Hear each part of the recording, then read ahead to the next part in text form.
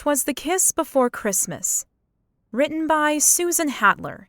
Narrated by Andrea Coomer. Prologue. Last Christmas. As I danced across the stage at the Christmas Mountain Community Center in my red and white costume with matching Santa hat, I couldn't help thinking that whoever said the show must go on should have also given advice on what to do once the show ended. Would that have been so much to ask? I mean, leave me hanging, why don't you? I'd unexpectedly returned to my hometown of Christmas Mountain, Montana, a small town built over 100 years ago by settlers who arrived on Christmas and decided to make their homes there, thus the name of the mountain and the town. I'd grown up in this scenic area just outside of Glacier National Park, with its mountains, lakes, and pine and fir trees, then left for college and never returned, long story, until my childhood choir teacher and mentor, Melody King, asked if I would come back to perform in the Christmas Extravaganza, an annual event.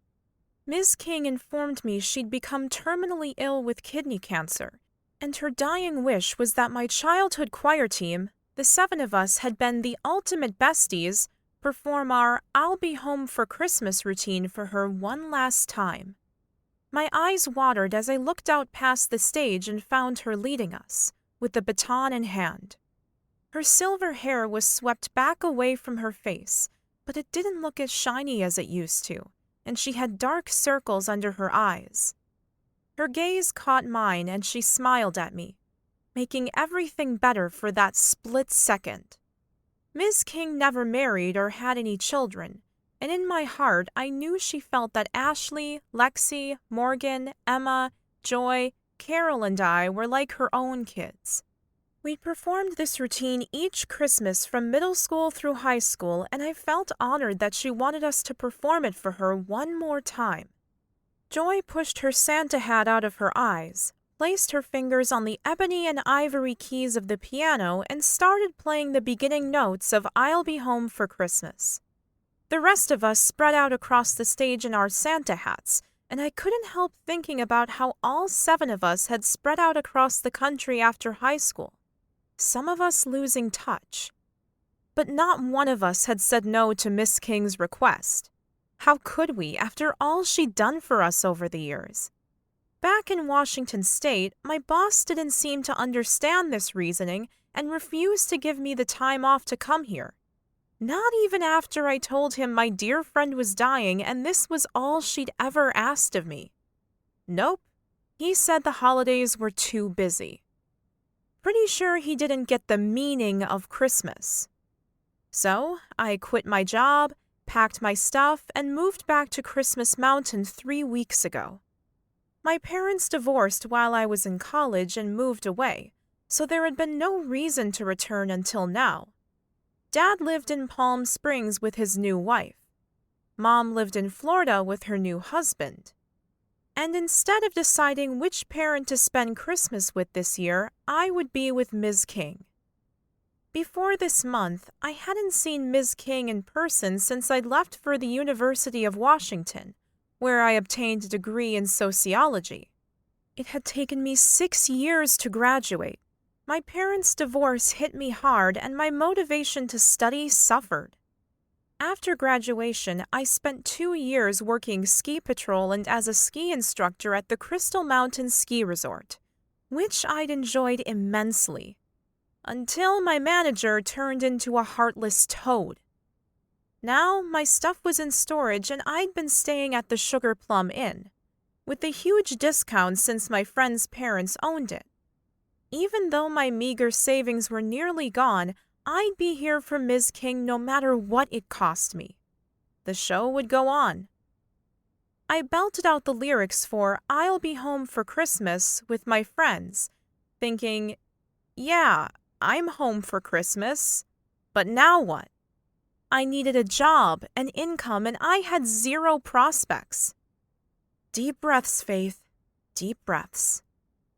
I'll be home for Christmas, if only in my dreams, I sang, blowing kisses to Ms. King after the last note, and trying not to pass out from the stress of having only $47 in the bank and a pile of rejection letters to the resumes I'd sent out.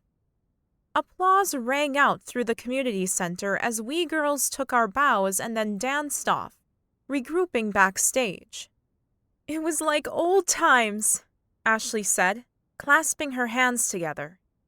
"If it were like old times, then Brent Donnelly wouldn't be outside waiting for you right now," Emma joked, giving Ash a hug. "I'm so happy for you and him." "Lexi and Kevin looked pretty cozy before the performance, too," Carol said, and a smile took over Lexi's face. "I also saw Dallas Parker in the audience," Joy said, putting an arm around Morgan. "I always knew Morgan and Dallas would get together one day. How could you have known when I hadn't known it?" Morgan laughed, shaking her head as she squeezed Joy back before releasing her. "I'm sure none of you will be surprised to learn that Ms. King had a hand in my bumping into Dallas again." "What do you mean?" I asked, turning to Morgan. "I thought you two reunited because Coraline accidentally leased the same business space to both you and Dallas." "Turns out it wasn't an accident," Morgan said, her pear green eyes lighting up.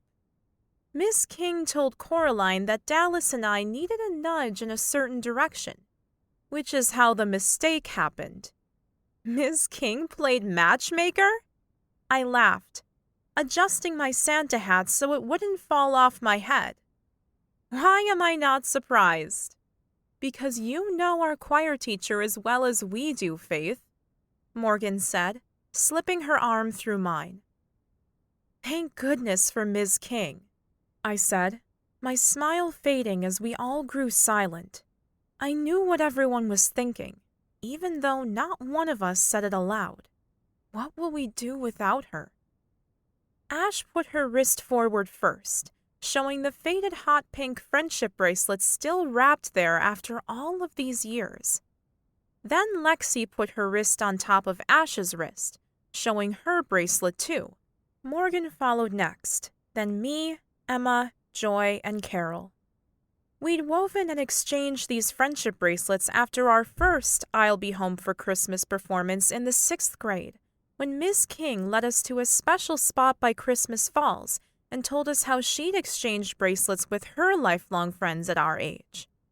The 7 of us wanted to be those kinds of friends too. So we'd tied the bracelets onto each other's wrists, promised to always be there for each other, and knew we'd be best friends forever. "I remember that evening by the falls," Ms. King said, startling me as she came up behind us.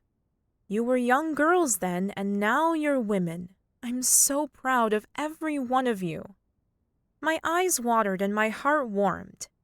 "Thank you, Ms. King." Our arms went around her in a group hug that made me feel 11 again. A time when my parents were married and financial worries were nowhere on my radar. When we pulled back, we chatted about the performance, and then everyone went separate ways. Alone backstage, I pulled off my Santa hat, peeked into the Christmas tree-shaped mirror on the wall, smoothed my dark hair down, and saw the despair in my almond brown eyes peering back at me. My eyes watered, my throat tightened, and my freckled nose turned pink. I'd had no choice other than to quit my job, but I hadn't exactly grown rich working ski patrol and giving ski lessons. My savings had only been enough to get me here and through the last 3 weeks. The show must go on. But how? "Faith Sterling?" A man's voice came from behind me. "Oh!" My hand flew to my chest and I spun around to face the jolliest man I'd ever seen. He had tufts of white hair, a big bushy white beard, and icy blue eyes with crinkles on either side. His cheeks were rosy and pink as he smiled at me. "Yes, I'm Faith," I said. "Larry Kline," he said, holding out a white-gloved hand. "You gave a wonderful performance tonight." "Thank you," I said, squeezing his hand. I may be broke, but hey, at least I'd performed well. Do I know you? You look familiar. Ho ho ho! He chuckled a jolly old laugh. Perhaps you've been to Santa's grotto? That's where my performances take place. Oh yes, of course, I said, remembering that's where I'd seen him before. I'd taken the grand tour a few days ago at the base of Christmas Mountain. A burst of joy ripped through my chest. You're Santa! Actually, I'm the owner of Silver Bell's Luxury Tours, he said, tapping the side of his nose. Santa's Grotto is our most popular tour, especially in December. We keep luxury tours year-round, though, and I'm not getting any younger. A friend suggested I hire some help in my business office. I've heard along the candy cane wire that you're looking for a job. Yes, Mr. Kline, I said, gripping his hand again and bobbing it up and down as hope surged through me. I most certainly am. He chuckled, his belly bouncing, and he leaned toward me. Then you're hired. I'm hired? I asked, tears burning the backs of my eyes. But then my stomach clenched. Don't you need to see a resume? Interview me? Call my previous employer? He shook his head. I have it on good authority that you're just the person needed at Silver Bells. See you on Monday, Faith. Thank you, Mr. Kline, I said, watching him disappear through the doorway leading out to the auditorium. My jaw dropped. I clasped my hands together and then threw my gaze at the ceiling, thanking my lucky candy canes that I had a job again.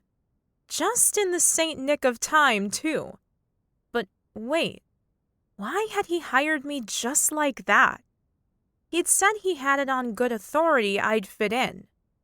My gaze flew to the doorway he'd just disappeared through, and I saw him giving a woman a hug, before nodding to her and then walking away. The woman turned toward me. Her silver hair brushed back from her face, the dark circles under her eyes looking larger than they had earlier. She wobbled on her feet, gripped the back of a chair for balance, and straightened. Her gaze lifted to mine, and she blew me a kiss. Thank you, I said, mouthing the words and putting a hand over my heart. You're most welcome, she said, mouthing the words back to me. Ms. King had brought Santa to me, and he had given me a job. I shouldn't have been surprised to find her behind my good fortune. Even though she could barely stand, she was an angel still looking out for her girls. My heart squeezed in my chest. I could only hope we'd given her as much joy over the years as she'd given us. Chapter 1. December 1st, present day. As I pulled open the front door of Silver Bell's Luxury Tours where I worked, I did a little happy dance in celebration of Santa Claus coming to town. Okay, I didn't actually believe Santa Claus himself was coming to town. I was 27 years old, not 12. But the song was playing on the speakers and I'd started singing and dancing along the front walkway and, well, metaphorically speaking, Santa Claus was coming to town, in the form of Adam Kline. He was arriving in the Saint Nick of time, too. Good morning, Faith, Harmony Harris said, giving me a little wave from the reception desk as I entered the lobby. Her cheerful smile had been the perfect start to my workdays this past year, and I was more than a little afraid those days were about to come to an end. But now that Santa, Adam, was arriving, we would be saved. Today is the day, she said. Yes, indeedy-o, I replied. She arched an eyebrow. Been watching Friends reruns again? It's reliable, upbeat fun. I shrugged, stamping the snow from my boots onto the elegant front mat before stepping onto the hand-scraped wooden floors. I went to Harmony's desk, unbuttoning my coat as I walked. Today is a gorgeous day in Christmas Mountain. The sun is out, it's cold and crisp, and there isn't a cloud in the sky. How often does that happen in Montana at the beginning of December? It's a sign, I tell you. You're feeling confident this meeting with Adam will go well, aren't you? Harmony laughed and pressed her palms together in prayer position. As the receptionist for Silver Bells, she was the first impression our guests had when they came in, and she always wore a smile. So it shocked me when the corners of her lips turned downward and her eyebrows came together. Oh, Faith, are we putting too much hope into this meeting? Don't worry, I said, trying to stay upbeat and positive. I loved my job here at Silver Bells Luxury Tours, and short of Santa and his elves, who else had the chance to make people's Christmas dreams come true? When I'd started working here last year, I'd been doing Harmony's job and then quickly took over more duties. Now I managed the business side and helped customers book our unique luxury excursions for their vacation. Locals received a discount and we had guests who returned annually with their friends and family. These tours blended luxurious outdoor adventures and the magic of Christmas. This was the perfect job for me. I just hoped I'd be able to keep it. Any changes in today's schedule? Nope. Harmony shook her head, her banana blonde hair bouncing around her shoulders, before she went back to typing at her computer. I took off my coat and hat and shook out my long dark hair before changing into the heels I kept behind the desk. Peering over Harmony's shoulder, I checked the calendar. 10:00 a.m. Adam Kline. I checked the time on her computer. 9:45. If Adam Kline were anything like his father, Larry Kline, then he would be arriving about 20 minutes late for the meeting, would saunter in with a smile on his face and some tale about sitting in the snow with the child who'd claimed not to believe in Santa Claus. Of course, by the time my old boss had finished with the child, he or she would have no doubt Santa was real. Not unlike Santa himself, Mr. Kline had been a big man with an equally big heart and a white beard, which, I suspected, he deliberately cultivated so he could play the part to perfection. We booked outdoor excursions year-round, but several of the tours excelled during the holiday season. As soon as December would hit, on would go Larry's red sweaters, and he wouldn't even entertain wearing another color until after December 25th. Or so I'd heard from the other employees. This was the first year since Larry started the company that he wouldn't be here. In fact, he wouldn't be here ever again. He died suddenly last spring after a heart attack. He left the business to his city boy son who worked at a PR firm in New York City. I'd never heard directly from Larry's son, not even when I told him about the local memorial service we'd held in honor of his father. Instead, I'd exchanged emails with the new owner's assistant and the responsibility of day-to-day operations went to me. Unfortunately, without Larry's marketing skills, the business had not been doing well. "Excuse me, Ms. Sterling?" a deep male voice asked. "Ah!" I jumped back and my heart pounded, partly because I'd been deep in thought, partly because I hadn't expected to hear my name, but mainly because the voice was exactly the same as my Mr. Kline's had been, deep and soulful. What the? I didn't mean to startle you. I'm Adam Kline, the new owner of Silver Bells Luxury Tours. I was told you'd be expecting me. Yes, of course. I turned, faced Adam Kline, and then promptly forgot what I'd been about to say. My breath caught in my throat. The man was beyond handsome. He wore a dark business suit that fit his athletic physique perfectly. His lips were plump and parted just enough to reveal a line of straight white teeth. His square jaw was clean-shaven, and his short dark hair was styled back. And his eyes were what really got me.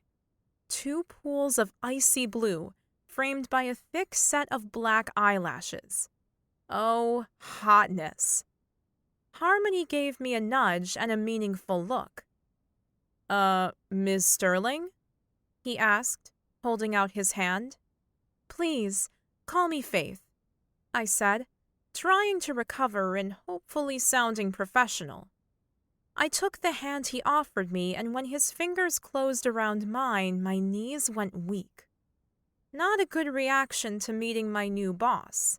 Not good at all. I'm sorry. It's just that your voice... My voice trailed off, and I bit my bottom lip. Sounded just like my dad's? Yes, I get that a lot. Or I used to, he said, his expression changing to an unreadable look. I'm sorry, I said, thinking this had to be the most awkward meeting in history. I glanced at Harmony, who seemed to be watching our exchange with interest. When Adam bent to pick up his briefcase, she winked at me and mimed a "get in there" gesture with her elbow. I managed to grab her elbow just as Adam straightened again. Shall we begin with the tour? He said, moving to the side and giving me space to come out from behind Harmony's desk. Certainly, I said, stepping up beside him and offering a silent thanks to the universe that I had put my heels on and at least looked like a business manager even after my odd greeting. I'd like to start with having a look around the grounds, if that's okay. There's plenty of time to tour the business office and the store next door later on, but I'd like to tackle outside while it's still light, he said, checking his watch as if we were already running late and he wanted to get a move on pronto. All right, I said, wishing Adam wouldn't be in a hurry. Silver Bells had so much to offer that it would take days to show my new boss all of its delights, and I wanted him to savor everything and fall in love with the place right away. Let's get you some outdoor clothing. I led him to the equipment storage and asked Tim, who was in charge of loaning out skis, snowsuits, and all the other winter fun gear, to deck Adam out, while I went to my office to change into my own snow boots and warm hat. I waited out front for Adam, wondering how he'd like Montana clothing after all these years. I was used to dressing for the cold mountain weather, but Adam had been living in Manhattan, so would be used to dressing for city living. However, when he joined me outside, he looked every bit the seasoned outdoorsman in a deep blue padded jacket that made his eyes stand out even more as he squinted into the sun. He clapped his gloved hands together. Shall we start? Our ride is pulling up now. I smiled as a horse-drawn sleigh appeared from behind the stables, jingle bells tinkling and the sound of hooves clomping on the ground. That's our ride? Adam looked from the sleigh to me, and then back to the sleigh again as he raised his eyebrows. I nodded, and he offered his hand to help me up before I climbed in. He sat down beside me and spread the red velvet blanket over our laps, a gesture I'd never found intimate until now. The driver sitting in the seat in front of us signaled the horses, who began walking through the snow as I pointed out different things to Adam. You see that tree over there? That's where your dad used to sit and carve wooden cars for Santa's toy cart. And you see that stable to the right? That's where he said he slept whenever his favorite horse got sick. What was its name again? Blitzen. Adam stared at the wooden building as we drove slowly past. I remember that horse from before I moved to New York. He named it after the reindeer. Wouldn't call him Rudolph because he said that would be too obvious, Adam said, his voice low and sad, almost as if he were talking to himself. I touched him on the arm. I'm sorry about your dad, Adam. He was a wonderful man, so kind and generous, and he adored Christmas. When we lost him, it was as if a light had gone out of Silver Bells. But now that you're here... Adam opened his mouth to speak, but then closed it, his eyes searching my face and heating my skin along this trail. If this were a romantic movie, he would lean in right now and gently touch his lips to mine. My eyes closing as I kissed. He cleared his throat. "You look like you're about to faint. Everything okay?" "Yes," I said, realizing my mind had clearly gone to a place his hadn't.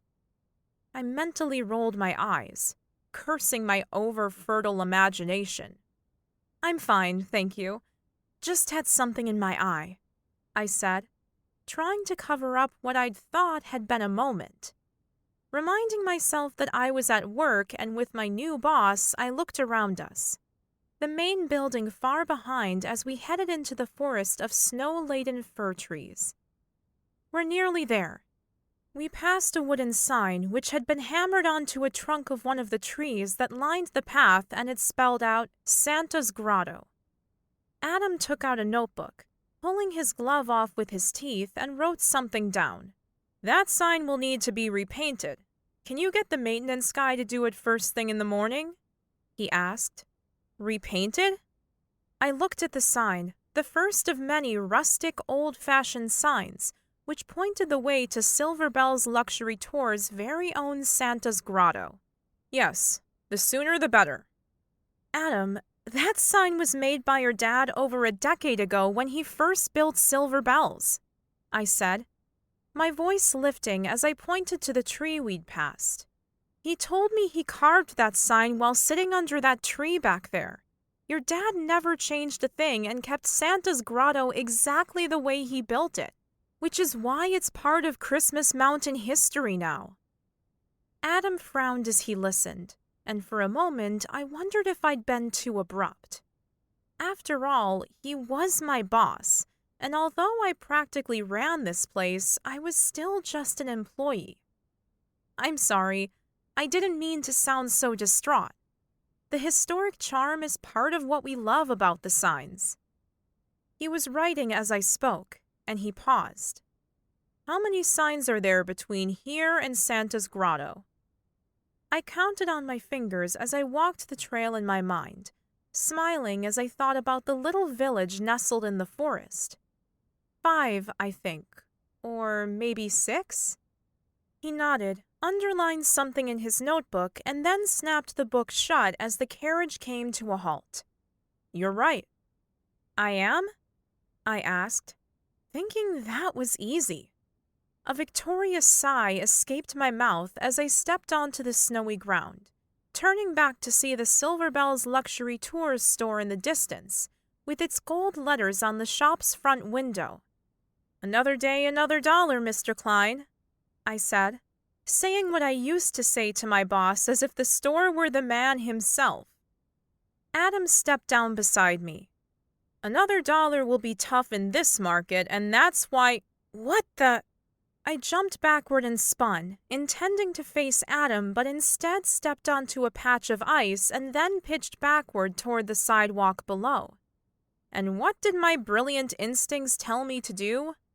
Did they tell me to try and regain my balance? Did they suggest I put out my arms to break my fall? No, of course not. That would have made sense. Instead, I let out a high-pitched squeal and snapped my eyes shut, as if not being able to see might shield me from the pain I was about to endure. Except, I never endured any pain at all. Someone caught me. When I opened my eyes, I was safely enveloped in a pair of firm arms, my nose level with my savior's chest as he lifted me to an upright position. Trembling and noticing the heat on my cheeks, I stepped back, making sure to avoid the icy patch, and looked up at Adam. My breath caught in my throat as his icy blue eyes peered at me intensely. If my heart hadn't already been running a mile a minute from my almost fall, it would have sped up the moment my gaze met his. His lips morphed into a smile, bringing out 2 deep dimples in his cheeks that made him look even more appealing. For a fleeting moment, I seriously had to stop and consider if I'd actually fallen and hit my head on the ground and was dreaming I was in a romance movie. One of those cheesy Christmas ones I binged every weekend of December with a carton of ice cream and a hot cider. But no, this scene wasn't the result of a head injury. It was really happening. The moment I realized that was also the moment I realized I'd been staring at Adam for at least 30 seconds with a dumbstruck look on my face. Words. I needed to make words. Thanks. Thank you, I said, slipping my hands into my jacket pockets. I'm not usually that clumsy. No problem, he said, his voice low and sultry and his face still close to mine. He kept hold of my elbow as if worried I'd fall again. I pushed away a lock of hair that had fallen in front of my face and then gave him a slight smile of my own. What had you said before I made a fool out of myself? He blinked once as if trying to remember. Oh, right. I was saying that there's no point in repainting the signs when they're going to be thrown away anyway. Unless you'd like to keep one as a memento. My eyebrows came together, and a feeling of dread crept up my spine. A memento? Of what? Sorry, I'm not sure what you mean. A memento of silver bells, to remember it by. You seem to love this place, Faith, so you might like a keepsake before the new owners take over. What? I asked, raising my voice but not caring one bit. I assumed you knew. He gave me a side glance, along with a curious look. I'm only in town for 3 weeks to sell Silver Bell's luxury tours. I have to get back to Manhattan as soon as possible. My lips moved, but nothing came out. Adam Kline was so not Santa. In fact, he might just be the anti-Santa, ready to ruin Christmas for all of Christmas Mountain, including me, by selling silver bells and not seeming to care at all. Well, not if I could help it. Larry loved this business, and I know he'd love to see you running it. He always talked about how much he wanted you to come visit. He'd want you to have silver bells. The moment the words had left my mouth, I wished I could take them back. There was a shift in the air as it gained a stiffness that hadn't been there before. Adam pulled his hand from my elbow and then scratched the back of his neck as his gaze dropped to the ground. The corners of his mouth turned downward. A silence fell between us, and while all I wanted to do was apologize for getting so personal, I couldn't do anything but bite my lip and wait for him to look back at me. The ringing of his cell phone cut through the air, and he pulled it out of his pocket and checked the screen. I should take this. I'll see you at the office tomorrow to go over the books. Nice to meet you, Faith, he said, his voice still friendly, but the hint of intimacy that had been turning my legs to jelly a minute ago had been replaced with a business-like tone. Yeah, I said, a little more eagerly than I had intended. You'll, catch me later. I sighed, unable to believe I'd made such a lame joke after putting my foot in my mouth. I smacked myself in the forehead. That tour with my new boss hadn't gone exactly as I'd hoped it would. It was only a few seconds, however, before I was shaking off my self-doubt and squaring my shoulders as I turned once again to look at Silver Bell's luxury tours again. Adam would be in town for 3 weeks, which meant I had 3 weeks to convince him not to sell his father's business. He cared about his dad a lot, which was obvious from his reaction when I had brought Larry up. That had to mean there was a chance.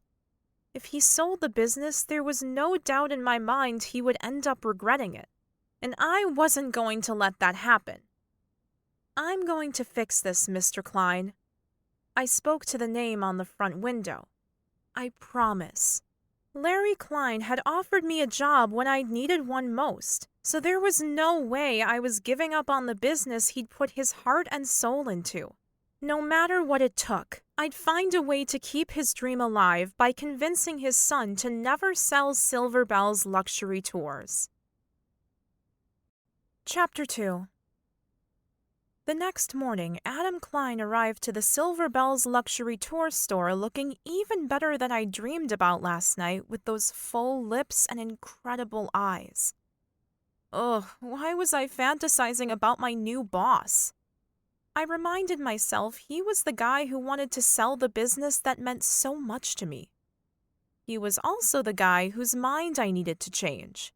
I doubted I could do that by dating him. Although a very big part of me wouldn't mind trying. My dating life hadn't been so great lately anyway. No need to torch it further. Honestly, it hadn't been good in a few years. My last boyfriend had been so annoyed when I broke up with him that he'd called me independently heartless. What did that mean? Not exactly a compliment meant to win back my affections, but whatever. I'd wasted 4 months of my life with him and got over that relationship by hiking a trail around Mount Rainier. Extreme bliss and no name-calling. My parents are very put together and they couldn't make their marriage work. So why should my love life be any different? The only things I could count on were my friends, the mountains, this charming town, and my job. Except that Adam would make me lose my job if he sold the business. Well, no way. Not going to happen, buddy. Good morning, Faith, Adam said from the doorway leading to the back room of the store. I need something from you. The name of my favorite restaurant, my favorite flower, or my favorite wine? How about my input on where we should go on our first date? I shook my head. Get a grip, Faith. I really needed to start listening to some less romantic meditation music before bed. You need something, huh? I asked, thinking I needed something from him too. My job, not a date. I pushed back the chair I'd been sitting in and stood. The back of the office space was utilitarian and boring. Nothing in the plain room but 2 desks, cabinets, computers, and sticky notes. I need to check on a few things out front. Can we walk and talk? I possess that talent, yes, he said, and waited for me to exit first. As I passed by him, I caught the faint scent of spicy cologne that gave me the urge to nuzzle my face in his collar. Oh man, I really needed to stop with the fantasizing about my boss. Well, my soon-to-be ex-boss if I didn't play my cards right. I went through the door between the business offices and the store, walking into a glorious ode to luxury and outdoorsy fun. Who says you can't enjoy the mountains in style? Not us. Snowshoes hung from the vast fishing net attached to the ceiling. Skis and poles were arranged to look like they'd go flying out the door on their own at any minute. There were expensive outfits for men and women, modeled on mannequins. Long racks sat below shelves that showcased photos of earlier tour groups and Mr. Kline doing what he did best, giving people a luxurious trip into the wilderness. A few well-placed racks offered touristy items, but nothing too kitschy. My favorites were the Christmas Mountain snow globes that contained a perfect replica of the sharing tree decked out in all its glory. Those had been my idea, in fact. If only they would start selling better. We had high-end fishing gear neatly arranged below a hanging kayak. A small alcove tucked off to one side held a coffee bar for our clients, and usually some of Jingle Bell's Bakery's famous cinnamon rolls. Those pastries could make even the worst day better. What I wouldn't give for a cinnamon roll at this very moment. Or 5 rolls. The large windows gave a wide view of the quaint, adorable Main Street below in town, and there were photos of Mr. Kline with our guests hiking, fishing, skiing, snowshoeing, camping, and touring Santa's grotto. I snapped my fingers and then gestured at the photos. By the way, I should ask you what you want to do with these photos. The new owner probably won't want them. Adam's gaze moved to the photos and froze. A line formed between his eyebrows. Let's cross that bridge when we come to it. You're aware that's the worst route to take in this business, right? I'm not in this business. I'm here to sell it. You know that, Faith. Which is why you don't know that you never cross a bridge without considering all of the risks. Lesson number 1, I said, my tone coming across more humorous than bossy, but pretty sure I wasn't succeeding. I don't need a lesson, he said, his deep baritone voice making me shiver. Those tingles got more intense when he stepped toward me. I only have 3 weeks. What I need is the data. You mean the business side? Profit and loss, accounting, stock suppliers, and such? I asked, slapping my hand on his forearm like we were best buds. Heat warmed my palm through the sleeve of the button-up shirt he'd probably spent way too much money on. I scanned the look on his face. He'd have been the perfect candidate for one of our tours. Exactly, he said, his eyes warming again as he smiled. Numbers that let me know what to ask for this business. Gotcha. I raised a finger as inspiration hit. Adam didn't know much about the business, and he needed to know why this store was so important. Not just to me, but to Mr. Kline. You're never going to understand the value of this business by merely reading the accounting sheets. His smile died. I beg to differ. You can understand a lot about a business by its accounting. He meant profits, of which there were precious few. No, I shook my head. I mean, yes, but a lot of the value in this business is about the return guest factor and guests bonding with the people who go on the tours with them, usually family, and finding themselves. Challenging themselves to do something they can't do at home in the city and may never get the chance to do ever again. His smile returned. You mean like a bucket list moment? Yes, just like that. It's about getting out there and just going for it. And you think I don't know anything about that? I shrugged. If you want to know the reason why this business is so great, then you need to take an in-depth look. He stepped back, his gaze drifting toward the photos. What I need is to get a pitch deck made up fast. A what? Pitch deck. The sales presentation. Something that would explain why buyers should and would want this business. Man, that sounded so clinical. First, you need to go on a tour. You need to experience what we do. We. There was no we anymore. Mr. Kline was gone and Adam wanted to sell the place. Would sell it unless I could figure out how to change his mind. He stepped back. You think going on a tour will help me gain understanding that will help me sell the place? You know, sometimes you can really justify a big old lie. Yes. Fine, I'll do it. I blinked. Wait, what just happened? Had he said yes, or was that wishful thinking? You want to go on a tour? He nodded. If it will help sell this business, you bet. Woohoo! Merry Christmas to me. I'll set it up. You're going to love this, I said, rubbing my hands together as I went to make some calls. He had to enjoy the tour so much that he fell in love with silver bells. Just had to. I couldn't fail Mr. Kline. I couldn't let Adam Kline sell the business, ruining my Christmas and my life. Chapter 3.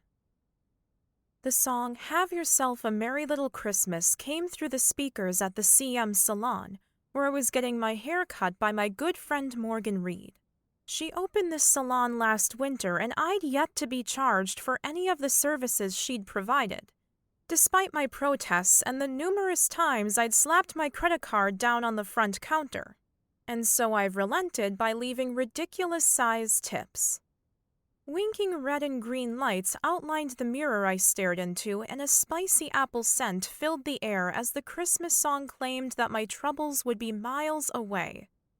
If only that were true. all I could think about was the job that was about to be pulled out from under me. "Okay, spill," Morgan said, holding a comb in one hand and scissors in the other as she stared at my reflection in the mirror. I blinked a few times.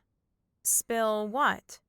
"Whatever is on your mind," she said, gesturing to the chair I was sitting in. "You're wriggling, which isn't like you. I'd say it's the song, but it's not exactly dancing music. Plus, you look like you're about 1,000,000 miles away right now. Something's up. So, spill." I wriggled a bit more. I don't even know where to start. Morgan gave me a look. "Start at the beginning." "I fell into the arms of a really hot guy the other day," I said, remembering the warming feeling of Adam's arms around me. There may have been some flirting too. Eyelash batting on my side anyway. Now I'm taking him out on a tour. "Sounds promising," Morgan said, her lips pursed. "You don't need just a haircut. You need a blowout, followed by a gloss and an eyebrow threading. Maybe some eyelash extensions while we're at it." "I could use an eyebrow threading," I said, squinting at my reflection in the mirror. "But no blowout or extensions. I'm not trying to impress this guy." "Who are you trying to fool? You just talked about eyelash batting and you're not like that, even though you haven't been in kissing distance of a hot guy in a long time. Plus, you love getting glammed up and you're going on a date with him." "It's not a date, it's a tour." Morgan ran the comb through my hair and then cut a little off. "Date, tour, who cares? This is your chance to impress the guy you're obviously interested in, and we both know what picky taste you have. You should go for it. Besides, you're my only client for the next hour, and when you leave, I get to dye a woman's hair silver. Like tinsel-colored silver at that." "You're kidding." "Nope. Some people go all out for Christmas." I pondered what my dark hair would look like silver and then shook my head. He's attractive, nice, and there's definitely something sweet lurking behind his walled-off exterior, but not my type. He's the serious business, no vacation in years type of guy. His phone is attached to his hand, if you get my meaning. Like, "Oh, sorry, gotta take this." I'm not trying to date him anyway. I'm trying to save silver bells and keep my job. Morgan's eyebrows elevated. "Say what?" "The guy is Adam Kline." "Larry Kline's long-lost son?" I nodded. "He's going to sell the business unless I can figure out a way to stop him."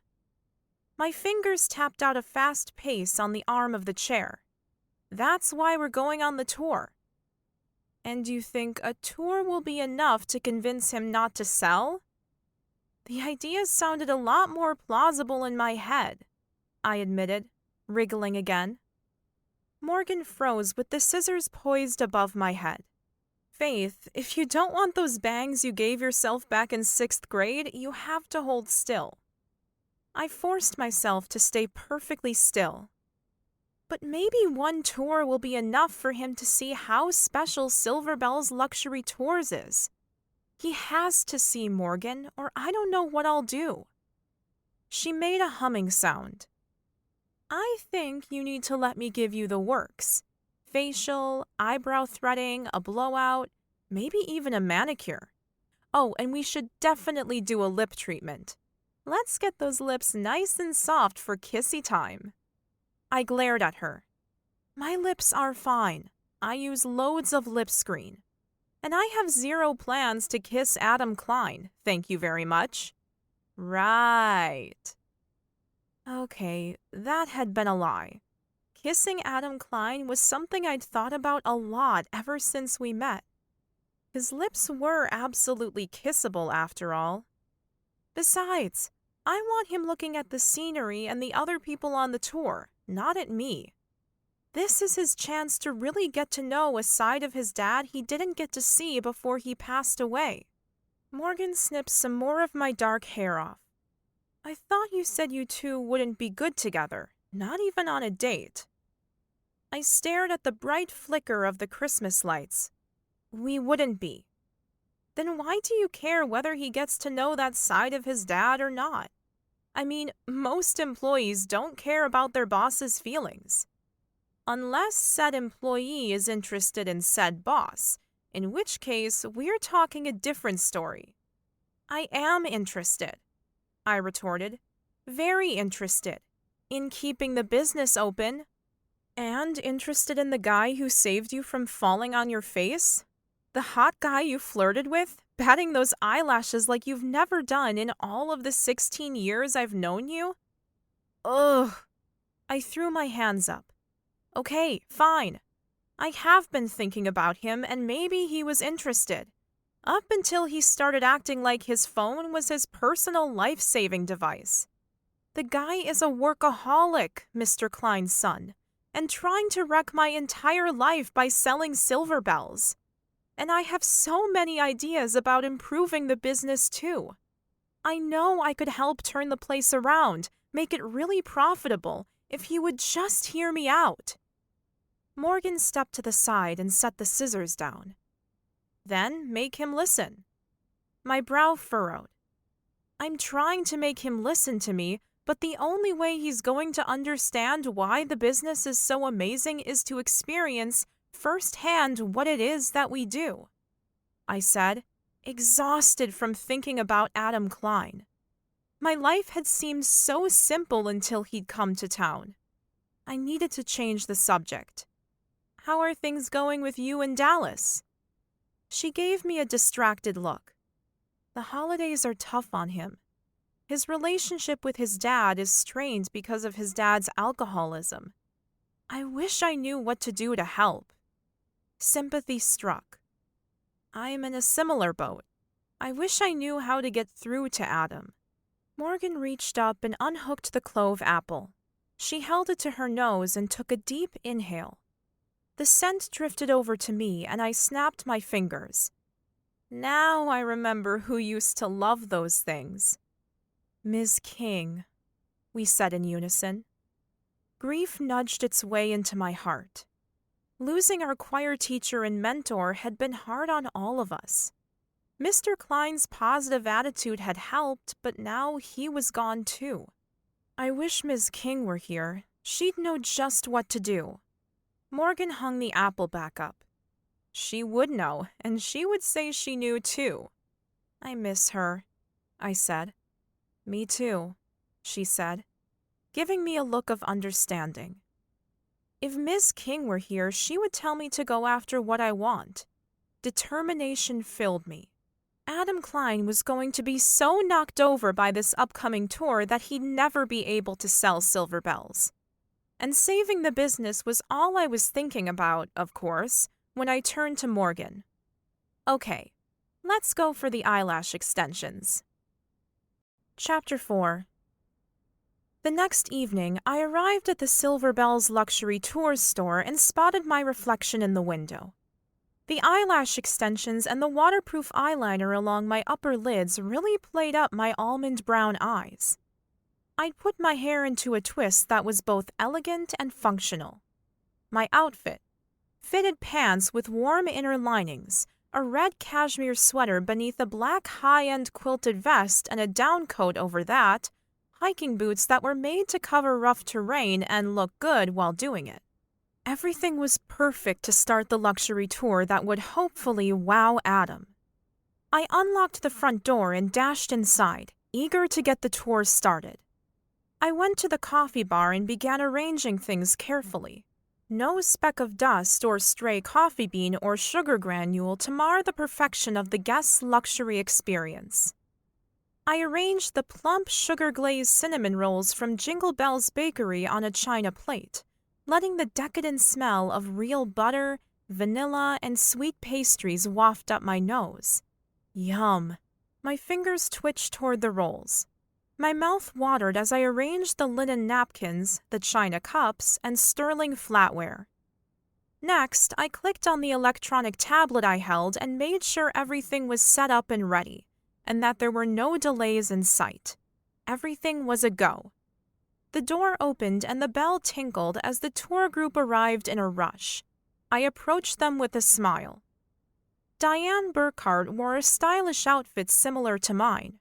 Her ash blonde hair was pulled back into a sleek ponytail, and her lips had been glossed to a high shine. Like Diane, Mr. Burkhart wore gear from the store. Where was Adam?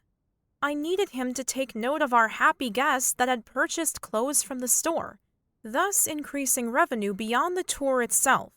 An older woman named Sharon Straw smiled at me. She wore less trendy gear, and her older hiking boots said she meant business and had experience on a trail, even if they were a once bright and now faded shade of pink instead of the usual tan or brown.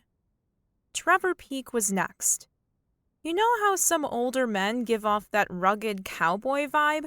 Trevor was one of them, and with good reason. He'd played a cowboy in a slew of popular movies made in Hollywood. He'd retired from acting years ago and moved to Christmas Mountain, but still looked the part he'd played. He nodded to me in greeting, and I nodded back. "It's a glorious evening, isn't it?" Sharon stepped toward the pastry plate I'd neatly arranged. "And is that cinnamon I smell?" "Yes, Mrs. Straw. We have the world-famous cinnamon rolls from Jingle Bell's Bakery as a snack for you by the coffee bar. Please, help yourself." The group went to get the rolls and coffee. I glanced at the time. Where was Adam? Had he ghosted me? Decided a tour was the last thing he needed? My stomach clenched at the thought. He wouldn't dare. Would he? Just when I was sure he had ditched the tour, the door opened and he stepped inside. He seemed glued to his phone, texting furiously. His phone in his hand kept beeping and chirping, and he was so absorbed in it, he didn't even look up until he walked right into a fancy female mannequin in ski wear and sent it crashing to the floor. Sharon came up next to me. "Uh-oh, he's not our tour guide, is he?" "No, he's taking the tour," I said, using a reassuring tone as I stifled a laugh. I hurried over to Adam, who kept the phone in one hand as he hoisted the mannequin upright by one of its arms. Bad idea. The arm popped off and the mannequin made an undignified splat to the floor. Adam stood there, holding a mannequin arm in hand, and grimaced. Despite the drama and armless skier, he somehow managed to look adorably cute and hot all at the same time. I took the arm from him. "Good evening, Adam. Let me just—" "What? What should I do with the arm?" The wounded mannequin looked pathetic lying on the floor, so I propped her up onto a camp chair, complete with cup holders, USB charger, and seat warmers. Then I put the arm on her lap. "I'll have maintenance perform surgery later." "Thanks," Adam said, grinning. "Never knew texting and walking could be dangerous. Good thing you weren't in the woods with the mountain lion," I joked, wondering if it would take a wild animal to detach him from his cell phone. "You slip on the ice and I knock off an arm," he said, shaking his head as the corner of his mouth hitched upward. "What a pair we are, huh?" "Yes, totally," I said, my cheeks heating. The sound of us being called a pair was kind of appealing. I felt glad Morgan wasn't here to witness my reaction, or she would have teased me senseless. I cleared my throat and tried to focus on work by turning to face the group.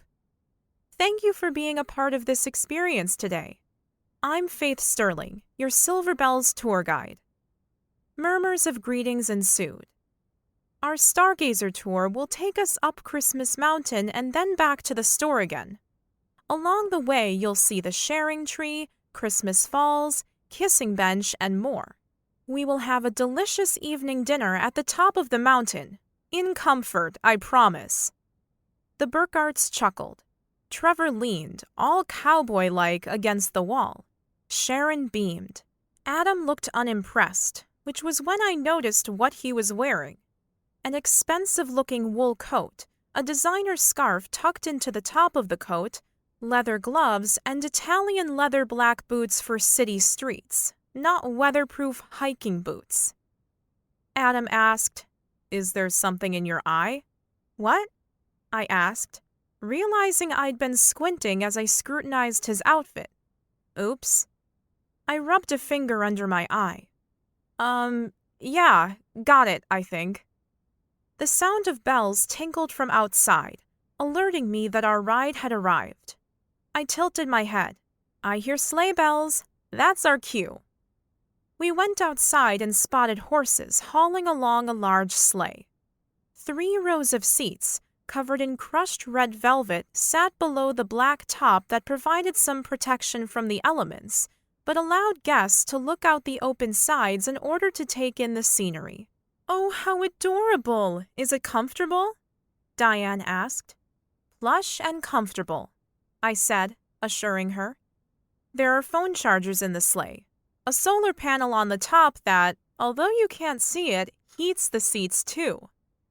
Diane clasped her hands together. It's amazing! How long will we be in the sleigh? Just until we get to the sharing tree. There are fur lap robes and piping hot cocoa on board as well. Everyone ready? Adam gave me a look that said he wasn't at all ready for this, and he glanced at his cell phone. The others voiced their enthusiasm, though. I'd take it. The sleigh driver wore a long black coat over cold weather pants and stepped down in his tall boots to help us aboard. The soft furs were the epitome of luxury, and the cocoa, which was held in silver thermoses, was passed out in warmed cups. A moment later, off we went, with the bells ringing and the main portion of my group exclaiming about the ride and the horses and the stunning scenery. And Adam talking in a low voice into his cell phone. Chagrin hit. He had to get off his phone or he was never going to fall in love with the tour and silver bells. Should I grab the cell and toss it over the side? Probably not appropriate to do to one's boss, so I decided on a less invasive tactic. I leaned toward him and whispered, Adam, I need you to connect with the tour right now, for the sake of the business. If you're on your phone, then the rest of the guests will want to be.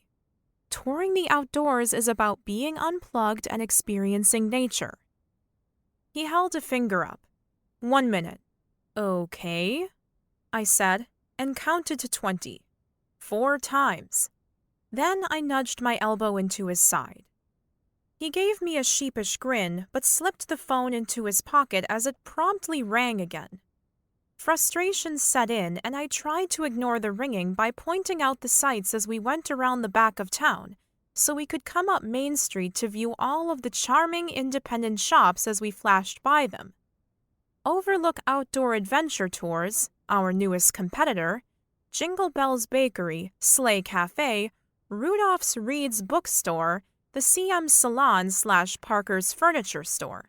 Then we passed the giant Christmas tree in the town square, followed by the courthouse, Prancer's Pancake House, the Sugar Plum Inn, and the community center where my besties and I had performed for Ms. King last Christmas. The sound of the falls grew louder as we approached them, breathing in the clean air and taking in the sky at dusk and the sight of snow covering the mountain above us. I shot a look at Adam to see his reaction and found him burrowed down in his seat, his fingers flying over the keyboard of his phone. Maybe he was the thing I should toss out of the sleigh. His thigh brushed mine and heat seeped into every fiber of my being. Adam, you're missing it. I surveyed his profile. Intent. Focused. Why couldn't he concentrate on the tour like that? I nudged my leg against his to get his attention. What? He looked over at me, caught my expression, and stowed the phone yet again. Sorry, work thing in New York. Sharon sat in front of us next to Trevor and turned around, looking over her shoulder at me. Oh, I wish my husband were still here. She shot a look at Adam. He was such a workaholic. I loved him dearly, but taking that man on vacation could be trying. The not-so-subtle dig wasn't lost on Adam, whose phone rang again. He gave an embarrassed smile as his fingers dipped into his pocket. The phone went silent. I gave Sharon a grateful smile. Christmas River slid and snaked along the bottom of the mountain, a lovely ribbon of dark blue. Christmas Falls, 84 feet high and foaming, burst over the top of the small cliffs above and spun downward in a whirling, fantastic way that was all white foam, liquid tones, and majesty. I had always loved the falls, and its beauty always enchanted me. The sleigh stopped, and we all got out and hiked the stairs to the falls. "Is that the sharing tree?" Sharon asked. "Yes," I said, leading the way to the grand tree, strewn with colorful lights, its ornaments swinging and dancing in the wind. The air was colder up here and the roar of the falls more noticeable. I raised my voice and said, "Couples come here every December to hang ornaments and pledge their love," I said, shooting a meaningful look at the Burkharts. "And others hang ornaments in remembrance." "Remembrance?" Sharon asked. "For those we've lost," I said, thinking of Ms. King and Mr. Kline. I opened a black velvet bag and pulled out the surprise ornaments I always brought for guests on these tours. "I have ornaments if anyone would like to hang one." "Oh, how thoughtful, Faith." Sharon plucked an ornament from me. "I'll hang one in honor of my husband." "I'll take one for my wife," Trevor said in his gruff and drawling voice. "Thanks, Faith." The Burkharts looked at each other, and then she took the heart ornament I dangled in my fingers. I held the last one out to Adam. "Maybe you'd like to—" "No, thanks." He turned away from me, tucking his scarf closer to his neck and watching the others hang their ornaments.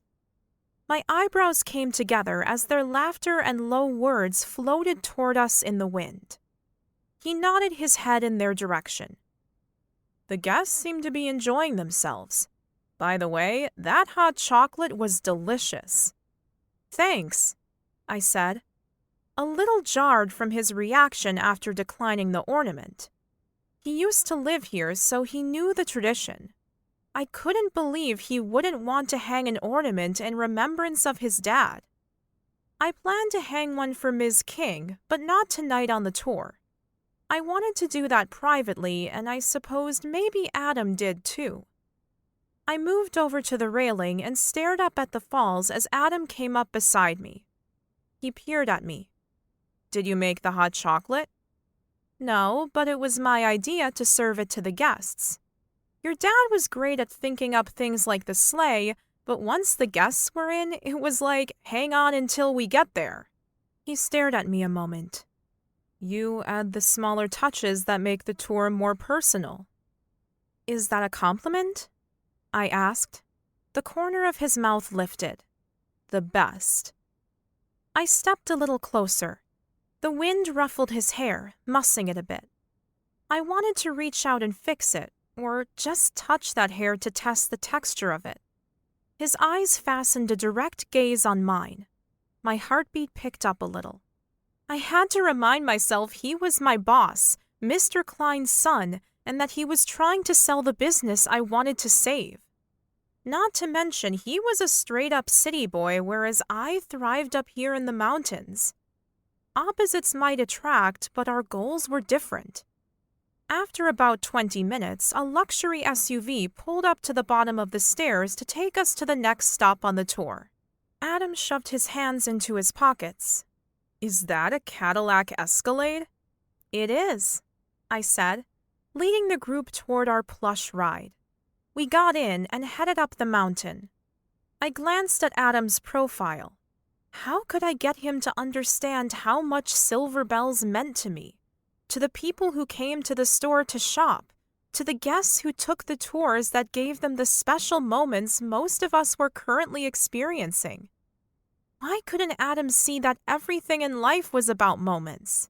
Small and large, and that we have to grab them when they come and make them when they don't. "I could use some help right now, Mr. Kline," I whispered. And just like that, the lights went on. Not in my brain, on the mountain. The old ski resort, it's all downhill from here, had thousands of soft solar lights strung on its lodge and all over the trees. The glow, white, gleaming, made the trees look as though they were wearing a mantle of stars. More lights outlined the striped red and gold yurt we were headed to that billowed in the slight breeze. Adam's mouth dropped open. Mine formed a smile. I leaned close and whispered, "Gotcha." The others were staring and laughing and exclaiming. Adam looked at them and then back at me as we came to a halt. The doors were opened by our driver. We stepped out into brisk air. I turned to the group. "Follow me, please." We walked along a path lit by more solar lights. The pines gave off their spicy sweet scent. The view was fantastic. Below lay our charming town, a shimmering sheet of colorful lights. The falls spilled down and the river was a long silvery stripe. The side of the mountain was dotted with smaller trees, and they drew my eyes back to the sharing tree. We went to the yurt. Inside, the cutesy yet serious wood stove blew warm air toward us. The inside of the tent was red and gold with a high-peaked ceiling and an upper framework that held Christmas lights, which blinked and winked. Jingle Bell Rock played over the hidden speakers.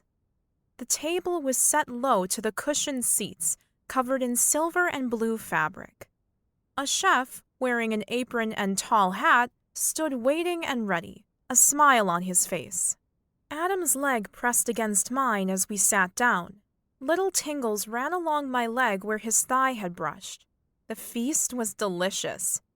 Wild sockeye salmon, sliced very thin and smoked, and served with slices of rare and equally tender wild venison. Perfect risotto with just a hint of cheese. Elegant salad, Italian style, made with mozzarella and fresh tomato, and basil right off the living plant on the chef's station, along with a dribble of oil and vinegar. Good wine, delicious bread, amazing company.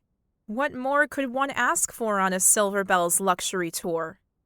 We left the yurt in time to watch the constellations cluster and form through the telescopes. Not that any were really needed on such a clear night. On the way down the mountain, we sang Christmas songs. As we finished one, Sharon turned to me. "You're a choir girl, aren't you?" My cheeks heated. "I used to be. How did you know?" "I used to teach choir." She tapped her ear and smiled at me. "I always know a choir singer." I smiled, reminded of Ms. King as we slowly cruised down Main Street. The quaint and lovely shops were mostly closed now, but they still looked beautiful, with their long oblongs of golden lights spilling out like a corridor along the street. When we arrived back to the Silver Bells Luxury Tours store, everyone thanked me, gave generous tips, and then departed. The Escalade pulled away. I stood there, staring at Adam. "What did you think?"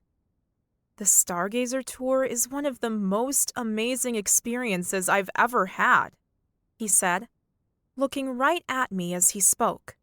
My heart sped up. He got it. He finally got how special Silver Bells was. My chest filled with joy, and I opened my mouth to speak. "You were right. I had to experience it myself to really understand what makes it so great," he said, his gaze locking on mine as he smiled. "Now I know exactly how I'm going to pitch this business. And I know a man who may want to buy something like this." And just like that, my heart dropped to my stomach. Chapter 5. The walk back to the business office last night had been painfully awkward. Adam could probably tell how devastated I was that he still wanted to sell the business instead of honoring his father's dream by taking over running Silver Bells. All the things I'd wanted to show him had been forgotten as I'd fought to keep back the tears, which were stinging my eyes. When Adam had suggested lunch the next day to discuss things, I had no choice but to say yes, since he was still my boss, although for how much longer I didn't know. At noon the next day, I found myself sitting across the table from him at BBQ, a favorite haunt of the locals. Even though tourism was slightly up this year from last, the place wasn't too packed.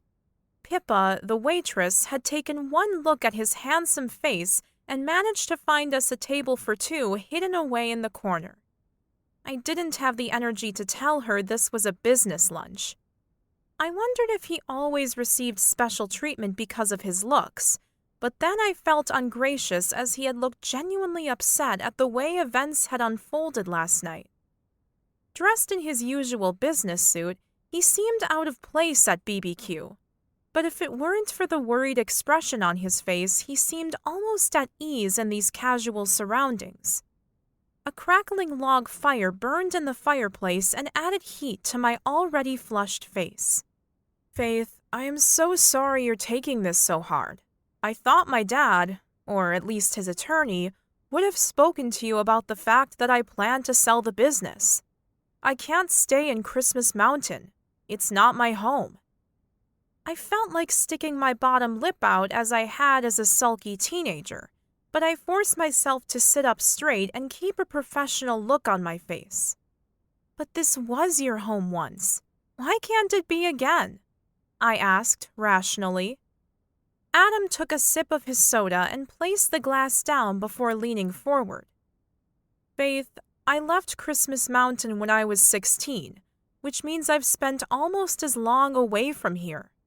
I only have a handful of memories of my time here." He traced a finger down the length of his glass, making a path for the drop of condensation which ran down after it. "It's not my home," he repeated, the corners of his mouth turning downward. I felt a pang of sympathy for him since he looked genuinely upset. I chewed thoughtfully on a slice of my beef brisket and took a sip of water before speaking. "Why did you leave?" Adam sat back in his chair and pushed his plate away, raking his fingers through his dark hair with his other hand. I tried to suppress a smile. You have a bit of barbecue sauce in your hair." He looked at me and then at his hand before grabbing a napkin and wiping his forehead. "Sorry, I'm a mess today." "You missed it." I took the napkin from him and leaned across the table, wiping away the sauce which he had managed to miss despite swiping at it several times. As I did so, he held my gaze, not speaking and yet telling me he had a world of hurt in his soul. I hadn't even realized that I was still wiping his skin until he took my hand and lowered it to the table before letting go. "Oops. My parents broke up when I was in my teens," he said, staring into his glass. "Dad fought Mom for custody, but she said this area wasn't a good place to raise a child. She found some hotshot lawyer who won the case. At the time, I was in full teenage angst mode and living in New York sounded cool. I guess I bought into the bright lights big city dream." "But it was a mistake?" I prompted. For a moment, he remained silent. "I can't say it was a mistake. I made friends, went to a great high school and then college. Mom married a rich guy, so we didn't want for anything. It was a good life."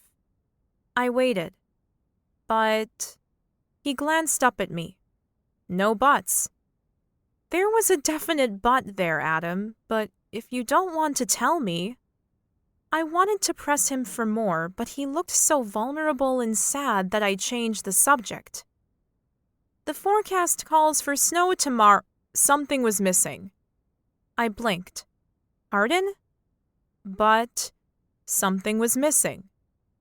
Adam looked at me, his blue eyes shining as though he were fighting back tears. For all the money and privileges we had, something was missing, but I could never bring myself to admit it, at least not aloud. His head dropped a little, and it broke my heart that such a beautiful man had such a troubled soul. "But in private?" I asked. He sat up. "In private, I missed my dad. with his crazy ideas about Christmas and his hand-carved toys and his dreams. All of his personality traits that drove Mom crazy were the things I missed. I frowned, trying to understand. Why didn't you come back? When you were old enough, I mean. From what I understood, your dad would visit you, but you didn't visit him here. I've been working at Silver Bells since last Christmas, and the only photos I ever saw of you were the ones your dad had on his desk, and you looked about 10 years old. He had photos of me? He asked, his voice thick. Of course, I said, wondering how he couldn't have known this. He loved you and was always telling people how proud he was of his successful son. Wow. He sucked in a deep breath and leaned forward onto his forearms. I never came back to visit. How could I? I had abandoned him. I was too ashamed to come back to the place I used to love. He stopped abruptly, bowing his head. A glimmer of hope lit up my heart. The place you loved? He let out a breath and nodded. And then, as I got older, there was no reason to come back. Until... His voice trailed off, his eyes searching mine. Until now, I finished, feeling terrible that it took his dad passing away to bring him back to his hometown. Silence sat heavily between us for a few moments before Adam cleared his throat. When we get back to the office, would you get the accounts together for the past year for me, please? My forehead wrinkled. How could he go from opening up in a real way to all business? Of course I can do that, but the past 12 months don't really reflect the true earning potential of Silver Bells.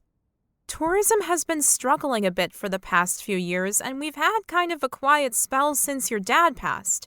But with the Kline back at the helm, I'm sure... Please stop. He snapped his head up and looked at me. I'm selling Silver Bells. You know that. In fact, I have potential buyers coming on Monday to take a look around, and they want to see the past 12 months' accounts. My stomach roiled. Maybe I should also print our most profitable years. The buyers aren't interested in what happened before. Only what the place is turning over now. If it's not making a decent profit, they plan to close it down and build a day spa.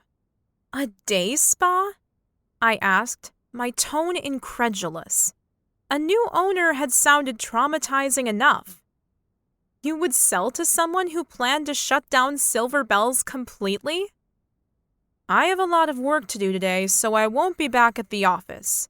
He stood, his tone cold as he placed his napkin on the table. Please use the company card to pay for lunch. Shall we meet in the office on Monday at, say, 11:30? You're the boss, I said, wondering how our deep conversation had gone so wrong.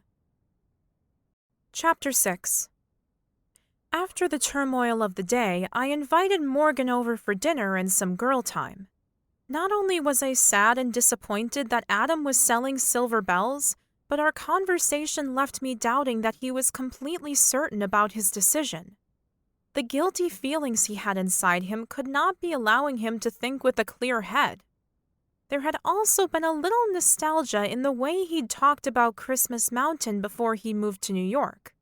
Okay, yes, I was being a bit pushy about not selling the business, especially considering I was the employee and not the boss. But if Adam sold the place and regretted it, then I knew I would kick myself for not helping him be sure he was making the right choice. For him and for his dad. Mr. Kline had been a wonderful boss, and I wanted to do right by him. I wiped my eyes with the back of my hand and went into the kitchen to check the pot roast I had made for dinner. I'd opened a bottle of Bordeaux and the wine was breathing on the table. I grabbed a couple of glasses from the cupboard, grimacing as I noticed the thin layer of dust on the stems. I wasn't given to drinking alone, so the glassware only made an appearance when I had guests over. 9 times out of 10, my friends and I would go out to eat at Sleigh Cafe or the Chop House on nicer occasions. Thus, my wine glasses didn't get used often. I had just finished washing and drying the wine glasses when there was a knock on the door. "Hi!" I opened the door and gave my friend a big hug, holding her a little longer than usual. "It's been a day. Glad you could come. Glad you invited me," she said, slipping out of her winter jacket and hanging it up on the rack by the front door. "Where's Ruby?" I'd also invited Morgan's roommate, Ruby, whose parents owned the Sugar Plum Inn. We'd all been friends since grade school. Ruby had a crisis at work. More drama at Divine Doggy Spa and Training? Why am I not surprised? I laughed. There's a problem with the King Charles Spaniel's outfit for the doggy parade this year. It's one canine crisis after another there. I can relate, Morgan said, then shook her head. Not to dog owner troubles, but I've been rushed off my feet with all the women in Christmas Mountain wanting their hair and nails done for the holiday season. Your business is doing so well, I said, feeling a pang that the quirky Kline business wasn't doing so well financially. Definitely can't complain. Tourism here is doing slightly better than last year, but nothing to cheer about, so I'm lucky. Well deserving of your talent, too. I poured wine into both glasses and then handed one to Morgan. Dinner won't be long, just waiting for the veggies to cook.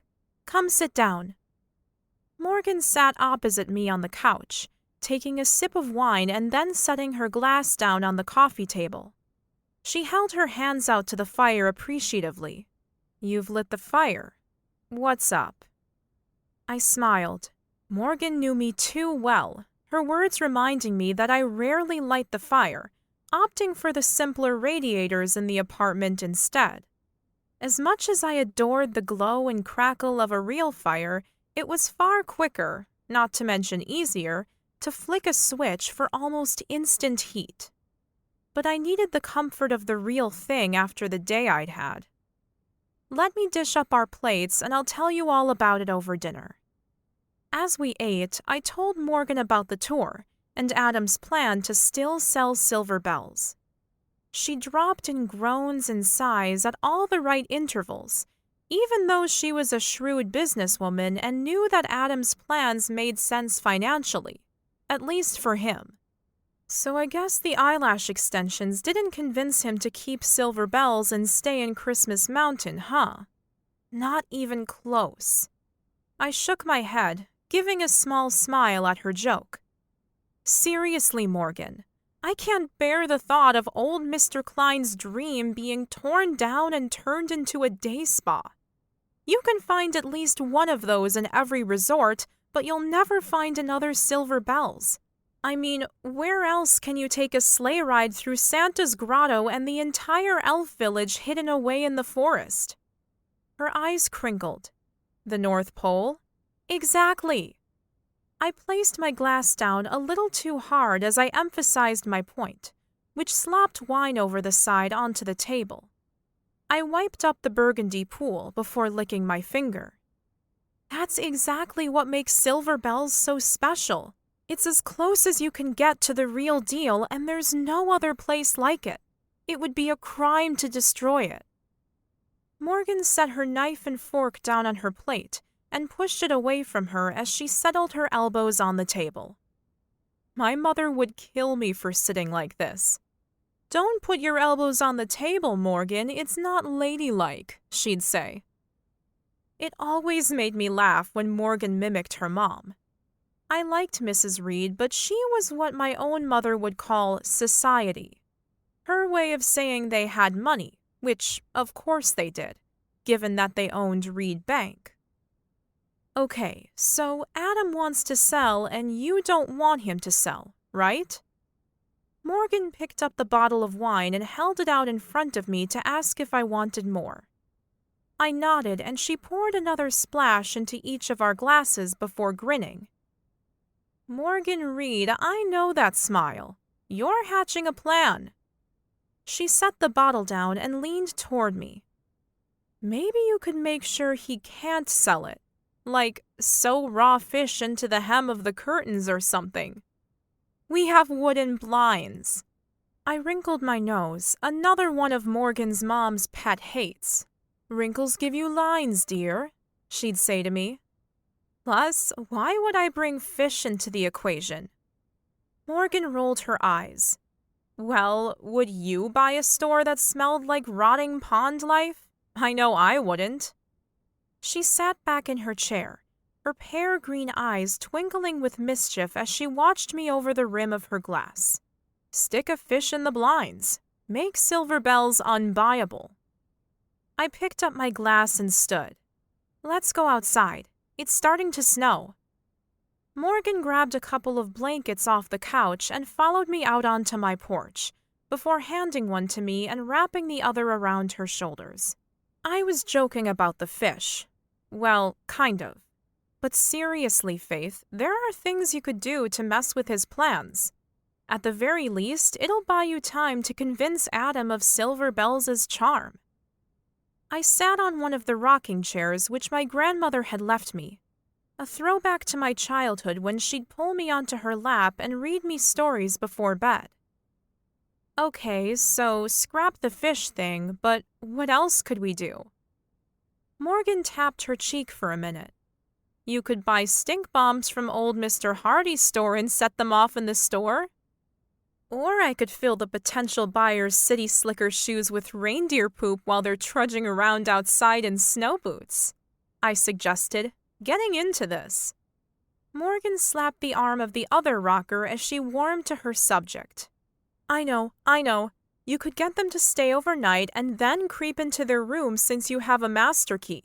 You could wear a white sheet and scare them away, telling them the whole site is haunted by the Kline ancestors, who vowed to torment anyone who threatened to destroy the place. Like this? I pulled the blanket over my head, spread out my arms, and got up, looming over Morgan's chair and letting out ghostly wails as I did so. She shrieked. Yeah, but lose the multicolored throw, Faith. There's nothing scary about a rainbow ghost. Morgan stood and draped her blanket over the chair she had just vacated. You'll think of something, Faith. You always do. She kissed me on the cheek. I've got an early start tomorrow, so I should go. My mom is coming in to get her hair done. She gave a mock shock face and then turned to leave. See you soon. As I heard the front door of her SUV close, I smiled as I thought about the evening. Morgan and her silly sabotage plans. What was she thinking? Too funny. But as I leaned on the porch railing, looking out at the snowy scene I loved so much, a plan formed in my mind. Putting off potential buyers might not be such a far-fetched idea after all. It wasn't like I had any other strategies up my parka, and desperate times called for anything that could possibly work, right? I had an idea or two percolating, but I'd have to ask for help from a certain someone. With that settled, I went inside to make a phone call. Chapter 7. On Monday morning at just past 11, Morgan's older brother, Connor Reed, walked into the Silver Bells Luxury Tours store per my request. The Reed family was a distinguished group here in Christmas Mountain, and Connor looked every bit the part. He managed the loan department at Reed Bank, drove a silver BMW, and dressed for work like he owned the bank himself. He had the same pear green eyes as Morgan. His dark hair was neatly styled back, and he wore a designer sweater that fit his muscular physique. The guy was a catch for sure. Back when I was a sophomore in high school, I'd gone with Connor to his senior prom. We double-dated with his best friend Dallas and his date Nina, hit the dance floor hard, and had an amazing time. There was talk that we were a couple after that, but nothing could be further from the truth. With zero chemistry between us, we stayed in the friend zone, which was why he'd agreed to this favor I'd asked of him. As he came toward me, I straightened next to the newly fixed mannequin, who had 2 arms again. Yay! She made me think back to how cute Adam had looked after de-arming her last week, which made me feel a little guilty about my plan to sabotage his potential buyers. But I reminded myself that this was for a good cause. "Good morning, Faith." Connor's pear green eyes twinkled at me. "You know you owe me big time for this. Now, tell me what my role is." "Just hang out here in the store and act like that's a normal routine for you. Get in the way of the potential buyers. Be a bit of a nuisance." I twisted my hands together. "Act like you feel this is home and you're not sure about them being here, like they're not worthy." Laughter spilled from his mouth. "What?" I patted his arm. "Just go with whatever I say, okay? Please?" He nodded. "I got you. I think I can handle it." "Great. Just, I looked around for Harmony, knowing I needed her to drop that paperwork Adam wanted on his desk for me. "Make yourself at home." "All right." He plopped down in a camp chair just as Harmony came in. Her eyebrows rose. "I'm not going to ask why you're sitting in that camp chair. I don't even want to know." "Okay, maybe I want to know a little. What are you doing here, Connor?" "I'm just a guy in a camp chair." He leaned back, clasping his hands behind his head. He flopped one booted foot onto a box holding new items that needed shelving. He was using it as a makeshift ottoman. I told myself it was fine. "Adam asked for these figures, if you wouldn't mind taking them to him." I handed Harmony the paperwork he wanted for his potential buyers, and the numbers didn't bode well for keeping Silver Bells from becoming a day spa. Oh, the horror. "Will do," Harmony said and nodded, going back to the business office. I dipped my fingers into a thermos I'd filled with snow, dropping bits of snow here and there along the floor, which took me a few minutes as I did a thorough job. Then I grabbed a magazine and tossed it at Connor just as the door opened and Adam swept through the front door with the prospective buyers. The couple walking behind him looked glossy magazine cover worthy. I'm talking perfect hair, designer clothes that looked like something right off the slopes of Aspen. If we pulled this off, I needed to add that line to our store. With tanned faces and glowing skin. Their smiles? The next time the power went out, I wanted someone with teeth that big, white, and perfect nearby. But who was the man behind them? The couple's goober younger brother they were obligated to bring along? The younger man wore a rumpled suit, wire-rimmed glasses, and his coat looked like he'd thrown it on in a hurry. It also looked 2 sizes too big. Adam strode toward me. "Faith, there you are." "Who's the guy?" I whispered. "Another buyer," he whispered, flaring his eyes. "You're showing to multiple buyers at the same time?" I asked, thinking that was a dumb move and maybe I wouldn't need much sabotage to kill these potential deals. "Not intentionally," he whispered, making a show of shaking my hand, presumably to fool the buyers into thinking we were exchanging professional information, but really, his touch only succeeded in making my belly flip. The guy behind them showed up unannounced and insisted on coming. He's from New York and was supposed to arrive on Wednesday. "I'm not happy, but not much I can do. Would appreciate your help." "Of course." I grimaced, remembering my talk with Harmony this morning and that this guy from New York was the one who wanted to turn the business into a day spa if it wasn't profitable. I'd have to let Connor know to really scare this goob away. Adam introduced the couple to me first, Mr. and Mrs. Johnson. He was in finance and they loved resort towns and had been to Christmas Mountain many times over the years. The other guy was Miles Wilson from New York. "Faith is our manager and can help you with anything you need," Adam said, making me feel special and appreciated before I remembered he wanted me to work against Silver Bells' interests.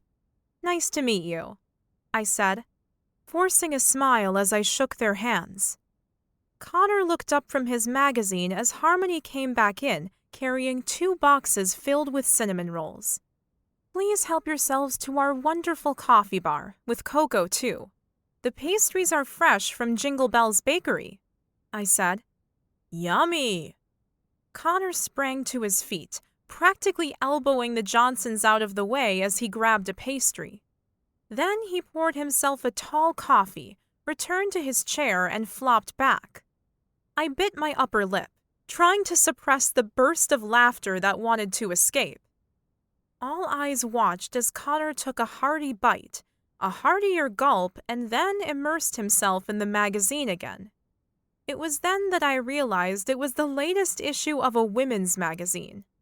The cover showed a woman in a sparkly sweater and carried the promise of the most delicious low-cal Christmas treats you'll ever bake. Harmony's jaw dropped open for a moment before she ducked her head and escaped back into the business office. Adam gave Connor a sidelong glance, turned to me, and lifted his eyebrows. Nothing to worry about, I whispered, waving my hand. He's in here all the time. If the Johnsons and Miles Wilson seemed bothered by the odd man in the chair, they didn't show it. Instead, they went to the coffee bar and returned with cups and treats in hand. Darn.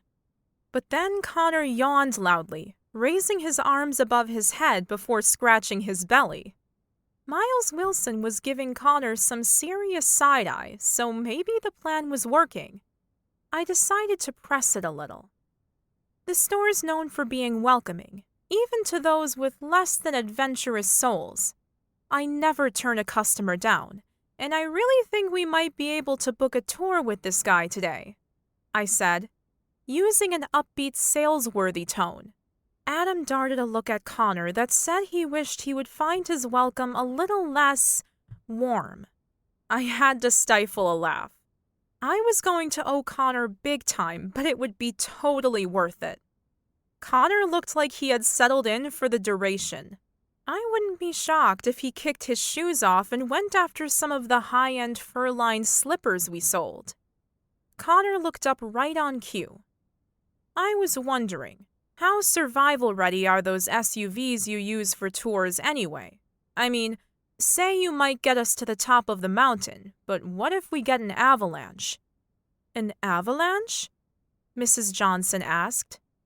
It's what happens after a big slab of snow forms on top of looser snow. Connor held out his arms and seemed to be using some surfer dude kind of voice like he was an extra in Point Break. The looser snow can't hold it.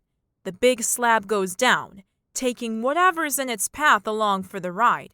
You can get boulders, debris, fallen tree limbs, I put in. Smaller rocks and a lot of loose snow. Connor continued. Miles, clearly a man who considered risks, chimed in. They can knock down a house and take out the roofs and walls, too.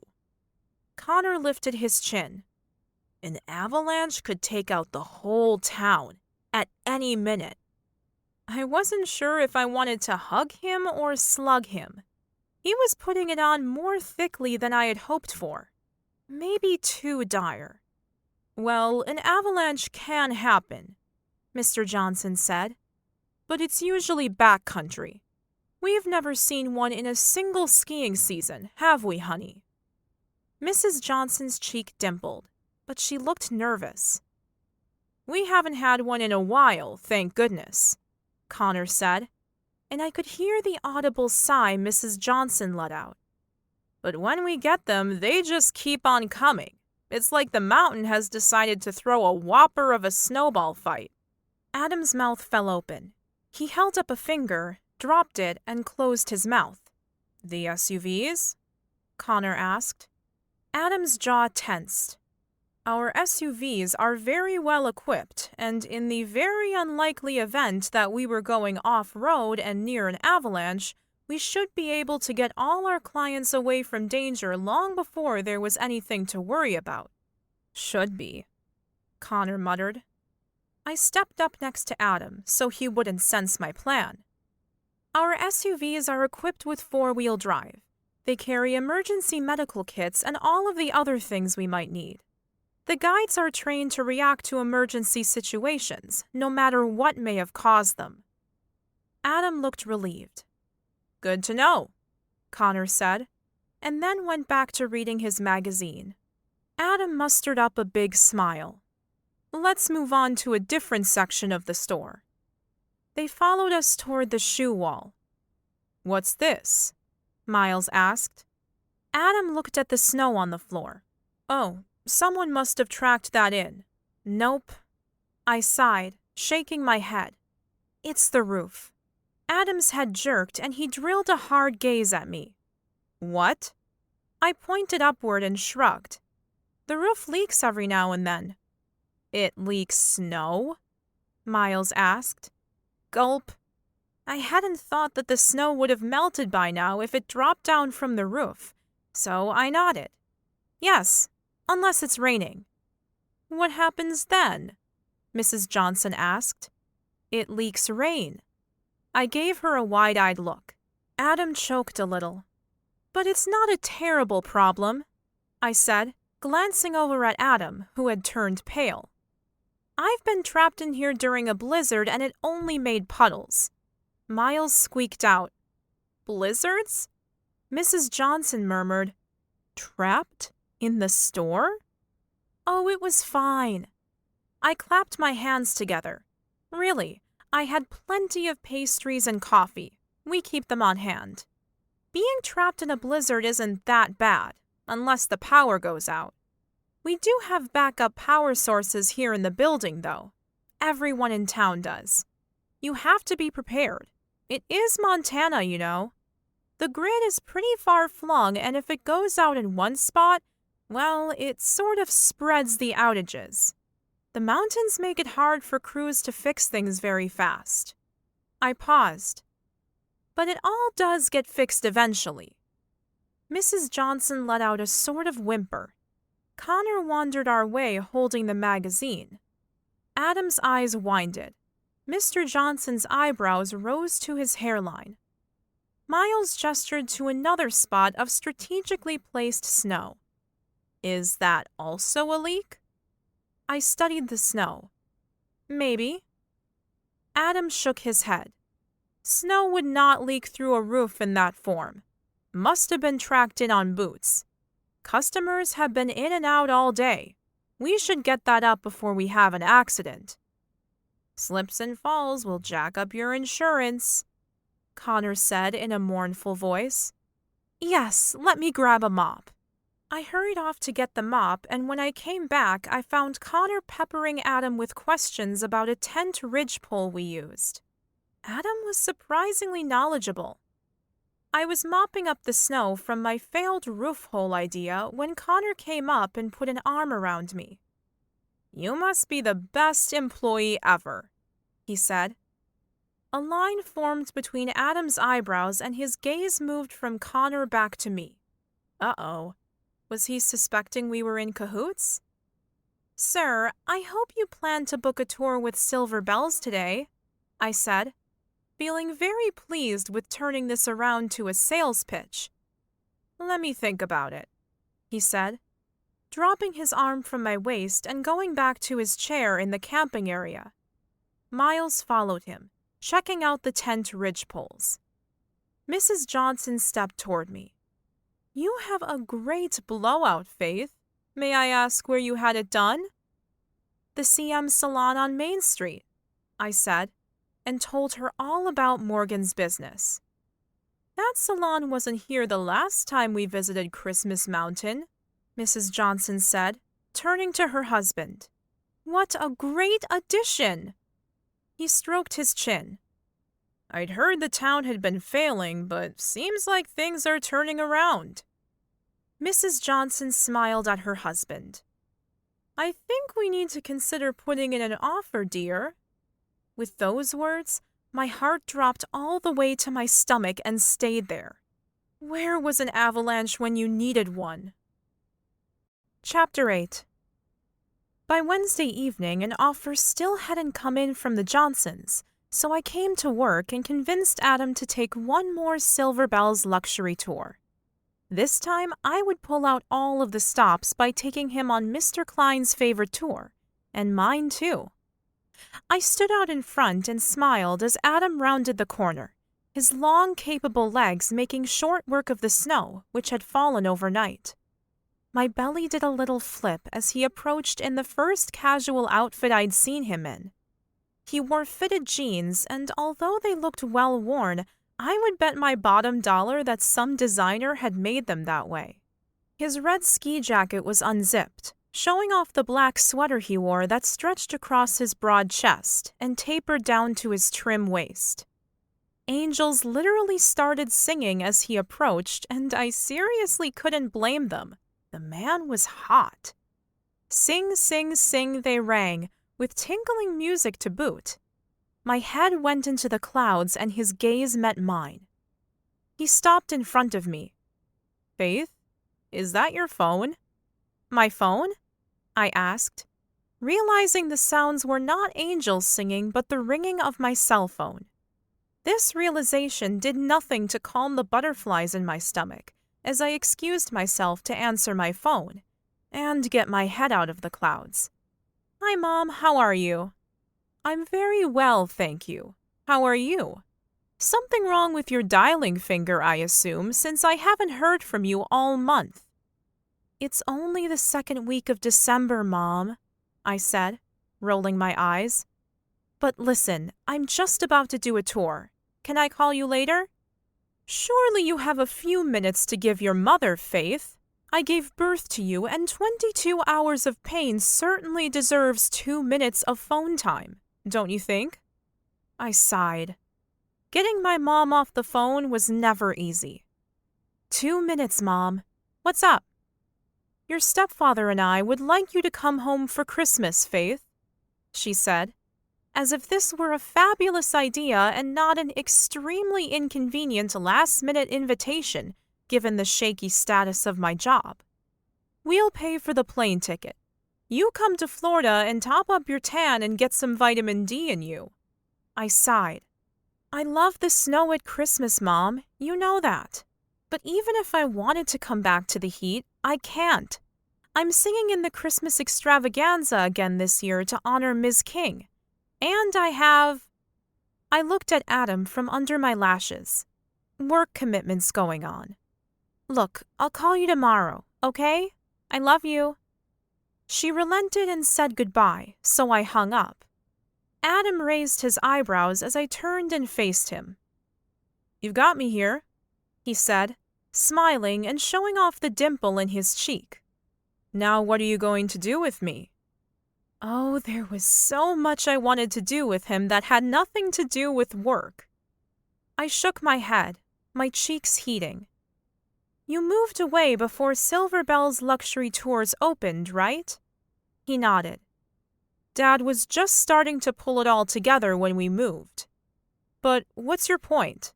I don't mean to be rude, Faith, but I have a lot to do before I can wrap things up here and head back to New York." Every time he alluded to selling the business, it struck me like a blow to the stomach. I had to pull out all the stops this time. The least you can do before selling is to take a real look at the place in action. You've lived in Manhattan for years, Adam. Now it's time to see Christmas Mountain in all of its holiday prime. He paused for a moment. "Okay, show me what Silver Bells has to offer." "But Faith, it's precisely because I've lived in Manhattan for so long that I know exactly what Christmas is all about. Have you ever been to the city in December? It's wall-to-wall Santa. The Rockefeller Center tree and skating rink, Bryant Park Winter Village, not to mention Macy's. Seriously, Faith, nobody does Christmas like New Yorkers." I leaned forward and put my mouth close to his ear. "Ah, but they don't have the magic of Christmas Mountain, Montana." I pulled back and placed my finger on my lips in a shh gesture, smiling broadly because I really did get that excited about this tour. He laughed. "Fine, you've got me for the day, but this evening I need to work." I nodded, hoping that a day would be enough. A dog barked behind us, and Adam turned around as a whole pack of huskies appeared, yapping excitedly. I took Adam's arm and gently pulled him after them. Welcome to the Magic of Christmas Safari Tour. Now, before we begin, there are a few things we need to run through with you. I let the tour guide run through the instructions. I'd gone on this tour countless times, so I knew the drill, but I was busy watching Adam's face as he took in the scene before him. Huskies were tethered to two-person sleds that Adam and I would ride on. In addition, a group of younger children were being helped up into a magnificent gleaming sleigh ahead of us, which was large enough to comfortably seat 10 kids. The cherry red sleigh had soft curves, which were edged in gold, and deep green leather seats with soft fleece-lined blankets, which the children were draping over their legs. The horses, which stood patiently waiting in front of the sleigh, had tinsel plaited into their tails and manes, and tiny silver bells hanging from their reins. Adam turned to me. Come on, Faith, I'm a grown man. You don't seriously expect me to buy into this. This tour is for kids. I led Adam to one of the two-man sleds, ignoring his protests. If you fall, do not let go of the reins or you'll be chasing your dogs for hours. Keep an eye on the instructor, and when he signals to you to stop, you stop. When he tells you to slow down, you slow down. And when he tells you to go, you... Don't tell me. I go? He said, the corner of his mouth hitching up. I nudged his shoulder as we climbed into the sled. You got it. And Adam? He pulled the green velvet blanket up over our laps. Yes, Faith? Believe, I said, smiling. There was no more time for discussion as the sleigh took off. Next, the first team of dogs set off with the other guests, and then our sled followed close behind. Up ahead, we could hear the excited chatter of the children in the sleigh. I absolutely adored this tour, and I usually tagged along at least once a week throughout the holiday season. This magical joy was what Silver Bells was all about, and I hoped I could make Adam feel it too. As the team spread out, we left the glow of the Silver Bells buildings far behind us. There was little light pollution out here, so the tiny golden lights, which were strung through the trees, twinkled and glowed, like fireflies above our heads. As we headed deeper into the forest, we came upon the first sign, the sign Adam had told me needed to be repainted. But this time he smiled as he glided past, and his eyes lit up. I took that as a good sign. The cold wind bit our faces as we went, and more signs appeared, noting the way to Santa's Grotto, Santa's Village, elf quarters, and other magical places. From the horse-drawn sleigh up ahead, we heard the children's collective gasps, and we caught a glimpse of red and green as an elf darted between the trees, carrying a lantern to light their way. Adam was looking this way and that, and every time he heard the children shriek, he was on the lookout, as we spotted an elf here, a reindeer there, and through the trees a glimpse of a gingerbread house. We brought the dogs to a stop, and the door of the gingerbread house opened, a pretty elf standing in the doorway with a tray of steaming hot cocoa and soft-looking cookies. Tree trunks had been fashioned into toadstool seats all around the cottage, and we sat, gratefully holding the cocoa as we drank, the warmth chasing the cold away. Out of the woods strode Santa, a mountain of a man who had taken over for Mr. Kline this year, making my eyes water, even as he made the kids' dreams come true. As the children clamored to tell him their wishes, Adam turned to me. His eyes twinkled. Tell me, Faith, what's your Christmas wish? I'd have to sit on your knee to tell you, I blurted, my cheeks immediately heating. Had I really said that out loud? Well, who really cared at this point? I mean, if you were Santa. His eyes crinkled at the corners. Of course. With the children satisfied that Santa had their orders, we began the journey back. Thousands of lights now led the way, some in the form of lanterns to mark the path, and others dotted around the expanses of snow which lay between the trees. If after having been on the tour 1,000,000 times I was still affected by the magic, then surely Adam would be too. As we pulled into the front of the Silver Bells Luxury Tours building where we'd started, I noticed Dallas Parker's car outside. Dallas was Morgan's boyfriend and also the owner of Parker's furniture store on Main Street. He often did carpentry jobs around the place for us, often free of charge because he knew the business was struggling. "Hey, Faith, how's it going?" He gave me a hug after I'd climbed out of the sled. "I know you didn't call, but maintenance needs help with—" I blinked, waiting for him to go on since he'd stopped talking abruptly. My gaze slid sideways toward Adam, after Dallas had done the same. "Hi, Dallas," Adam said, looking the most uncomfortable I had seen him since he arrived. Dallas nodded. "Adam?" Well, this was awkward.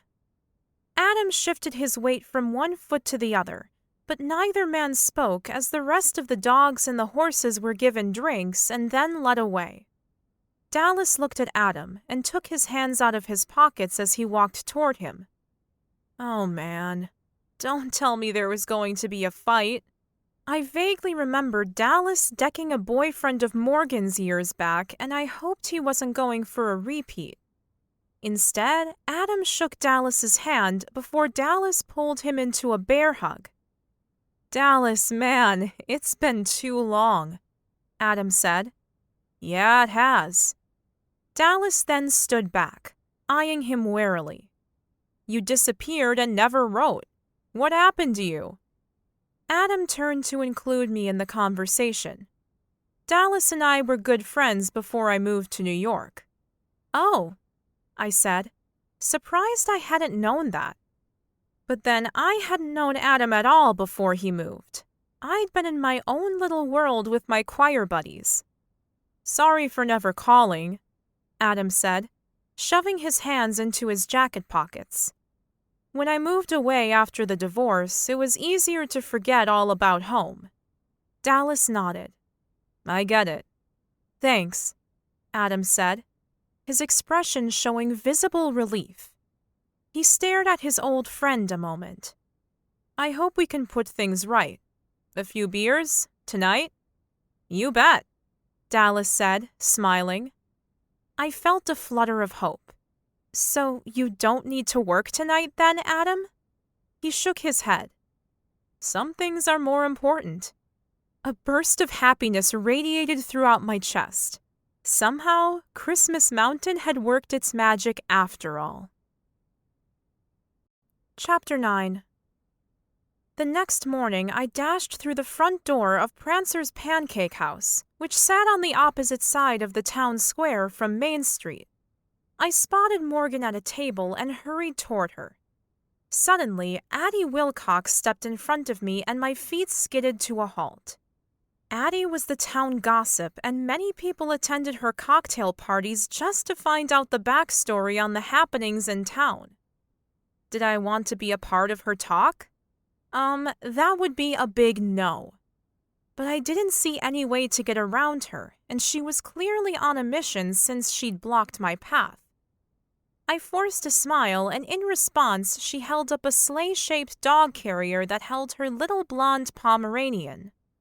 Cute dog aside, I glanced around for help, but everyone in the restaurant was either leaning in our direction to hear what was going to be said, or they were avoiding eye contact by practically face-diving into their plates of steaming, fluffy pancakes.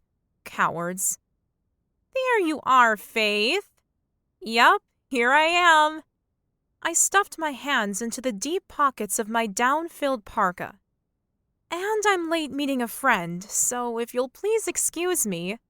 She sidestepped quickly, blocking my escape. "I heard Larry Kline's son is in town to take over running Silver Bells Luxury Tours. Is that true?" My teeth gritted together. Addie had heard because she made it her business to hear and tell every bit of gossip that floated about Christmas Mountain. "That's right." "Oh, look at that. Morgan's already ordered my coffee. I'm sorry, but I really have to go. In an impressive move, I shot to the right, scooted around her, and was already sliding into a chair before Addie could react. Red alert, I mouthed to Morgan. Are you talking about Addie, or are you speaking of the fact that my fabulous sabotage idea finally got you a date with Mr. Hottie? Morgan whispered, the corners of her mouth twitching as she surveyed me over the rim of her coffee cup. I meant Addie, I said, glancing her way out of the corner of my eye and discovering she'd cornered someone else. Then I gave Morgan a meaningful look. I suppose there's also a red alert since he is still going to sell. And there's no date.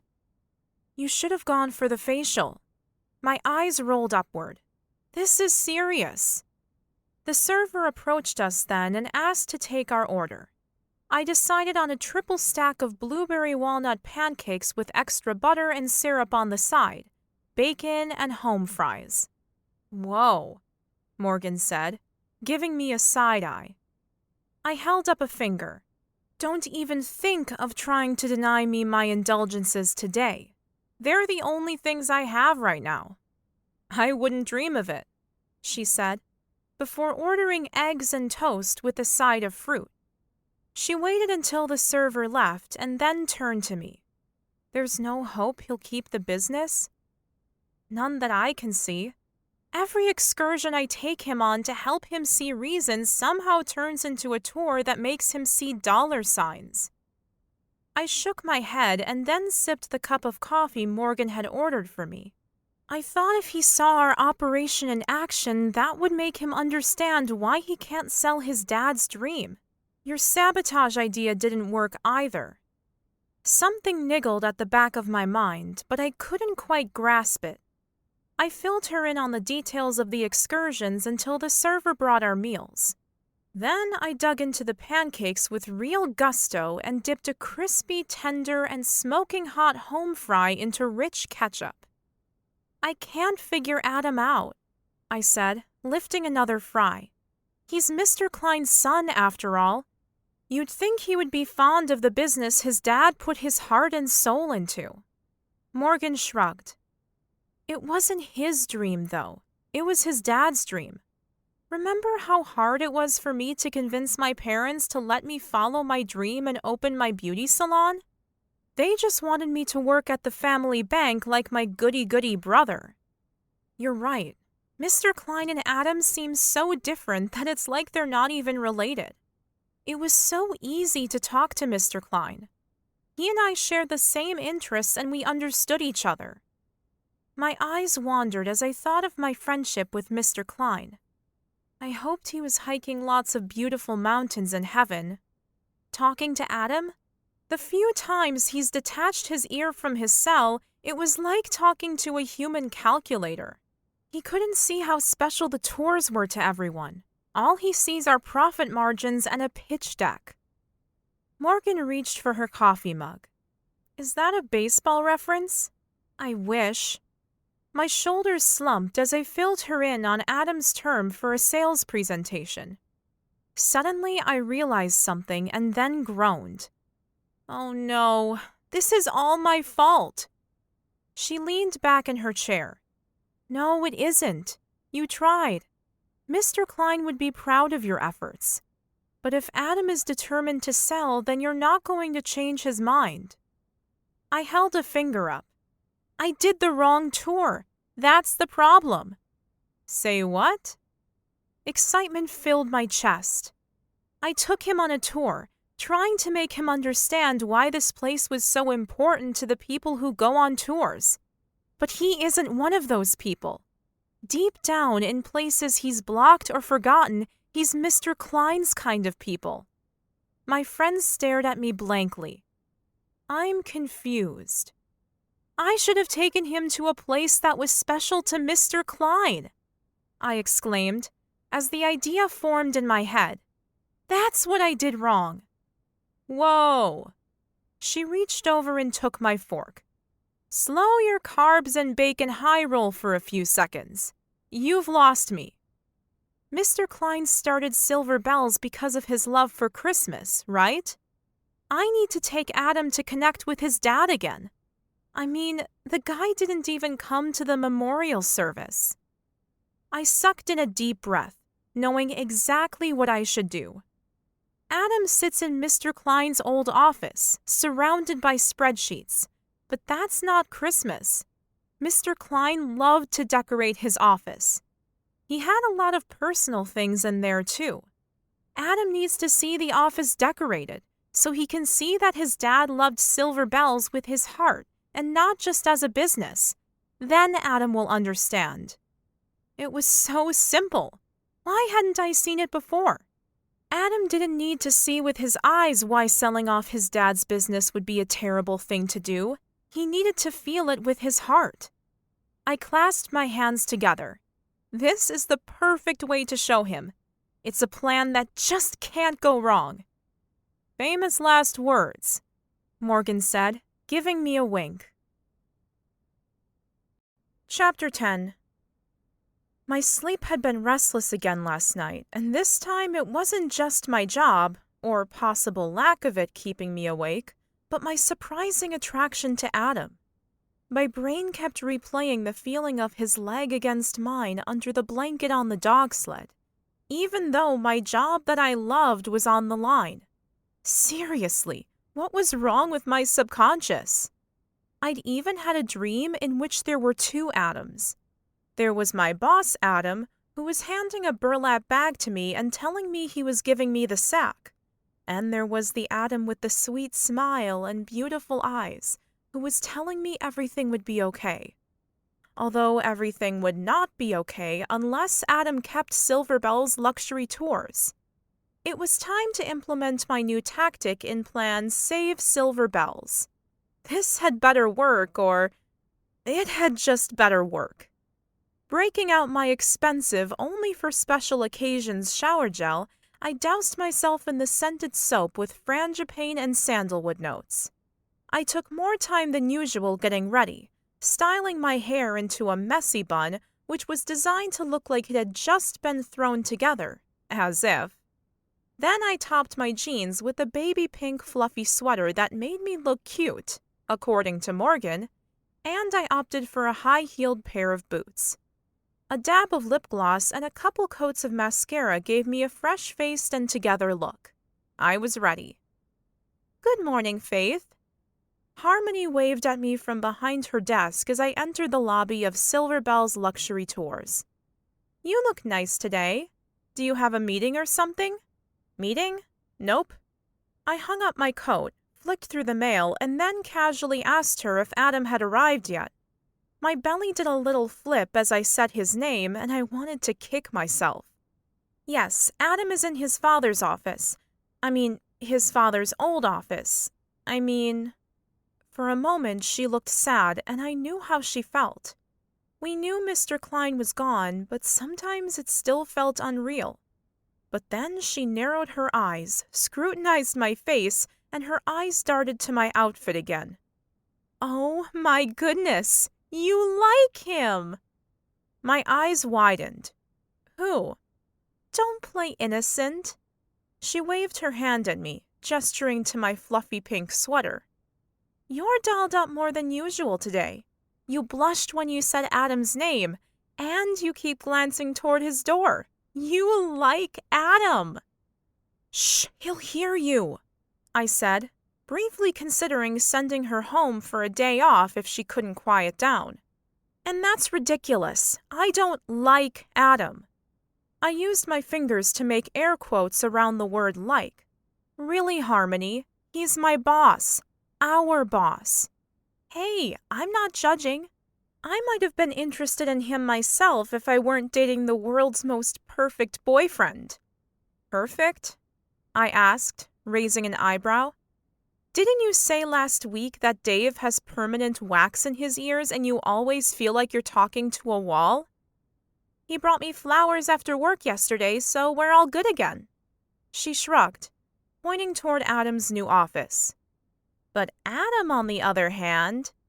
"I just need to run something past him, that's all," I said, not wanting to know how she'd planned to finish that sentence.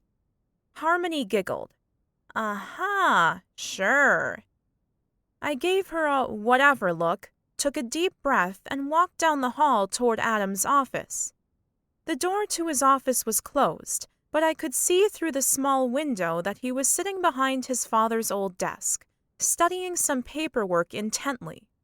I watched him for a few moments, trying to calm the unwitting butterflies in my stomach before I knocked on the door. "Come in," Adam called, and looked up as I walked in. Our gazes locked, and he seemed to do a double take before turning back to his paperwork. "You don't need to knock, Faith." "Oh, it's just habit. I always knocked when your dad was here. And speaking of Mr. Kline..." I stopped in front of Adam's desk. Adam looked up. "Yes?" "We always decorated his office for Christmas. In fact..."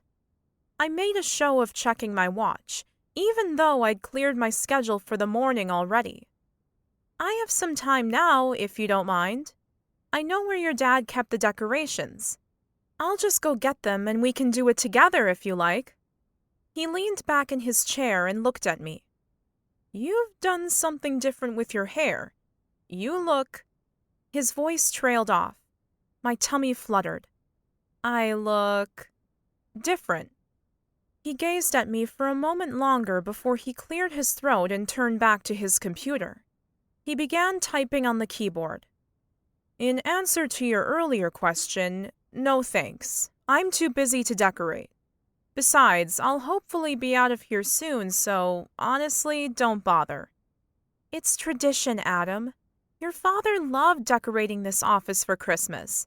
So if it's okay with you, then I'll do it myself in his honor. I won't get in your way, honest," I said, smiling at him. He hesitated a moment before smiling back. "All right, Faith. I wouldn't want to break with tradition." "Great. Be back in a minute." I opened the door and headed down the hall. The box of decorations was kept in the storage room. When I pulled it down from the shelf, I felt a little sad. There were so many memories wrapped up in this box, and the thought that this might be the last Christmas I used them felt wrong. I offered up a silent prayer to Adam's father. "Mr. Kline, if you're watching, please work your magic one more time." Adam looked up as I walked back into the office, and I saw him clearing a space on the desk for me, before turning attention back to the papers in his hand. I set the 2 boxes down on the desk. Oh, wait. I checked the label on the green and red box and read it twice. Definitely not Christmas ornaments. I shook the box, which seemed to be weighted down with paper mostly. "This box is marked personal, but it was next to the decorations box. Do you want me to open..." "No," he said, his tone coming out strong. Then he cleared his throat and lifted the box. "Thanks for offering, but I'll just put it in the closet for now." "Okay," I said, feeling bad that the personal box had obviously touched a nerve.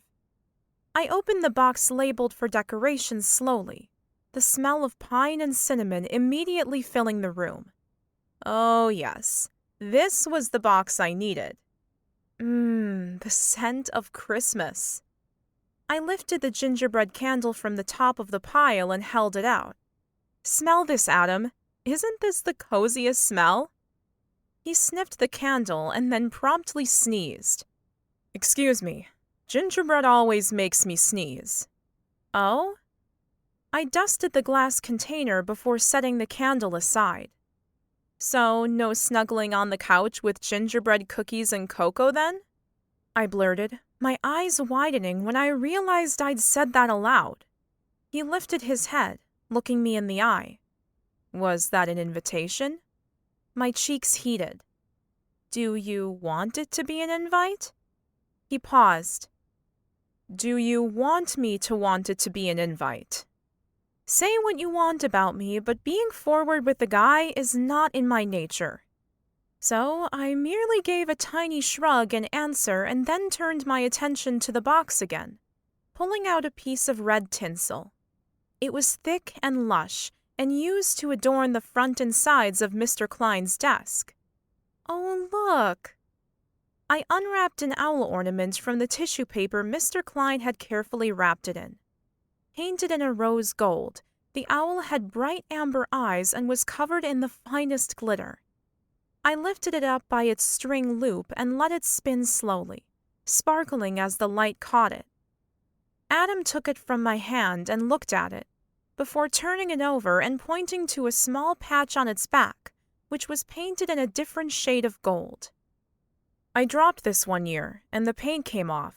I thought Dad would be mad, so I tried to repair it myself, but the paint didn't match. When Dad saw it, do you know what he said? I shook my head. He said that in Japan they mend things with gold, so that all the cracks and flaws are on show. It's called kintsugi. He looked up at me. They believe that scars are a thing of beauty, so should be displayed and not hidden away. Wow, I said, my heart warming. I don't think I've ever heard anything more beautiful. So he hung it on our tree each year right at the front and told me the gold patch was the very best part. He said and handed the owl back to me. Your dad was a remarkable man. He nodded. Yes, he was. I wish I'd spent more time with him. The next few minutes were spent in companionable silence, with Adam tapping away at the keyboard and me laying out the ornaments on the desk, commenting on each one as I unpacked them, hoping to stir some interest again. Would you help me with one thing, Adam? He nodded. Sure. I'm just waiting for a phone call from the office. Bear with me. Adam was in work mode. Darn. I pulled a chair from the corner of the room and dragged it over to the desk, before picking up a white star, which shimmered with iridescent colors. Holding the star with one hand, I stood on the chair, my heels making it a bit difficult to balance as I reached up for the hook that was still in the ceiling above Adam's chair. I stretched up and tottered on my feet just a little when I felt strong hands steadying at my waist. Whoa, I said, my heart pounding. Faith, what the...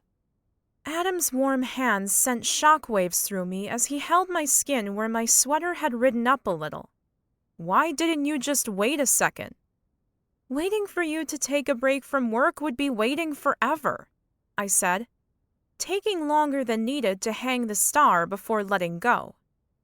I needed to compose myself, and I also really enjoyed the feel of Adam's hands on my skin. I put a hand on Adam's shoulder to steady myself, and he lifted me off the chair and set me on the floor.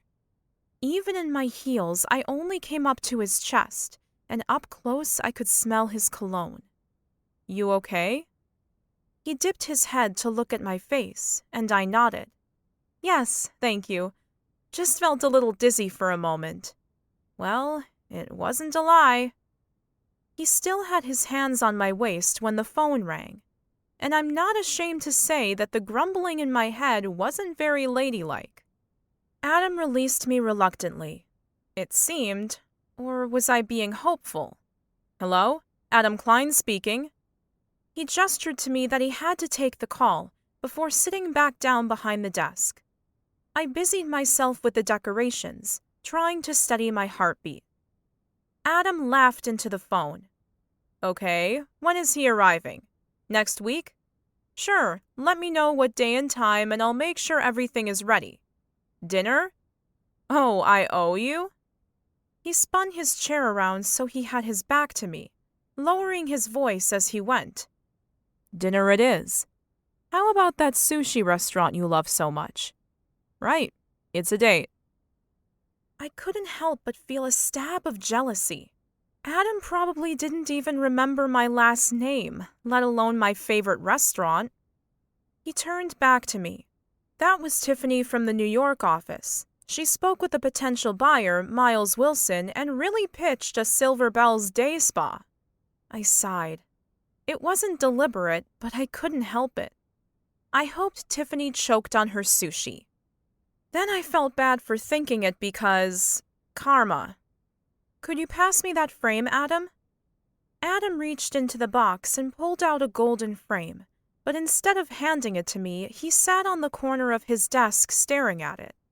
He rubbed his fingertips along the words, and I thought I saw his eyes water a little. "What is it?" I asked. "This was my favorite poem as a kid," he said, his voice thick, and he swallowed hard. "'Twas the night before Christmas." "Oh, right. Everyone knows that one. And all through the house." He nodded. "Each year, Dad would get the poem out and I'd read it to my parents on Christmas Eve, right up until they divorced. I can't believe he had this poem framed." "Doesn't surprise me. Your dad was a pretty sentimental guy." Adam looked at the poem more closely, then took the back off the frame and examined the piece of paper. "Oh my. This is the exact same piece of paper I'd used to read the poem. Look, those are my fingerprints from where I had been eating chocolate coins and got all messy. And there, that's where I ripped the page because I turned it too quickly." He sighed. Christmas was so good until they split. I took the frame from his hands and set it on the desk, before putting both my hands over his. "I'm sorry, Adam. It doesn't matter how long ago it was, it still hurts, doesn't it? When my parents divorced, I was devastated, and Christmas has never been the same. Well, not until I came to work here. Your dad put the magic back in Christmas for me, with a little help from my mentor, Ms. King. She introduced your dad to me." Adam held my gaze and ran his thumb across my cheek. "You have glitter." His voice trailed off, and for a moment, time stood still as he looked into my eyes. Still holding his hands, I returned his gaze, and there we stood like time was endless. "Faith, you still in there?" Harmony's voice cut through the loaded silence. "I just found this other box of ornaments and thought you could use them." And just like that, the spell between Adam and me was broken. She came into the office, obviously unaware of the moment she'd interrupted. She winked at me as she handed me the box, before going back to the reception desk. "Here, let me give you a hand," Adam said, finding his voice first. "Work can wait." He picked up a hammer and jammed a nail into the wall for the frame. "What's next?" I found a sprig of mistletoe that was at the top of the box, its plastic berries losing their color, and smiled. "Your father always insisted on having this above his door every year. We tried to get him to hang fresh mistletoe, but he said it was under this very sprig that he stole his first kiss from your mom." I held it in position, and Adam reached up, hammering it into place. Standing so close to him, I could smell his cologne again, and I breathed deeply, wanting to smell his scent forever. Mistletoe in place, Adam lowered the hammer and I let go of the sprig, bringing my arms back to my sides, but neither of us moved away. Whether it was the mistletoe or his cologne or the sheer emotion of the moment, I didn't know. But I rose up on my tiptoes and gently brushed his mouth with mine. His lips were soft as he kissed me back, taking me by surprise as he held my face with one hand, before pulling away ever so gently. For a second, he looked like a deer caught in the headlights, and I could tell that the kiss had surprised him as much as it had me. Neither of us moved until Adam's eyes crinkled at the corners. A zing zipped through my belly. Oh, my goodness. I had just kissed my boss. Common sense flooded my body and I stepped back, trying to appear casual and like it hadn't been the best kiss I'd ever had. "What was that for?" he asked, smiling at me, his eyes full of warmth but also tinged with uncertainty. I shrugged and tried, and failed, to look nonchalant. "That? Oh, I told you, a kiss under the mistletoe is tradition," I said, as I hung the framed poem in its usual spot. "'Twas the kiss before Christmas, under the mistletoe." I smiled, looking around the office. "Anyway, that's enough decorating for one day, I think. Thanks for your help." "Faith?" he said, his voice low and husky. I turned around. Yes? Adam stared at the poem before turning to me. Thank you. The corners of my mouth lifted. You're welcome, Adam. As I closed the door behind me, I touched my fingers to my lips, the feel of that kiss still vivid, making me wonder what on earth was going to happen now. Chapter 11. I was mortified. What was I thinking kissing my boss under the mistletoe? If my job had been on the line before the kiss, it was way over the line now. In fact, it was so far over the line that I couldn't even see the line anymore. And to make matters worse, I kissed Adam right after his phone call with Ms. Sushi Queen. But oh, that kiss! I couldn't stop replaying it over and over in my head. Wowzers! When a woman is in turmoil, there's only one thing she wants. No, not ice cream. Okay, well, maybe there are two things a woman wants. Ice cream, pistachio please, and her girlfriends. Or, in this case, girlfriends singular, since Morgan had a hot date with Dallas tonight. And that would be Ruby. A few text exchanges later, and it was set up. Ruby and I would meet for dinner at the Sugar Plum Inn, a quaint bed and breakfast near the falls that Ruby's parents, Betty and Randall Curtis, had opened decades ago. In high school, Ruby had told me that her dad always called her mom his Sugar Plum Fairy, since their first date had been to the Nutcracker Ballet, and her mom's favorite scene was the dance of the Sugar Plum Fairy. Thus, the name of the inn. It amazed me that Ruby's parents had stayed so tight and in love all of these years, whereas my parents had basically put up with each other until I was off to college. Guilt washed through me at the thought. Why had my parents made me the cause of their obvious misery? In the absence of my own parents in Christmas Mountain now, Ruby's mom looked out for me and made sure I was eating/sleeping/dating enough. If only she would leave eligible bachelors on my porch the way she left her delicious casseroles, we'd have 2 out of 3 at least. The thought of an eligible bachelor brought Adam to mind. His dark hair, his icy blue eyes that sparkled on the sled ride. And that kiss. I really needed to stop thinking about that kiss. But I found it virtually impossible to stop thinking about it. Hi, Mrs. Curtis. I allowed Ruby's mom to grab me in a bear hug before holding me at arm's length to scrutinize me. Apparently satisfied that I wasn't starving myself to death, as opposed to shriveling up with embarrassment, Mrs. Curtis let go. I didn't think you were coming, Faith, what with Ruby being detained at work. Ruby's not coming to dinner? I asked. Visions of a giant bowl of ice cream with only one spoon swimming before my eyes. Didn't she tell you? There was a bit of a disaster with one of the dogs. Apparently there is a Bichon Frise who is in for grooming. The owner asked Ruby if she could have a teddy bear trim. Thinking it was a good opportunity for her trainee to learn a new style, Ruby asked her to start the trim off. Only this girl thought the owner meant B-A-R-E instead of B-E-A-R, and shaved all of the poor dog's fur off while Ruby was out of the room. The owner was hysterical, apparently. Imagine, no fur in this weather. I put my hand to my mouth, imagining Ruby's face when she realized. Not to worry, Mrs. Curtis. I fished my phone out of my pocket, noticing the little envelope sign flashing in the corner of the screen. I opened the message. Stuck at work. Total disaster. Rain check on dinner? Love ya. R. I'm beat anyway. I'll see Ruby another time. As I turned to leave, I noticed a man sitting on his own at a small table in the dining room. Adam Kline. I still couldn't believe I'd kissed him. And that he'd kissed me back.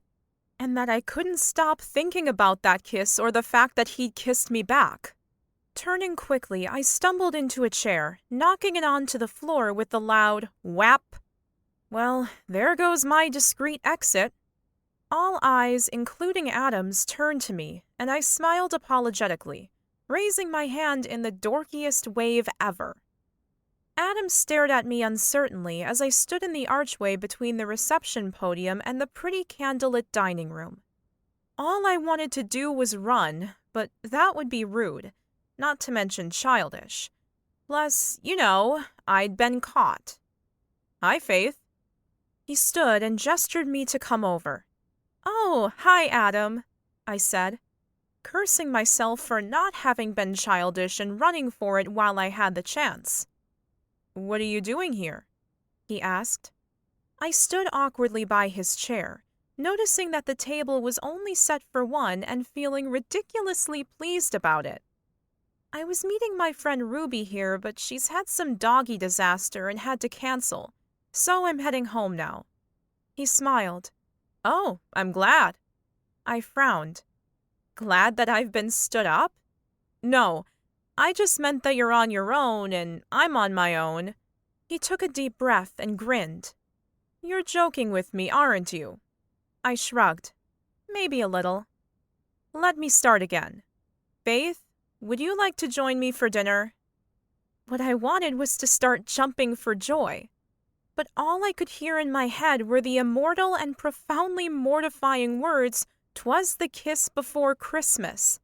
I'd made a move on a guy first, and I'd never done that in my life. I grimaced.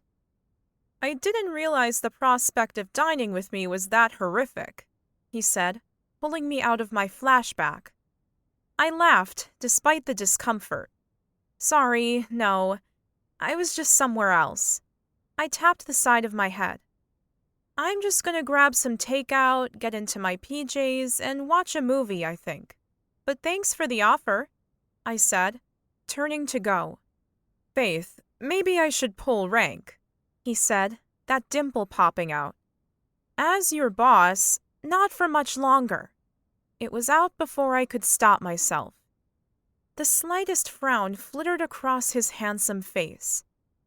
"As your boss for now, I would very much appreciate you joining me for a working dinner.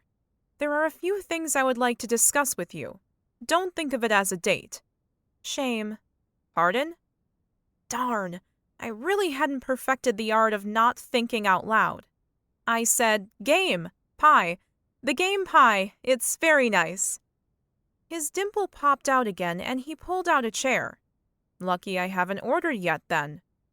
I sat down and set the napkin across my lap, not meeting Adam's eyes but could feel him watching me in silence. Fatigue and hunger hit me, and I was glad for the candlelight, which was so much more flattering than artificial lighting. Mrs. Curtis bustled over and I handed her the menu without having opened it. "I'll have the niçoise salad, please, Mrs. Curtis."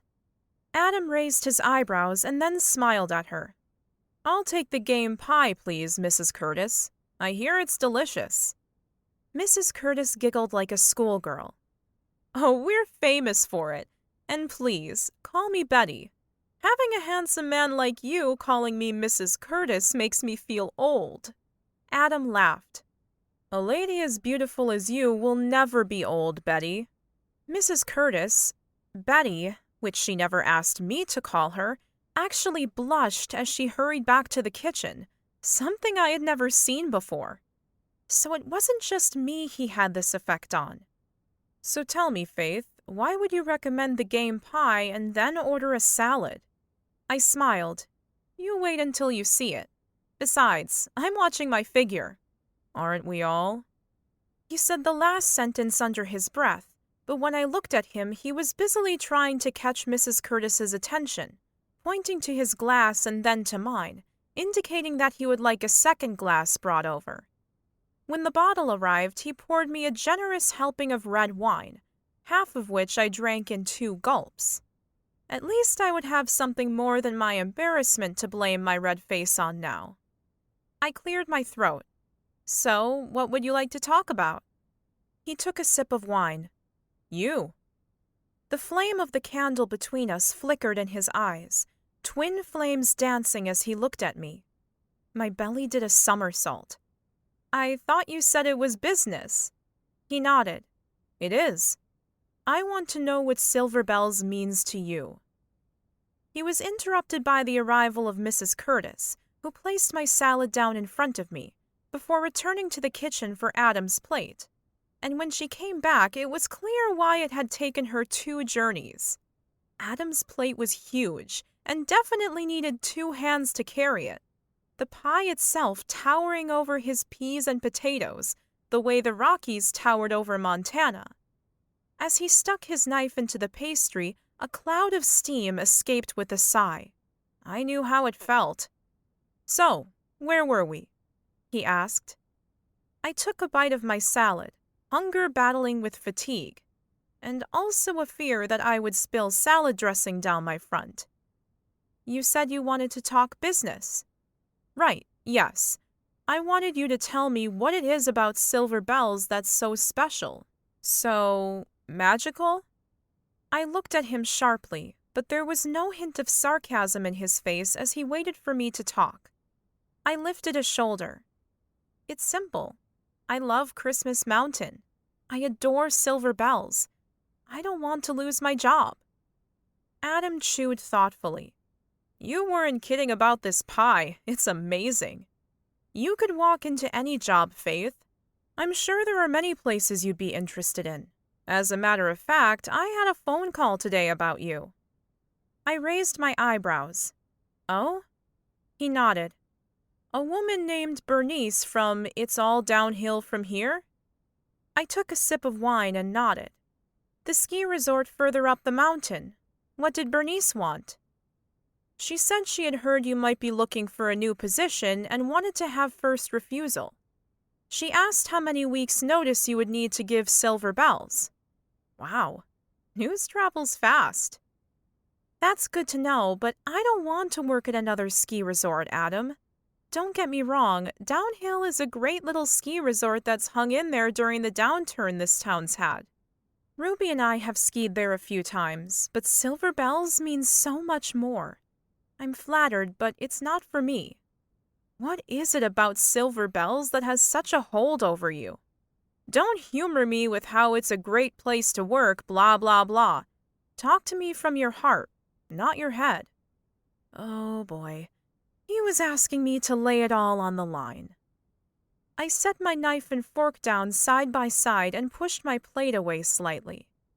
Adam filled my glass again and I took a sip, swilling the delicious berry notes around in my mouth before swallowing. "Silver Bells is my home, Adam. I don't mean the bricks and mortar type either. They say home is where the heart is. Well, my heart is at Silver Bells." His gaze met mine. "Go on." "When I came back from Washington last Christmas, it was at the request of my friend and mentor, Melody King. She was my choir teacher in middle school and high school. There were 7 of us in that choir group, and she asked us to sing for her at the Christmas extravaganza one last time." He nodded.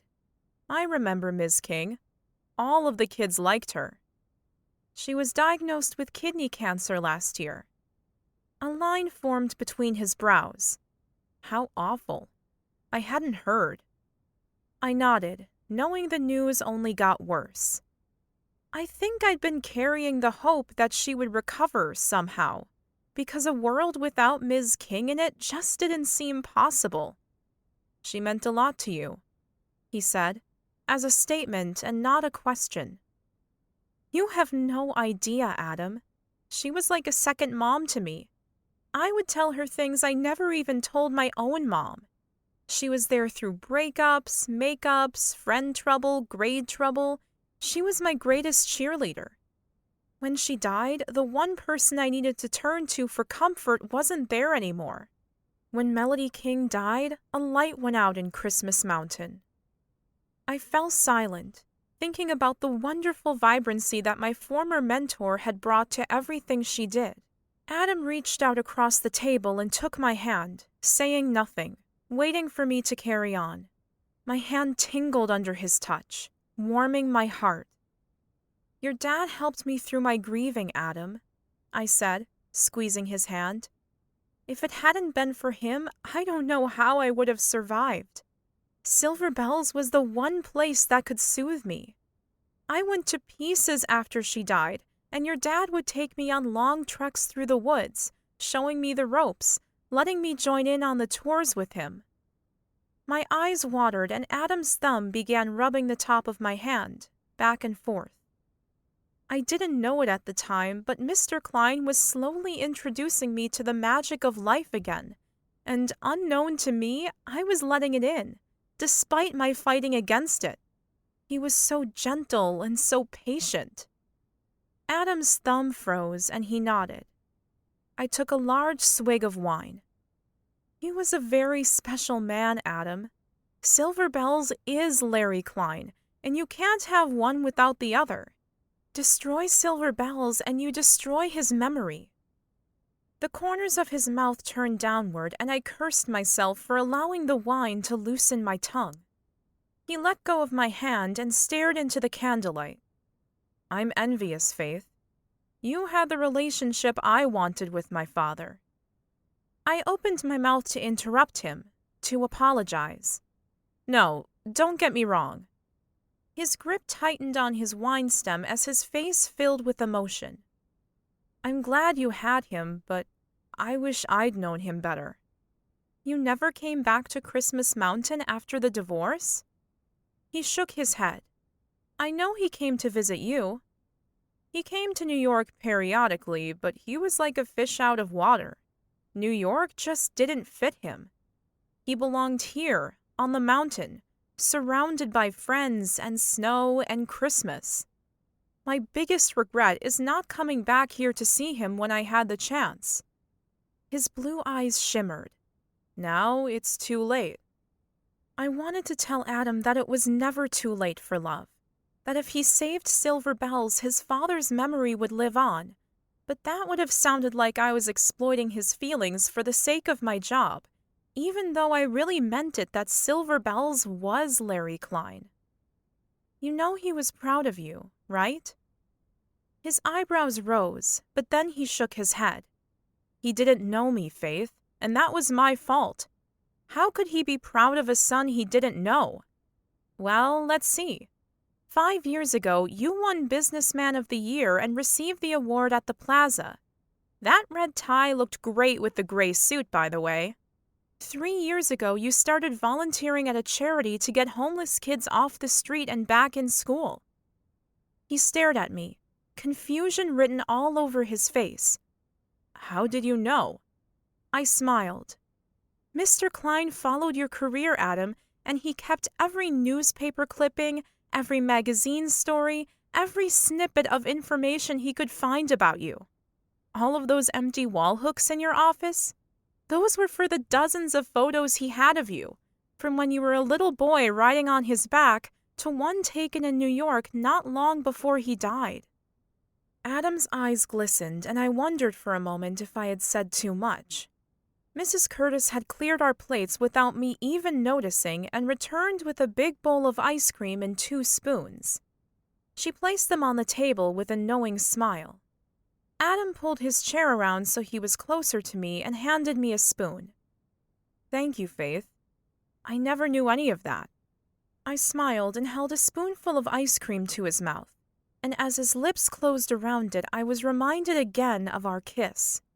He seemed to be on the same wavelength, holding out a spoonful of ice cream for me and then wiping a dab of ice cream from the corner of my mouth with his thumb, before leaning in closer and closer. I closed my eyes, bracing myself for the feel of his mouth on mine again. I'm here, Ruby squealed. I jumped at the sound of her voice. Adam sprang upright, dropping his spoon onto the table. Oh, I'm sorry. I hope I'm not interrupting anything. No. I mean, of course not, I said, thinking she actually had the worst timing ever. Adam, do you know Ruby Curtis? He shook his head. Nice to meet you, Ruby. Likewise, she said. Rubes, I thought you were stuck at work. Ruby looked from the 2 spoons on the table to me and then to Adam before answering. I was, but it's all good. I see you ate without me. I shook my head. No, I mean, yes, kind of. Just having dinner with my boss. Adam gave me a strange look and then stood, wiping his mouth with his napkin before folding it and placing it on the table. I've got some reading to finish anyway. Please, have my seat, Ruby. Faith, I'll see you on Monday. And then he was gone. Chapter 12. The weekend passed by in a blur of house cleaning and Christmas shopping. On Monday, I was working late when I got a frantic phone call from Joe, the man in charge of the reindeer up at Santa's grotto. One of the younger reindeer, Rudy, had escaped, and nobody could find him. Even though Adam had been working on finishing some figures for his second meeting with Miles Wilson, he hadn't hesitated to grab his jacket and come with me. As we got near to the stables, we saw torchlights as many of Silver Bells' workers had come out in force to find the missing little reindeer. I grabbed Joe's sleeve as he rushed past me. "What happened, Joe? It's not like Rudy to bolt like that." "I know." Joe nodded. "Something must have spooked him. Judging by the tracks in the snow, I reckon a mountain lion came prowling." Adam turned to me. "Rudy? As in Rudolph?" I nodded. "Actually, it's Rudolph the Third, but he's just Rudy to us." "Well, we should find him easily then, right?" Adam pressed his hands together and rubbed his palms. "He has a nose that glows." "I wish," I said, shaking my head. Maybe he'd been trying to lighten the mood of the volunteers around us, but this wasn't a missing poodle in a New York building. Little Rudy could get eaten by a wild animal out here, and the longer we took to find him, the lower his chances were of surviving. "We need Rudy back, Adam. Not only do we love him, but he's our leading reindeer on the grotto tours, and we have a whole bunch of 5-year-olds coming tomorrow, who are expecting to have their sleigh pulled by Santa's most favorite reindeer." Adam gave me a side glance. "Can't you just use another reindeer in his place? I mean, a reindeer is a reindeer, right?"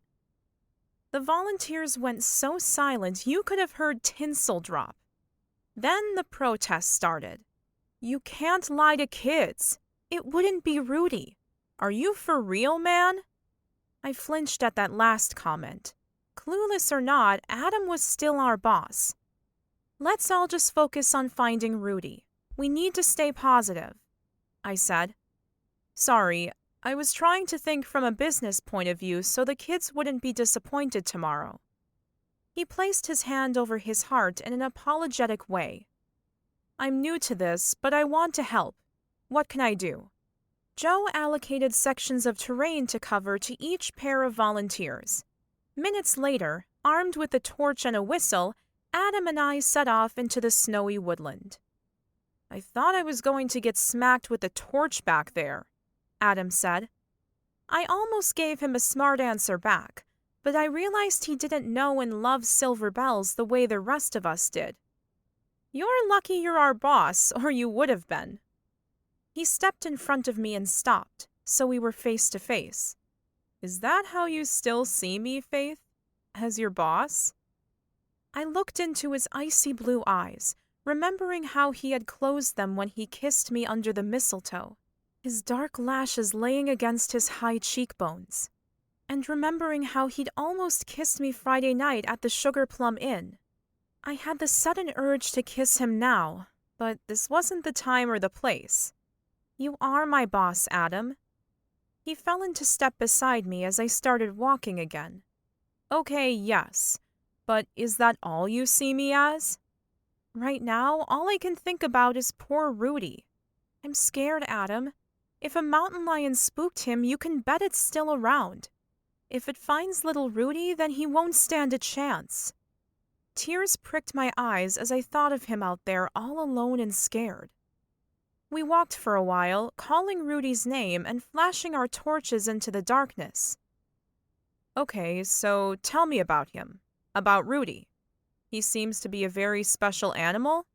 he asked, his tone seeming like he genuinely wanted to know. "We lost Rudy's mom in childbirth, and we had to hand-rear him. Joe spent night after night sleeping in the stables with him, to make sure he wasn't alone. We all took turns bottle feeding him until he was 12 weeks old and could sustain on foliage, I said, and called his name again.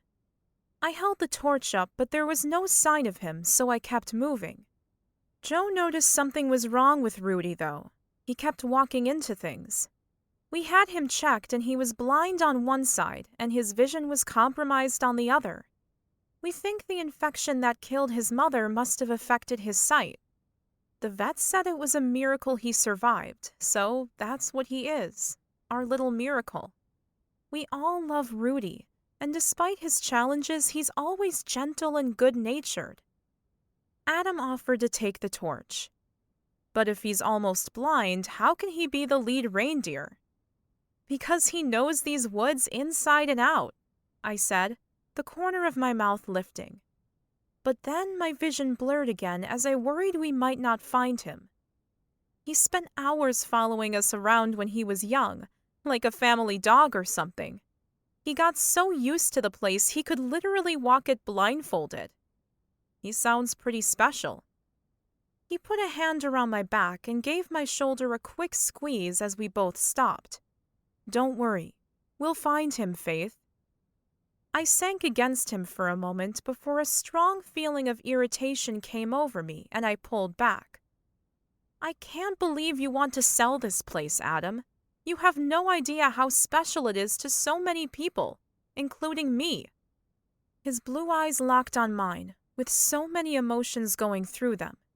Then he opened his mouth. Just then, my walkie-talkie crackled to life and I sprang away from Adam. Hello? Joe? Have you found him? I asked. Negative, Faith. Just checking in to see if you had any sightings. I sighed. Negative. We'll keep looking. Over and out, Joe said. We have to find him, Adam, I said, hooking the radio back onto my belt while Adam waved the torch into the darkness. Rudy represents everything that's good about Silver Bells. He represents hope, magic, acceptance, miracles, belief, and when I look into that little reindeer's eyes, do you know what I see? What? He asked, his voice soft. I see your dad's spirit and all of his goodness that lives on in Rudy. I blinked rapidly, holding back the tears that were threatening to spill over. He was silent for several minutes. We'll find him, he said, his voice resolute. We will. I nodded, forcing a weak smile. Tell me something to distract me from the thought of anything happening to that sweet little reindeer. Tell me about New York. Tell me about your job. You work in PR? Yes, he said, stepping over a large root in our path. He held his arm out to help me, but I easily hopped over it. He opened his mouth to speak, but then closed it again, obviously changing his mind about what he had been about to say. After a moment, he spoke again. When we first moved to the city, I was in awe of the hustle of business people I saw, hurrying along the sidewalks with their briefcases. You mean you like crowds? I asked, surprised. All that hustle and bustle? You bet. He laughed, shaking his head. I wanted to be one of those businessmen. After I graduated college, I joined a PR firm. Sounds busy, I said. He nodded. But working for someone else isn't enough. I want more. I want to own my business, be a partner. You sound very motivated, I said, peering into the darkness and looking at him. He wore such a determined expression that I had no doubt he'd get what he wanted. My belly churned. Unfortunately, what he wanted wasn't Silver Bells. I'm sure you'll be successful. Thanks, Faith, he said, smiling over at me. Part of the reason I didn't come back to Christmas Mountain to visit my dad was because I was working so many hours. I worked hard to get ahead and rarely take a day off. I heard the ache in his voice. What? I always thought there would be more time to come back and visit here, he said, his face sobering. I guess I feel more at home in suits than stirrups. Reflexively, I glanced at the suit he was wearing under the winter coat he'd thrown on. "You look just as fine in denim, city boy." The corner of his mouth lifted. "You think so?" "I know so," I said, meeting his eye. We hit a thick cluster of trees, and he kept his gaze on mine as he held a branch back so I could go through first. As I passed him, my hip brushed his leg and my belly danced. Something was happening here between us. Even though it had to be 35 degrees out, I felt warm all over. I bent to clear the lower hanging branches and then noticed something in the snow. "Look, Adam." My heart leapt and I pointed to the uniform steps in the snow on the ground. "Reindeer tracks." "I thought you said Rudy was young. These prints are huge. You really are a city boy." I laughed and nudged his arm. "Haven't you ever walked on snowshoes? The bigger the feet, the easier it is to walk. Reindeer have special hooves so they don't sink in the snow. Don't worry, we'll make a mountain man out of you yet." "Oh no!" Just ahead, the tracks changed, the tracks further apart in each print. "He must be running." "Oh, Adam, what's he running from? We've got to find him." I shouted our coordinates into the walkie-talkie, letting Joe know I'd picked up Rudy's tracks. I started to move forward again when Adam took my gloved hand, stopping me.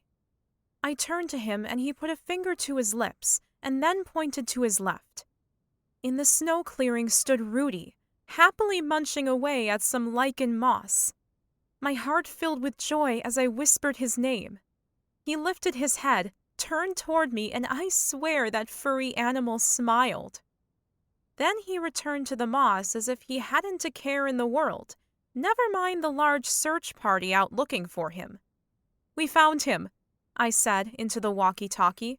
"Rudy is safe. Repeat, we found him." "I told you we would," Adam said, his blue eyes crinkling at the sides. "Yes, you did," I exclaimed, joy surging through my chest as I threw my arms around him. "Thank you for helping me. Thank you, thank you, thank you." "Anytime, Faith, anytime," he said, and then lifted me off the ground and squeezed me hard as he twirled me around. I laughed aloud, my feet flying as he spun me around in the snow. Then he set me down on my feet, his arms still tight around me as his eyes locked onto mine. For the longest time, he just looked into my eyes as my heart pounded. Then his gaze lowered to my lips. He gave one last look into my eyes before dipping his head and pressing his lips to mine. Electricity coursed through my veins as he kissed me. This wasn't a chaste under-the-mistletoe kiss either. This was an all-encompassing, soul-searching kiss that heated every pore in my body. We'd searched the woods here on Christmas Mountain and found Rudy, together. As we kissed again and again, my hood slipped off my head and Adam tangled his hands in my hair. I opened my mouth and his tongue explored mine, filling me completely in a way I'd never felt before. I tasted him over and over, unable to believe this was happening, that I was connecting with this man who might be taking the job I knew and loved away from me. At the thought, reality hit me and I pulled back. I lifted my lashes to find him looking at me through hooded eyes. He smoothed my hair away from my face and whispered my name, making my belly dance again. In the distance, I could hear the shouts of other rescuers and then their whistles. The sounds grew louder and louder, telling me they'd be here any minute. With a quick glance at Rudy, who gave me that silly smile again, I did the only thing I could do before the others arrived. The branch of a fir tree bowed under the weight of the snow above our heads as I lifted on to my tippy toes and kissed Adam again. The cold mist swirling around us and the warmth of his kiss making my heart melt and open up to him.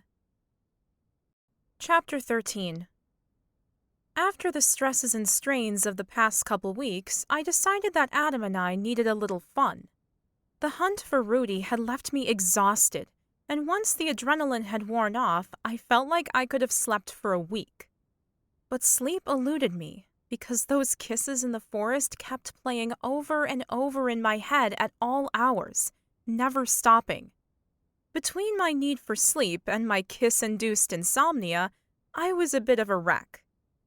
Once we'd gotten Rudy safely locked into his stable, and with a promise from Joe that he would reinforce the gates so that even Houdini himself wouldn't be able to escape, Adam had walked me home, where we had shared another kiss at my front door. "So, do you want to show me what this town has to offer?" Adam had asked, playing the shy boy very well, his dimples seeming to get deeper every time he smiled. "You mean apart from runaway reindeer, a dog sled, carriage ride, and Santa's actual village?" I'd teased. "Yes, apart from those things. Seriously, if we were going on a date, where would you take me? I'm the new kid in town, don't forget." "The new old kid, you mean?" He'd picked up a handful of snow and threw it at me. "I'm 29, so less of the old, if you don't mind." I thought for a moment. "Are you asking me out on a date?" "Yes, I am." He put his hands behind his back and looked up at me from under his eyelashes. "Would you like to go out with me? Tomorrow night?" Well, how could I refuse? With a chaste kiss on the cheek, I had closed my front door, with instructions to Adam to dress up for our date after work on Tuesday. The next evening after work, Adam arrived at my house, carrying 2 takeout cups of hot chocolate and 2 cinnamon rolls. Fresh from the oven, or so I'm told. He took a sip of his drink and then spent the next minute trying to talk through his scalded mouth. "Where are you taking me tonight?" A photo that used to hang in Mr. Kline's office had given me the idea of a young Adam, smiling broadly with a gap in his front teeth, holding his dad's hand at the skating rink in town. I remembered Mr. Kline telling me about how he used to take his son there every Saturday morning, where they would spend a happy couple of hours gliding around the ice before sharing a hot chocolate and then going home. No matter how busy Mr. Kline had been, he never missed a Saturday morning with his son. My front door had a habit of sticking when it was really cold, so I gave it an extra hard slam, dislodging a pile of snow which had been sitting above the porch. Unluckily for Adam, he was standing right underneath it and snow landed on his drink with a splash. "Well, that's one way of cooling it down," I said, laughing as I took his arm and we headed to my car since I'd offered to drive. Following fresh snow last night, I was glad for the studded snow tires on my car as I carefully drove down the hill in the direction of town. Reaching behind the front seat, I handed Adam a bag, from which he pulled a pair of ice skates. "Ta-da! I thought we'd go skating." He looked at me, wearing a big grin on his face. "Really? Snowflake's skating rink is still there? I used to go with my dad all the time." As the car moved forward, I nodded. "Every Saturday without fail. I know." "Don't tell me. You heard all about it," he asked. I made a mock-serious face. "Yep. And he told me how good you were, so I expect some slick moves from you, young man." Adam groaned. "I fear my skating skills may have been greatly exaggerated. I can stay upright, and that's about it." I laughed. "We'll see." Snowflake's skating rink wasn't huge, more than about 10 people, and it would be overcrowded, but it was big enough to at least pick up a decent speed on the ice. As Adam and I laced up our boots, he told me about the time he fell and knocked out his front teeth. "Oh, so that's why you were so gappy in that photo. I figured the Tooth Fairy had just saved herself a return trip and taken 2 together." He frowned. "Photo?" "Yes, he kept it on the wall opposite his desk," I said, realizing there was so much Adam didn't know about his dad. "He said that photo always made him smile because you were so proud of your war wounds, as he called it." I stood up and held my hand out to Adam. "Come on, let's see what you can do on these bad boys." Adam took my hand and we walked to the rink, where I took first one and then another tentative step. Clinging onto the side, I waited while he joined me. And then, once he'd found his legs, we were off. We skated around and around. Okay, I fell once, but having a sweet, handsome man help me up made me want to fall again. Seriously, I hadn't had that much fun in ages, and it was gratifying to see Adam relaxing, his face glowing from the cold and his eyes sparkling. He was a far more competent skater than me, and as he glided around, I could see that same happy little boy in him, whose life had been torn apart by his parents' divorce. My heart ached for him. All eyes were on him as he relaxed into it. A group of women, who were worse at skating than I was, all stood still as they watched him go flying past them, adjusting their hair and smiling at him in the hope that he would notice them. He swooped towards me, showering me with powdered ice as he turned his blades to stop. "Come on, let me teach you." He held out both hands, but I hesitated, not wanting to leave the safety of the railings. "Have faith, Faith." "Your one-liners get worse." I held on to his hands, and as he expertly glided backwards, he pulled me along, counting aloud for me to move first one skate and then the other. As my confidence grew, I began to relax, almost too much because I got the front of my blade caught in the ice and tumbled forward, throwing Adam off balance, so I landed in a very undignified heap on top of him. Winded momentarily, I laughed, before pushing myself onto my knees and holding a hand out to help him up. "I thought you were going to look after me, not knock me down." Adam stood and pulled me to my feet, his boot blocking mine to stop me from sliding. But when I stood, he didn't let go. He pulled me in close to him. "I think that fall was just a ploy to get up close and personal." "Don't make me fall any more," I said, as he pressed his lips to mine. With the fall and other skaters' good-natured giggles still fresh in my mind, we decided to take a break. Adam led me off the ice, and we found a table outside the rinky-dink cafe, which gave us great views of other skaters. "Here, wrap your hands around this. It'll warm you up." He handed me a mug of mulled wine, the spiced steam making my mouth water before I'd even tasted it. "Thank you for this evening, Faith. I haven't had this much fun since, well, in years." "Since you left Christmas Mountain?" I asked hopefully. "It's easy, being here with you." He dropped a kiss on the end of my nose before taking another sip of his wine. "Life is simple and unhurried. I could get used to it." My heart leapt. "You don't need money and fancy restaurants to have fun, Adam. When you strip away all the glitz and glamour, what does Manhattan have that Christmas Mountain doesn't?" I asked, aware that I was making a pitch for him to stay after only a few kisses and one date. So not like me to fall this hard, this fast. "My business is in Manhattan, Faith, and I need the cash from the sale of silver bells to—" "To what, Adam?" "Nothing. Are you ready to go again?" He nodded toward the rink. "Not yet." I put my hand on his arm, wanting him to open up to me. "What is it that you need the money for? If you're in some kind of trouble—" "No, of course not." He shook his head, smiling at me.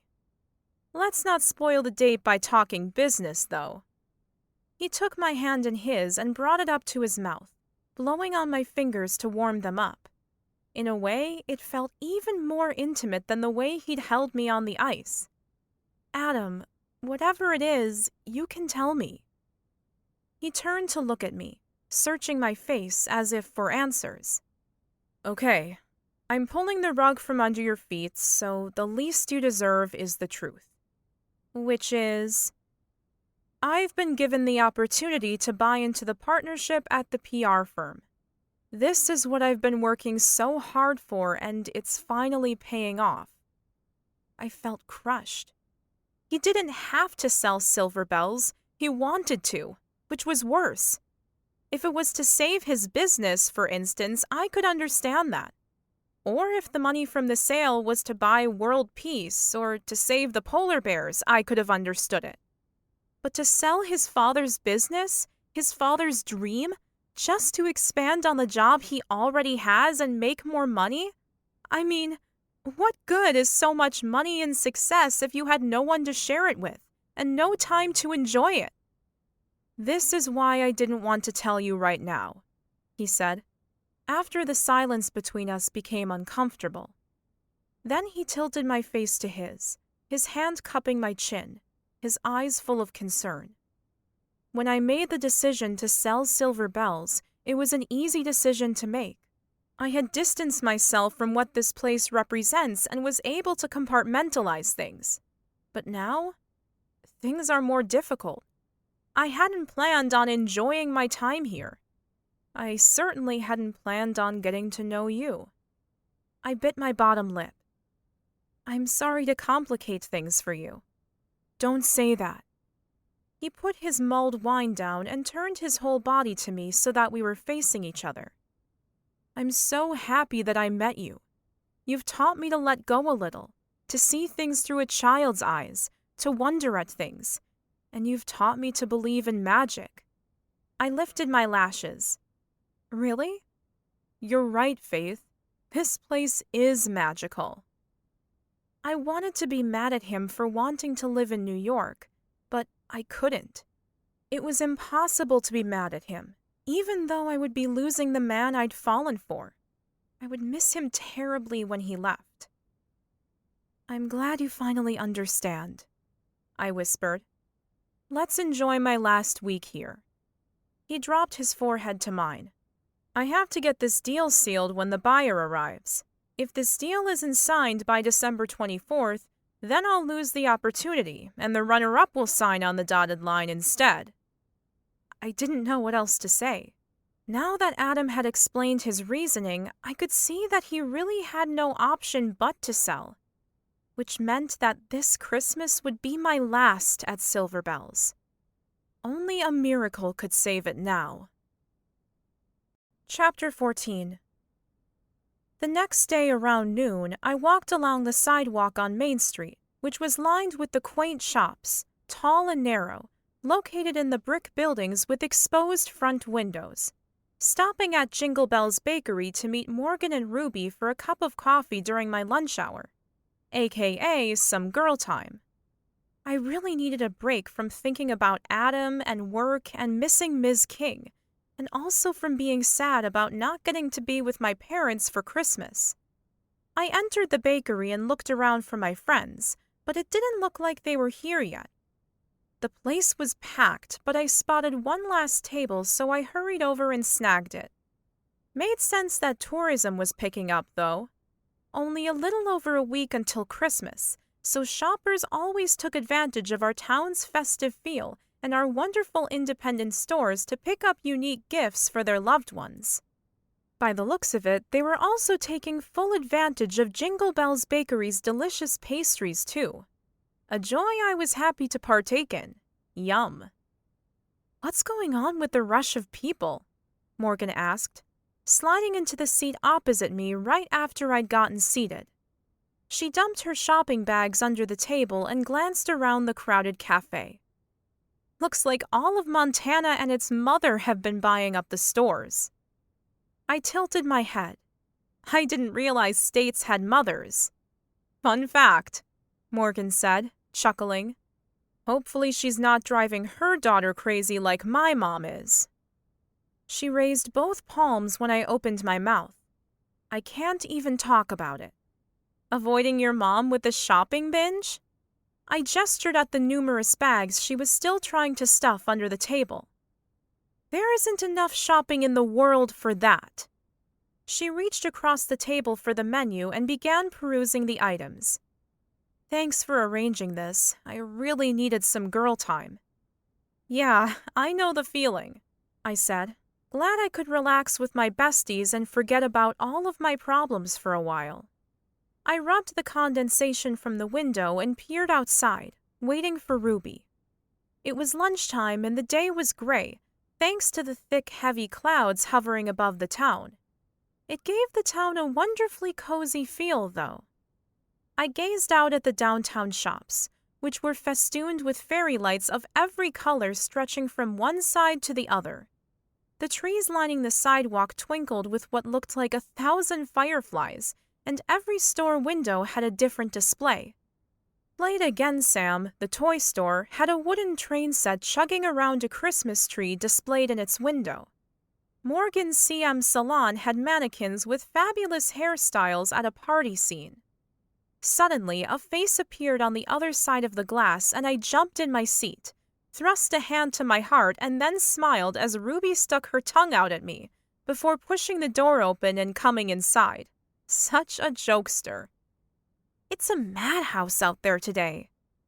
Ruby pulled her beanie hat off, and her blonde hair tumbled around her shoulders as she slid in next to me. She gave me a side hug, and the cold air that clung to her coat tempered the warmth inside the cafe. She nodded toward the now depleted trays in the display case up front, which were usually full of cakes and pastries. Please tell me there are some cinnamon rolls left that I just don't see. Trust me, I was taking no chances. I tapped the side of my nose and winked. As I said this, Tabitha, the teenager who worked here, arrived at the table and set down a tray with a smile. 3 cinnamon rolls and 3 lattes, per your call-in order, Faith. Thanks, Tabitha, I said. We should never have doubted you. Morgan set her menu down and clapped her hands together. These look delicious. Okay, so, Adam Kline? Ruby went straight to the point, as usual. What's going on between you two? We know about the mistletoe kiss. Anything new since then? I've left you 2 messages since I saw you at the inn and not 1 return call. What gives? I've been busy. I sighed, sounding like the little train in Sam's toy shop. Okay, I may have been avoiding talking to Ruby about my love life, but I just wanted to forget about all of that right now and have a break. How's shopping, Morgan? Get anything good? Ruby wagged her finger before picking up a cinnamon roll. Don't try and get out of talking about Adam. You two looked pretty cozy at the Sugar Plum Inn Friday. Morgan's pear green eyes widened. What? Adam and I were just talking about work. I've been trying so hard to save silver bells for Mr. Kline, but Adam still plans to sell the business. My brother's obnoxious behavior didn't drive all of the buyers away? Morgan asked, reaching for a latte. Is this mine? Connor was sweet to try to help me, but no, I said, nodding to her raised latte. I tore a chunk off the cinnamon roll and popped it in my mouth, the sweetness seeping into my taste buds. Oh, yum. Truthfully, I'm feeling guilty about trying to sabotage the sale. Why? Morgan asked. Sounded like a good plan to me. It was for a good cause, I conceded, but then remembered my conversation with Adam. I sighed, knowing the girls weren't going to let me talk about anything else right now. You know how hard I've been working to save silver bells, but now I'm just not sure it's fair to Adam. Stopping the sale would mess up his plans. And what are his plans? Ruby asked, wiggling her eyebrows up and down. Oh, please, I said, my cheeks heating. I'd told them about my spontaneous kiss under the mistletoe, but nothing more yet. Mostly because my feelings had built like a whirlwind. Adam has a window of opportunity to buy in as a partner at the New York firm where he works. It's an incredible opportunity for him. He needs a big cash injection to be able to do that. Selling silver bells, Morgan said, wrinkling her nose. Exactly, I said, my stomach tightening. Morgan gave Ruby and me a long look. It sounds like a great opportunity for him, but what about Christmas Mountain? I hate to sound selfish, but I toured Santa's grotto last weekend and it's a treasure. I can't imagine what we'd do without it. Does he have a buyer yet? I still can't believe planned sabotage didn't work. It kind of backfired, actually, but it wasn't due to Connor playing the part. He played it a little too well, if you ask me. I have no idea how I kept a straight face. Look. I picked up my phone and opened the photo gallery. Some covert photos I took. I scrolled through the photos. Morgan and Ruby snickered at the sight of Morgan's brother asleep in a chair, cuddling Harmony, and even waltzing with one of the potential buyers as she tried to write in her notepad. He looked like a major goofball. After a good laugh at the photos, I wiped my eyes and took a sip of my coffee, which had pretty bells swirled into the creamy, frothy top. I love how they decorate the foam like that. Always seems like such a shame to ruin it. But it tastes even better than it looks, Ruby said, sprinkling brown sugar on hers. Then she scooped it all off with her spoon and put it into her mouth, closing her eyes as she did so. She crunched on the sugar and then looked from me to Morgan as we wrinkled our noses at her. What? It's my thing. Let it go. Ruby was always so health-conscious that we teased her every time about her peculiar eating coffee froth and sugar habit. I laughed before turning to Morgan.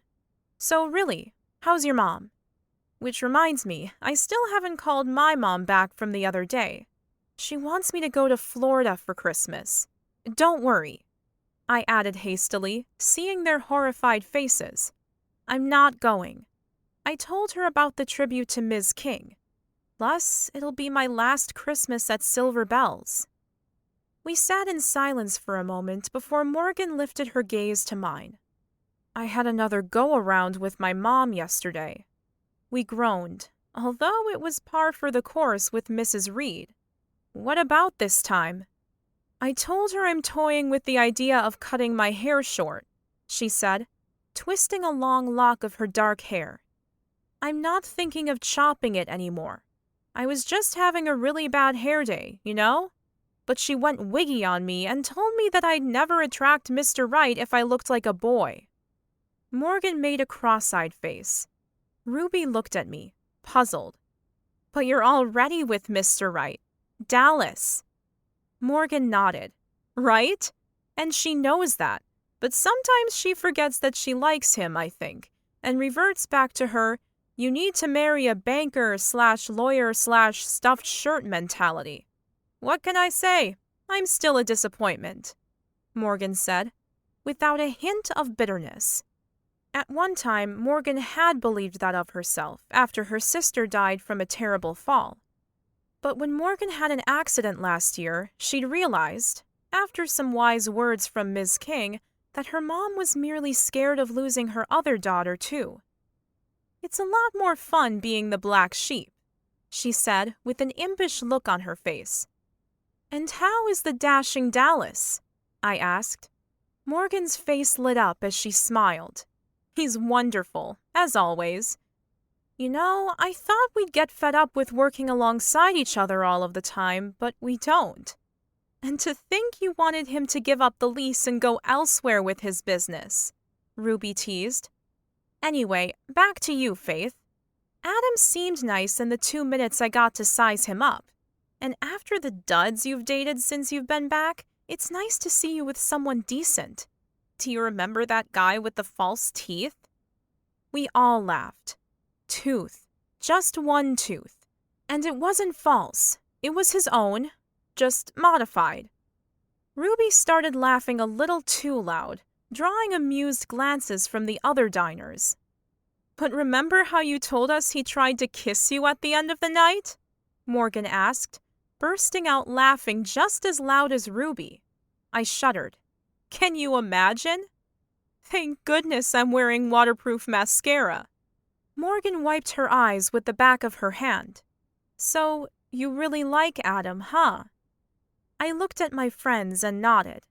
I really do. Which is why I've decided to stop trying to ruin his plans. If he needs to sell Silver Bells, then so be it. But what about your job? I told the girls about the call Adam had from Bernice at It's All Downhill From Here. I called her back and she offered me the chance to manage the place. I mean, it's not Silver Bells, but it would mean a steady income and it's a nice resort. Maybe I could bring some of Mr. Kline's magic to Bernie's place. The three of us sat in silence for a moment. each taking a sip of coffee at the same time. Failing all else, I supposed we could make money as a synchronized coffee drinking team. Ruby put her cup down. You know, I think you're doing the right thing, Faith. If Adam is going to sell, he's going to sell, with or without your blessing. If you keep fighting him, the chances are you're going to lose whatever you two have together. She looked at Morgan, who had opened her mouth. Maybe she needs to lose silver bells to find wedding bells. Oh, that's cute, Morgan said, turning to me. Do you like him enough to give up silver bells? I nodded slowly. He needs to do what's right for him. Morgan narrowed her eyes at me. You really think so? I took a deep breath, then blew out through my mouth slowly before answering. Yes, I do. Morgan gasped. You've fallen in love with him. Two expectant faces looked at me, waiting for me to go on. Which presents me with another problem, I said, looking at each of them as I admitted my feelings for Adam to my besties, and to myself. If the sale goes through, then he'll have no reason to stick around Christmas Mountain anymore. If the thought of losing silver bells had felt like a knife going through my heart, then the thought of losing Adam felt like that knife was being twisted and turned, too. I couldn't bear to lose both of them. But it looked like that was exactly what was going to happen. Soon. Chapter 15. Despite the big wooden doors to Silver Bells being so heavy, a gust of wind whipped them out of my hands with a bang as I arrived back to work. Well, as Morgan's mom always says, a woman should always make an entrance. Although in this case, it was more like ripping the entrance off its hinges. Harmony looked up from her computer, noting the snow I'd accidentally tracked in during my rush to get out of the elements. Good afternoon, Faith. Are we offering indoor skiing now? She asked, walking over with a handful of paper towels. Here, give them to me. I'll do it. I dropped them on the floor and used my foot to mop up the rapidly melting snow before balling them all up and handing them back to Harmony. Don't say I never give you anything. Gee, thanks. Harmony took the wet bundle and walked back to her desk, tossing them into the trash can before sitting back down. I picked up the mail and leafed through it, casually asking about Adam. Oh yeah, I meant to tell you when you came in, but your Snow Queen impression threw me, she said, batting her eyelashes as the phone at her desk rang. Adam is gone. Hello? Silver Bells Luxury Tours, Harmony speaking. How may I help you? My entire body went numb. Adam was gone? What did that mean? Had he sold the business while I was out to lunch? He hadn't been in this morning, but I figured we'd see each other this afternoon. What was going on? I waited while Harmony finished up on the phone, all sorts of scenarios running through my mind, and none of them good. She hadn't even hung up the receiver entirely when I asked, What do you mean Adam's gone? Gone where? She looked at my face, which had to be tense, and a knowing smile crossed her face. He's gone back to the city, but fear not, fair maiden, your prince will return tomorrow. I gave her a look. Oh. He didn't tell you? She asked, waiting for me to shake my head before speaking again. Men. They're such excellent communicators. Not. Dave in the doghouse again? I asked. Apparently, it's too much effort to send a text letting me know there's a game on TV and he wouldn't be coming over as planned last night. She rolled her eyes and stapled a couple of papers together. I heard about the job offer from Bernice. You going to take it? I paused. I'm not ready to give up on Silver Bells just yet. Maybe the new buyer will want to keep everything as is, I said, the words day spa flashing through my head in neon lights. I'm sensing we need snacks. Harmony opened a desk drawer and took out a bag of cookies, taking one herself before handing the packet to me and settling back in her chair. I laughed. I'm surprised you haven't got popcorn in there. Her eyes widened. Moi? I adored Harmony, but she did love gossip, although she was never malicious. There's really nothing to tell. I think Adam will sell, but I'm hoping the new buyer will run it the way it's always been run. Oh, Faith, do you really think that's a possibility? Harmony asked, just as the front door opened and a woman strode in like she owned the place. She wore a long white fur coat, high heels, and her straight red hair didn't have one strand out of place. She looked ferocious. I held out my hand to the woman. Welcome to Silver Bell's Luxury Tours. Looking for the manager. She thrust her coat into my outstretched hand and stamped her very expensive-looking shoes on the lobby floor instead of the rug, the snow melting into a small puddle. She looked expectantly at me and then snapped her fingers. Hello? I blinked, shocked at her rudeness. I'm the manager of Silver Bells. May I help you? She took a step back and looked me up and down. Really? Your Faith? Not at all what I was expecting.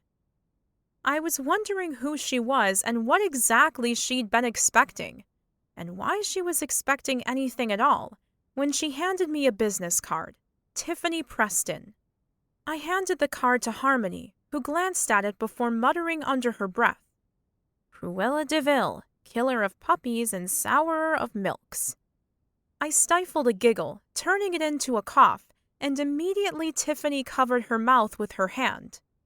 Behind her stood another woman dressed in a sharp suit, which was totally unsuitable for the outdoor elements of Christmas Mountain. I'm sorry, I don't understand how I can help you. Tiffany sighed theatrically. We're here for Kline. Your boss? Ah, I'm sorry, but Mr. Kline is out of town at the moment. If you would like to speak— Yes, I know he's out of town at the moment. Tiffany held her hand up and spoke as though to a child. We left him in New York several hours ago before flying here on a private jet. The other woman stepped forward. Hello, I'm Cass. We work with Adam, and he asked us to take a look around at the business to see where improvements can be made. She smiled kindly, clearly still in possession of a soul, unlike Tiffany. Improvements? I don't know. Tiffany sighed again. With any luck, she'd hyperventilate and have to return to the city. You do know that Adam is selling this place? She asked, as if wanting to bring me up to speed. Well, he wants to get the best price he can, obviously, so we're here to see where the business is failing and how we can improve it. We won't be long. I can't wait to get back to civilization. So if you could show us where his office is, schedule a tour for us, and we'll have 4 coffees. I showed them to the coffee bar and then to Adam's office. We should have this wrapped up today, or tomorrow tops, Tiffany said, sipping her espresso. Adam is floating the idea to some of his corporate buddies in Manhattan, who are always looking for little projects to take on and invest in. I plastered a smile on my face. A shame you can't stay longer. Tiffany flicked her glossy red hair over her shoulder and sat down at Adam's desk. We need a quick sale so that Adam can be back for the Plaza Christmas Ball. We go together every year, and I prefer to have his undivided attention. As she turned her undivided attention to the paperwork on Adam's desk, I heard the phone ringing in my office. I hurried along the corridor and sank down into my chair, my head spinning. We go together every year. Hello? I asked, forgetting my usual greeting. That's how flummoxed I was about Tiffany's appearance. Faith, it's Adam. My belly fluttered at his voice. Hi, Adam. I'm sorry for running out on you without a heads up, but I had a call in the middle of the night and I didn't want to wake you. I interrupted him. It's fine, Harmony explained. There was silence for a moment. Are you okay? Yes. No. Look, a couple of members of my team will be arriving today. They shouldn't get in your way. They're just there to— Yes, Tiffany and company. Not the jewelry, of course. I've already had the pleasure. Silence again. I meant to warn you, but it's just been one thing after another here. How's it going? All good, I said, except that he was going to the plaza Christmas ball with that obnoxious woman when he was supposedly interested in me. I should go and check if they need anything. Okay, he said. I heard Adam call to someone that he'd be right there. Another crisis. I'll be back tomorrow. Faith, I miss you. My eyes watered. I miss you too. Silence filled my ear, and I wished I had a rewind button so I could hear that last part again. I smiled. Things couldn't be that serious with Tiffany if he was telling me he missed me. I returned to Adam's office, having stopped by Harmony's desk to develop a plan for Operation No Day Spa, so that Adam's crew could report back that business was picking up here. Right on cue, Adam's phone rang and I answered, putting it on speakerphone. Hello? Morgan's voice came through the line. I booked a tour at Silver Bell's Luxury Tours and I'm so excited about it. But we've just arrived at the airport and there are no rides available.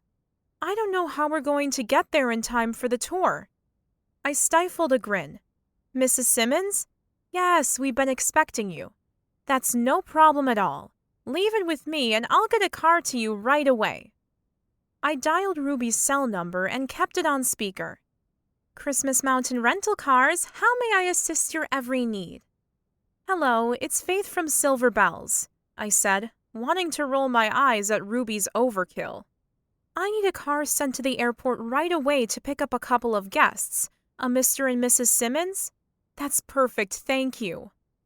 Over the course of the next hour, one disaster after another occurred, courtesy of Morgan, Ruby, Morgan's brother Connor, and even Harmony herself, who hid in the bathroom while making the call, each one dealt with professionally and swiftly by yours truly.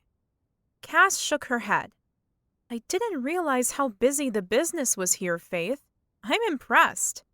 You're clearly the glue that holds this place together. I smiled gratefully at her, feeling glad she could pass on to a prospective buyer that I was indispensable. If I could be kept on as manager of Silver Bells, then I could safeguard everyone's jobs and hopefully keep things more or less the way they were. Faith, you seem to be the driving force here, Cass said. Tell us how you think we can improve things. Tiffany shot her a look. I don't think we need Faith's input. The figures are all here and our tours later are all we need. Cass shook her head. Adam was very clear that he wanted Faith's input. Well, when Adam gets back, then he can ask for Faith's input. But in the meantime, we have 2 days to sort this mess out before he comes back. Adam will be back tomorrow, I said. Tiffany's face wrinkled. And when exactly did he tell you this? When he called this afternoon, I said, annoyed that she clearly had it in for me. I spent the afternoon with Tiffany and Cass pointing out areas, which I thought could be enhanced to bring in more visitors, and Cass nodded, taking notes and asking questions. Tiffany followed in stony silence. By the end of the day, business was all wrapped up and Tiffany stalked past me while Cass was thanking me and saying goodbye. Don't worry about Tiffany. She's jealous of you, you know. I was astonished. Of me? Why? Cass smiled. Because Adam speaks highly of you. He and Tiffany dated a couple of years ago. I was under the impression that they still were, I said, remembering what Tiffany had said about the Plaza Christmas ball. She says they go to the same ball together every year. Cass laughed. Ha, she wishes. Well, they both go to the Christmas ball every year, but definitely not together. Their dating was short-lived. Tiff is very high maintenance. I shouldn't be saying this, but Tiffany has had her sights on Adam since he broke up with her. Now that she knows he's interested in you... In me? I asked, my heart beating faster. We know Adam well enough to hear it in his voice, Cass said, smiling at me. But when Tiffany sets her sights on something or someone, she usually gets it. Nothing stands in her way. Just be prepared. It's been a pleasure having you here, I said, feeling like Cass was a new friend. We've got all your ideas here, Faith. You build a strong case. I'll make sure your ideas get presented, I promise. Take care. We shook hands and I stared after Cass, thinking back over what she had said and feeling more than a bit worried. Tiffany was the kind of woman who got what she wanted, whatever the cost.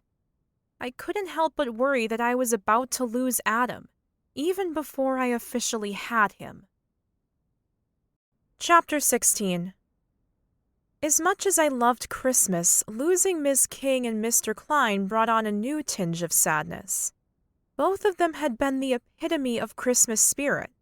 Miss King with her Christmas concerts and Mr. Kline?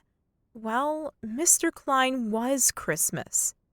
Knowing how much they had both reveled in this special time of year, I wanted to allow myself one special day of remembrance, which was why I planned to hang ornaments on the sharing tree. The sharing tree sat beside Christmas Falls, the 60-foot waterfall that fed Christmas River, and hanging an ornament on the Douglas fir tree had long been a tradition in Christmas Mountain, so I didn't need to explain it to Adam when I asked him to come along Thursday afternoon after he returned. The sharing tree had been here since I could remember, and had been a huge part of the town's Christmas preparations. Everyone came to remember loved ones and hang an ornament on one of the hundreds of branches. And there was a bench close by called Kissing Bench where you could sit and talk above the roar of the falls. "Of course I'll come with you," Adam said when I suggested it upon his return from New York. "But I'd understand if you prefer to go alone. I don't want to intrude on your grief." I shook my head, remembering how he'd avoided anything to do with the sharing tree when we'd come with the tour group a couple of weeks ago. But this time he seemed interested in the idea and open with me. "The sharing tree can be a happy place, Adam," I said, feeling glad he was back. "A place where you sit and talk to the people you loved and remember Christmases past." "I'm afraid there aren't many past Christmases for me. I rarely celebrated it in New York." "Wow, even Ebenezer Scrooge had Christmases past," I said, nudging him lightly in the ribs. "Bah, humbug," he replied with a grin, before slipping his arm around me as we walked. There had been fresh snow during the night, and the climb up the steps to the sharing tree felt magical. Clouds dotted the endless blue sky, looking so white and perfect in contrast to the previous gray days. The sun shined brightly, lighting up the snow with a brilliant display of iridescent sparkles like nature's fairy lights. Adam slipped his hand around mine, making it easy to forget the things which were troubling me. We reached Kissing Bench, and I wiped away the thin layer of snow with my glove before sitting and taking a small package out of my pocket. I pulled my gloves off with my teeth and then unwrapped the red and white striped tissue paper before taking out a Christmas tree ornament. I chose this one for Ms. King. I held it up in the air and let it spin on the gold thread attached to a gold hook. As soon as I saw it, I thought of her. A choir girl. He pressed a kiss to my temple and pulled me closer. "I'm sure Ms. King would have loved that." I laid my head on his shoulder and stared at the little choir girl dressed in a baby blue gown, the skirt beautifully sculpted to resemble the folds of fabric. Her angelic face had long lashes gracing her rosy cheeks, and her sweet mouth opened in song. Dark hair fell about her shoulders in ringlets, and she held an open book with the words to Silent Night etched onto the pages. The text so tiny I had to squint to read the words. The sunlight picked up the fine glitter on the ornament, reminding me of the ever-present glint in my old mentor's eyes. I smiled. From my other pocket, I pulled out another box and handed it to Adam. "I got you something," I said. "For me?" he asked, sounding touched. He looked at me a moment before taking the small package, wrapped in the same candy cane striped paper. "What is it?" I laughed. "Open it and find out." He unwrapped the tissue and took out another Christmas tree ornament, turning it over in his hands.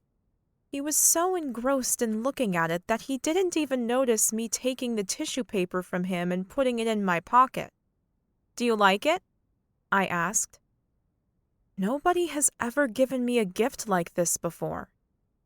He looked at me with a stunned expression a moment, before turning his attention back to the ornament, a porcelain book painted with intricate detail. The front cover showed a house with a fire burning brightly in one of the windows and a Christmas wreath on the front door. Snow lay on the ground and on the roof and chimney, and across the big full moon, Santa's sleigh flew into the night with 9 tiny reindeer pulling it. The title of the book read, "'Twas the Night Before Christmas." "My favorite poem from when I was a kid," he whispered, as his eyes watered. "I thought you might like to hang it on the sharing tree," I said, my throat tightening as I gestured behind us. "For your dad." He breathed out slowly before turning to me. "I can't believe you remembered the poem I used to read with my mom and dad every year." I nodded. "You told me in your office." "I love it, Faith. Thank you," he said, the corner of his mouth curving upward in a sad smile that didn't quite reach his eyes. "But I don't think I should hang it on the tree." My eyebrows came together. "Why not?" He gave me a sideways glance. "I'm allergic to Douglas fir trees." "Wait, what?" I asked, but then the corner of his mouth hitched up further. "No, you're not." "I am." He nodded, squeezing my shoulder. "I break out in big ugly hives and have to stay indoors for the whole of winter. Do you want that on your conscience?" I lifted an eyebrow. "Adam Kline, you're telling me fibs." "Okay, I'm not allergic to Douglas fir trees," he said, giving a small chuckle before his expression sobered. "But I don't think my dad would want me hanging an ornament in his honor." "Why not?" I asked, taking Adam's face in my hands. "Adam, your dad adored you. Not a day went by that he didn't talk about you. Whatever you think he might have been holding against you, I can promise you, he wasn't." "You don't know about when I ate the last sugar cookie in 5th grade," he said, his eyes widening as if he'd robbed a bank or something. He'd been looking forward to a cookie after sorting out the Christmas lights, but I ate every last one on the plate anyway. "Seriously? Adam, he'd have given them to you anyway. That's what parents do." He paused for a moment. "One time, I took his brand new boots to dress up my snowman for a photograph. I forgot to bring them back inside, and when he got up for work the next day, they were full of snow and chewed up by raccoons. He had to wear his old boots with a hole in them and caught a cold. He was blowing his nose all through Christmas dinner that year." "Oh, Adam."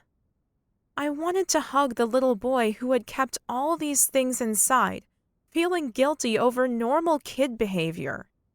"These are the things parents look back on and laugh about. Your dad was the most forgiving person I ever met. He loved you. You should hear some of the things I did as a kid. They'd blow your mind.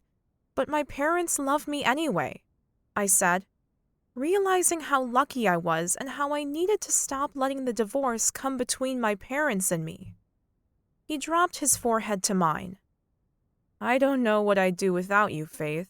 No wonder Dad loved you." My chest warmed. The feeling was mutual. "Now tell me, what's this really about?" "I let him down," he said, closing his eyes. "I knew how much he loved me and how he'd started this business, Silver Bell's Luxury Tours. But I stayed in New York every year. I put work above all else, and I can't bear to think about how much pain I caused him." "Oh, Adam." I pressed my lips to his cheek, touched that he'd opened up to me. I took his hand and brought him to the tree. The ornaments hung by other people glinted in the sunlight, and small gold bells tinkled in the chilly breeze. You need to talk to him." A line formed between his eyebrows. "How?" "He's gone." "I'll show you." I hung my little choir girl on an empty branch and closed my eyes. "Thank you, Miss King, for teaching me to sing, for being there for me through middle and high school, and for introducing me to Mr. Kline. Even though I miss you, I know you're where you're supposed to be. Merry Christmas." An ache rolled through me, but then a strong hand rubbed my back in small, slow circles, soothing me. The ache passed, replaced by a wave of comfort thanks to Adam. "Your turn," I said, blinking away the tears as I opened my eyes. I gave his arm a squeeze. "I'll give you some space to talk to him, to tell him all of the things you wished you'd said while he was alive. He'll hear you, I promise," I said, standing on tiptoe and kissing him lightly, before walking back to the bench and sitting down. Adam sighed, his breath heating the air in front of him and forming a small cloud that soon dissipated.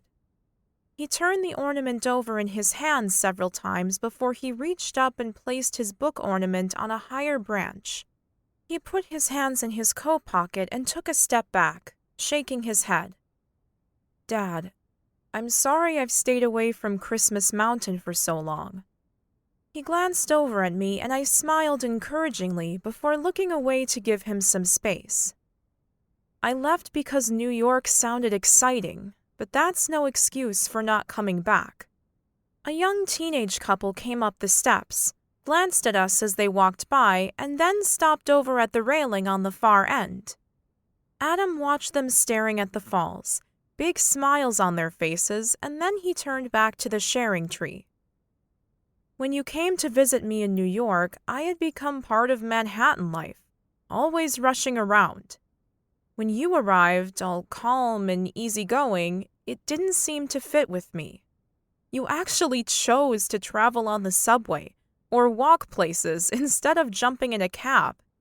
You'd say, 'It's good for the soul, son,' and now I'm starting to get what you mean."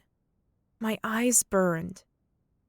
"Sometimes I wanted to come back, but then I got my job, and there was always more work to do, you know?" His voice quivered and he glanced at his shoes. "I regret not visiting you here after I left. I regret not seeing this business you created while you were alive. Christmas was never the same once we moved away. Mom tried in her own way, but you were the one who made it magical for me, the same way you made Christmas special for so many people. I hope you can forgive me for selling the business." I looked up and saw a lone tear fall down his cheek before he swiped it away. "Faith said you would forgive me for not coming back while you were alive, but I'm not sure I believe her," he said, swiping his nose. "This might sound crazy, but if you could send me, I don't know, a sign, something to let me know that I have your blessing, and that you forgive me." His voice broke and he shook his head. "I know that's impossible, but I am sorry. I love you, Dad. Always have and always will." He touched the ornament one last time, closing his eyes as he did so, before coming over to the bench and sitting down next to me. "You know he heard you, right?" I asked. He shrugged. "I hope so. Thanks for bringing me up here, Faith." I put my arms around him and hugged him hard. As we sat embracing with only the sound of the falls behind us, a deep throaty "hoot hoot" rang through the air. "Hoot hoot!" "My dad loved owls," he said, his voice barely a whisper in my ear. I opened my eyes, looking over his shoulder, and then sat back. "Look, Adam." A beautiful snowy owl sat on a nearby post, watching us with its big amber-colored eyes. Black spotted markings graced his pure white feathers. When he flapped his wings, preparing to take flight, I noticed something and gasped. "Oh, Adam," I said, pointing to its backside and remembering our conversation in his office while I'd been decorating for Christmas. I also remembered what he showed me. I see it. Adam's eyes filled with tears as he nodded. There, right in the middle of the owl's back, was an unusual bald patch filled in with gold. He looks like the ornament I damaged and repaired when I was a kid. The owl glanced back at us once, and then he flew off. I leaned my head against Adam's shoulder. That was your sign, Adam. Your dad has forgiven you and you have his blessing to sell silver bells, I said, and then hesitated. And you have mine, too. Faith. He gazed at me and my stomach warmed. We'd connected on a deeper level than I'd ever known possible, and the look on his face told me he felt it too. With his fingers under my chin, he leaned down and kissed me so tenderly I knew I couldn't fight him anymore. He had my full heart, and if he needed to sell silver bells, then I was behind him all the way. Chapter 17. When I said I was up for anything, I didn't expect this. Adam looked around at the elves as they busied themselves in Santa's grotto. There's no way I'm putting this outfit on. The elf suit consisted of green and red striped leggings, a green velvet jacket, pixie boots, and a jaunty little hat. I bit my lip to stop myself from laughing. I've got to wear one too. Come on, Adam. They're so short-handed today and the local schools are coming up to see Santa. You wouldn't want to disappoint them this close to Christmas, would you? I asked. No, and I don't want to disappoint you either, he said, stealing a kiss behind the head elf's back. You already gave me that sad look of yours when I told you the potential buyers were coming back this week for another look. I'm sorry, I said, knowing I needed to be more supportive. I'll work all weekend and do whatever it takes to help you. I know how important this sale is to you. Thanks, Faith, he said. The head elf, Robin, was running around in a panic. Today was the busiest day of the year at Santa's grotto because it was the Friday before Christmas and the last day of school. Unfortunately, half of the elves were out sick with the flu. It was all hands on deck today, and that included Adam's hands, which were holding the offending costume out in front of him. I took the outfit from him and held it up to his chest. You're about the same height as your dad, and he wore this costume every year. Pretty please? He took the outfit. You know I can't disappoint the kids. Thank you, I said.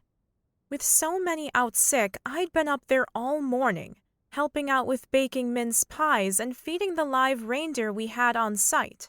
But when another two had fallen ill, I had to bring in costumed reinforcements in the shape of Adam and me. A few minutes later, Adam emerged from the dressing room. For a moment, I was taken aback by how much he looked like a younger version of his dad in the same suit Mr. Kline had worn, both in the annual parade and on days like today. Adam put his hands on his hips. I feel ridiculous. You look amazing.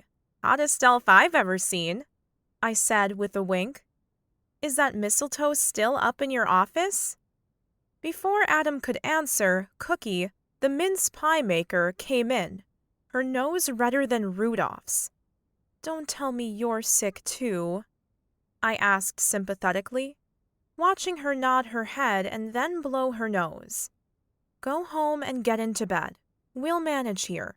Get well soon. Adam turned to me. So, mince pies it is then. I nodded. There were some jobs that could be overlooked at the grotto, but mince pie making wasn't one of them.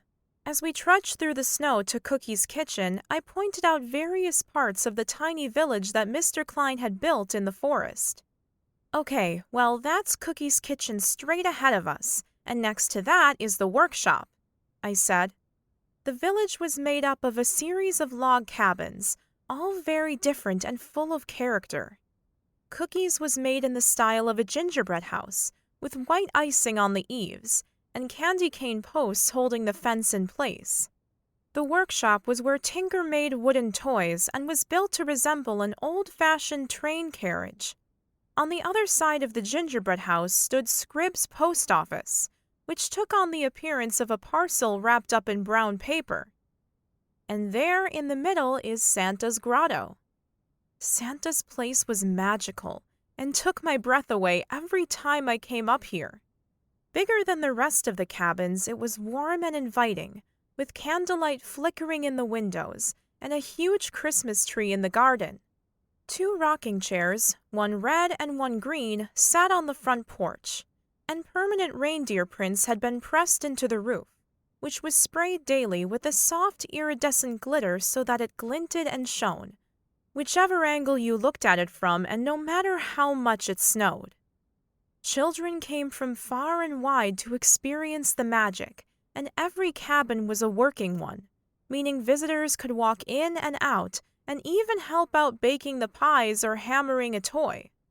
Mr. Kline had spent years honing it, and the attention to detail was amazing. "I can see why you love this place so much," Adam said. "What do you mean?" I turned around and looked at him, and then tried to keep a straight face. But seeing Adam in the snow dressed in a green velvet jacket and striped leggings was more than I could bear, and I started laughing. "I've got to take a selfie. Come here." "You mean an Elfie?" he quipped. My cell phone gave a click just as I made a face at his terrible joke, which made us both laugh even harder. "Okay, we're here," I said, the smell of smoke wafting up my nose as I opened the door. Uh-oh, that wasn't usual.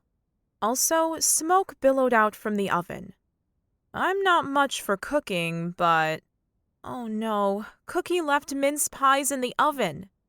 I threw open the windows and began fanning the air with a hand towel, while Adam grabbed the offending pies from the oven and threw them in a trash can. I grinned at him. "Okay, Elf, it's time to get your hands dirty." I couldn't remember ever having this much fun as Adam and I got elbow deep in flour and made batch after batch of fresh mince pies. He was surprisingly skilled in the kitchen for being an amateur, and I told him so. "I have many talents, young lady," he murmured, stealing another kiss before the next group of excited children came in. I looked above me. There's no mistletoe. So? There was a knock on the door, and Adam jumped up to answer it, ushering in the next group of children. Wide-eyed and innocent, they sat down as Adam told them stories, tales he made up on the spur of the moment, just like Mr. Kline had been known to do. As I poured hot chocolate into mugs, I watched him. He had started the day so far out of his comfort zone, but the way he had slipped into the role made me fall for him a little bit more. He caught my eye over the children's heads and smiled, melting my heart. I felt a little sad, thinking about how much both Mr. Kline and Adam had missed out on without performing like this together.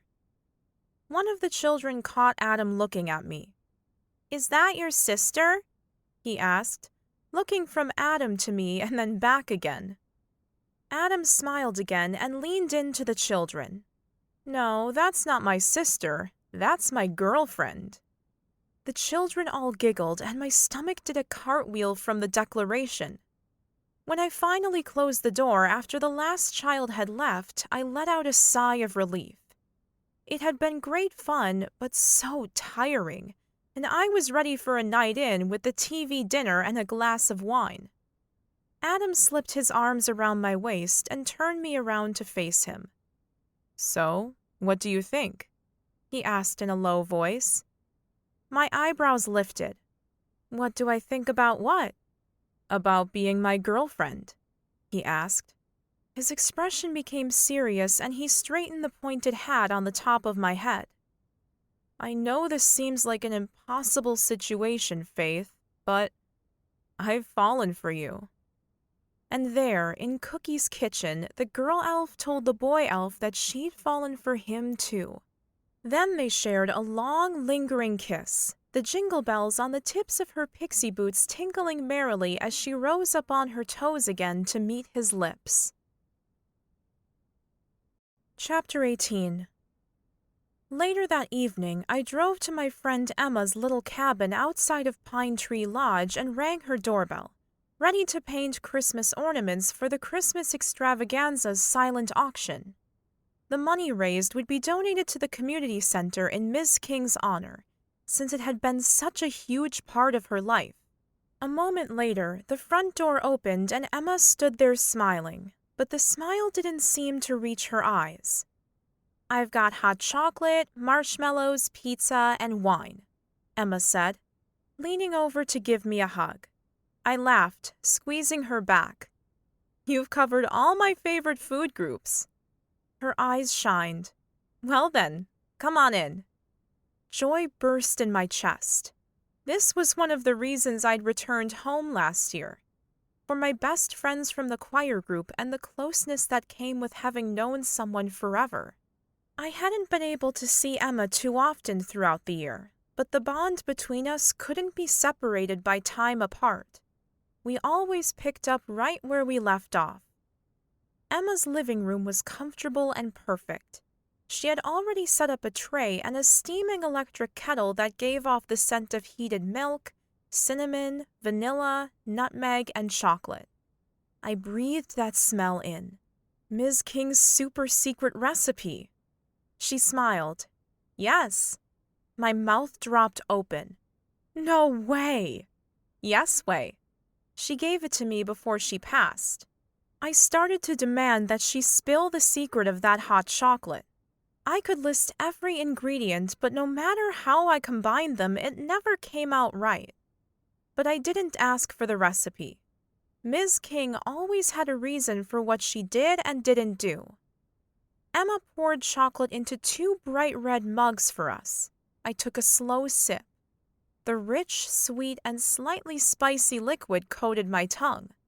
I moaned. "Oh, this is so good." She smiled. "I know, right?" I set the cup down and looked around. The Christmas tree glittered and sparkled. A fire glowed in the adorable electric fireplace. "I wish I were as organized and together as you are, Emma. I haven't even put a tree up yet. I put one up at the store, of course, but not at home." Hurt swelled up in my chest at the mention of home.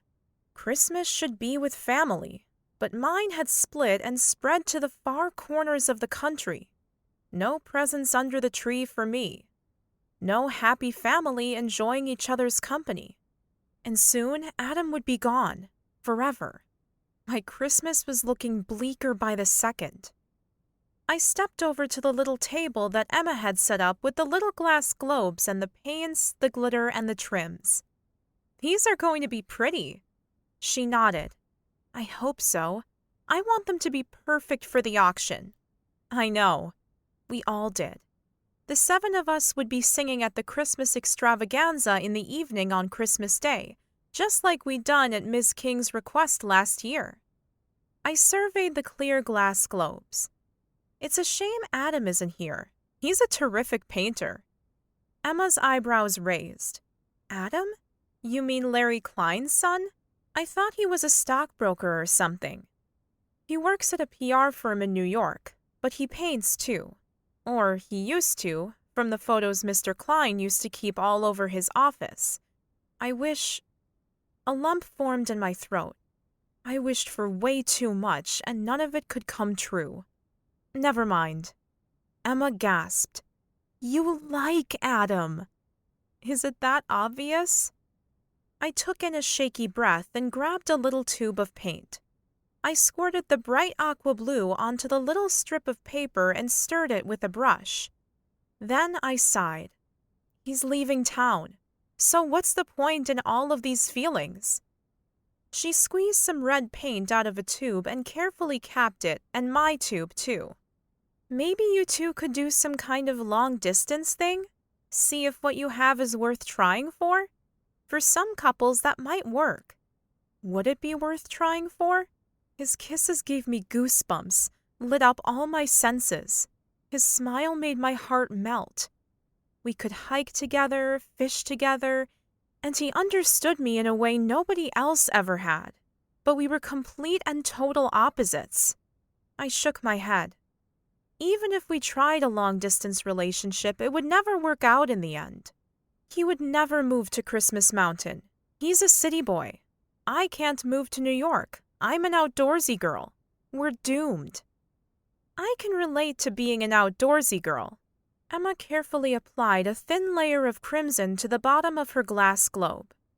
Ashley can relate too, since she started the outdoor recreation company. But come on, Faith. Good relationships are hard to find. There must be some kind of solution. I painted a blue zigzag pattern and then shrugged. I've lived in a city before.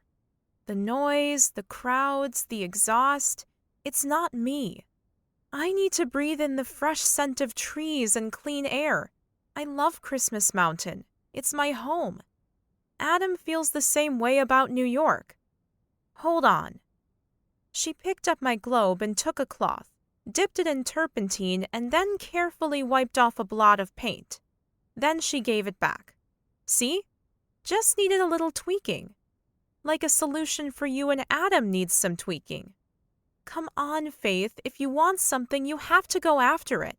You taught me that back in high school when I wanted to break free of my mother's control and become a chef, and worried that I'd never get there. This is different. I dipped the paintbrush into the paint and tried to get a nice even coat of the blue at the bottom of the bulb. It bled and ran downward.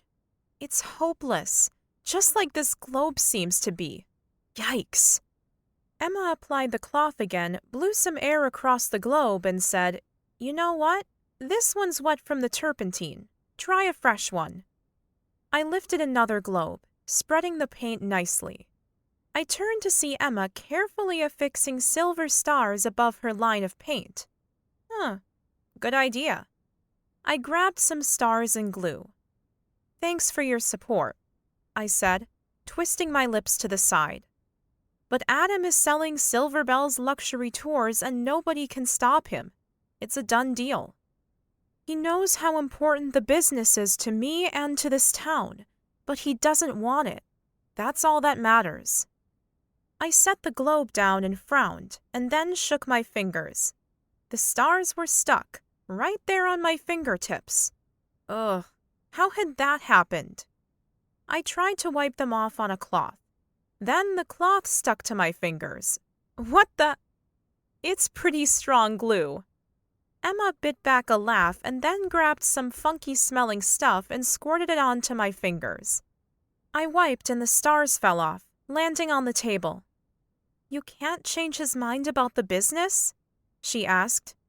I gave her a quick summary of the prospective buyers that had come through and what had happened there. "Our best bet is that whoever buys the business keeps it as is." She winced. "I can't imagine it as a day spa." Me either. I sucked in a breath and then dipped my brush into the paint again. I wanted to help save Mr. Kline's business, but Adam's going to sell it. My vision blurred. And I did the test to see if I was a match for a donation of marrow to Ms. King, but I wasn't. Nothing seems to work out, but I wish Adam and I could stay together. "I've never heard you say that about a guy before," she said, smiling as she brushed the excess glitter off my globe. "You know, one of the best things about you is how much you care about people. Tell me why you like this guy. I'd love to know." I lifted my lashes. "He's kind, smart, funny, and he gets me. Sometimes he kisses me like he's giving me a lifeline just when I'm about to drown." A shiver rolled through me at the memory of his kisses. Sounds like something special between you two that's meant to last. "I know," I admitted, wishing he wasn't so perfect for me. "But he lives in New York, Em, and he's selling the business. I just don't know what to do. He asked me to dinner tomorrow night. I'm scared it will end up as a farewell date." She set my completed globe down carefully on a plastic sheet so it could dry. "I thought you said he's a good kisser." He's a great kisser. I wish I knew how this could all work out. She set her finished globe next to mine. You could try asking him. I could. What would Ms. King say? Emma asked. I smiled. Nothing ventured means you're stuck in the same spot. She squirted orange paint onto the paper. I guess you'd better get to venturing then, Faith. I couldn't think or speak. I don't know how. Are you kidding me? You're a guide. You're a leader. You didn't start doing that for no reason at all. You know how to venture. You know there are risks in every single thing in life. And you know how to navigate those risks. Why are you so afraid with this guy? I've never seen you like this. I know. Normally, I'm fearless, Emma supplied. But not with Adam. Why do you think that is? I took a deep breath. All the things I wanted to say stuck to my tongue. I had to tell her the truth. I had to tell myself the truth. I think he's the one. Then why don't you tell him that? You know the reason. I stared at my badly painted globe. My mom thought my dad was the one. She went for it. He thought she was the one. He went for it. They fell in love and had a marriage, and that didn't work out. What if I think Adam is the one, but we end up being all wrong for each other? You're getting way ahead of yourself, girl. Maybe you should try being with him, long distance or not, to find out if he is the one. Good point, but what if he is and it doesn't work out between us anyway? Nobody wants to get hurt. Emma grabbed my globe and wiped a blob of paint off the little silver hook at the top. She blew on her globe so the paint would dry faster. But what if you never ask? Can you live with just letting him go and not trying at all? I couldn't. I had to try. I studied my globe. If I'm in need of a shoulder to cry on and a buddy who's willing to buy the pancakes, will you be there? You know I will. Then I'm going for it. I nodded, resolving to let him know tomorrow. We had to work since the potential buyers would be there this weekend, so maybe we'd get a chance to talk before our date. I was going to go for it with Adam. I was going to tell him I wanted to be with him, no matter what that looked like. I was going to spill my heart, give him one terrific kiss, or maybe 2 or 3 kisses, and then hope it would all work out for us. Chapter 19. Rap, rap, rap. I jumped, pulled abruptly from a dream in which I was chasing all of the elves out of town. I'd been running after them, but they were fast, always escaping my reach. Head pounding, I sat up in bed, trying to figure out what time of day it was. Rap, rap, rap. Faith, open the door, came a familiar male voice. Wait, was that Adam? What was he doing at my place? I'd called Harmony to bring me supplies in my weakened state, thanks to the elves giving me the flu. Adam could not see me like this. No, no, no. Besides, I should be at work.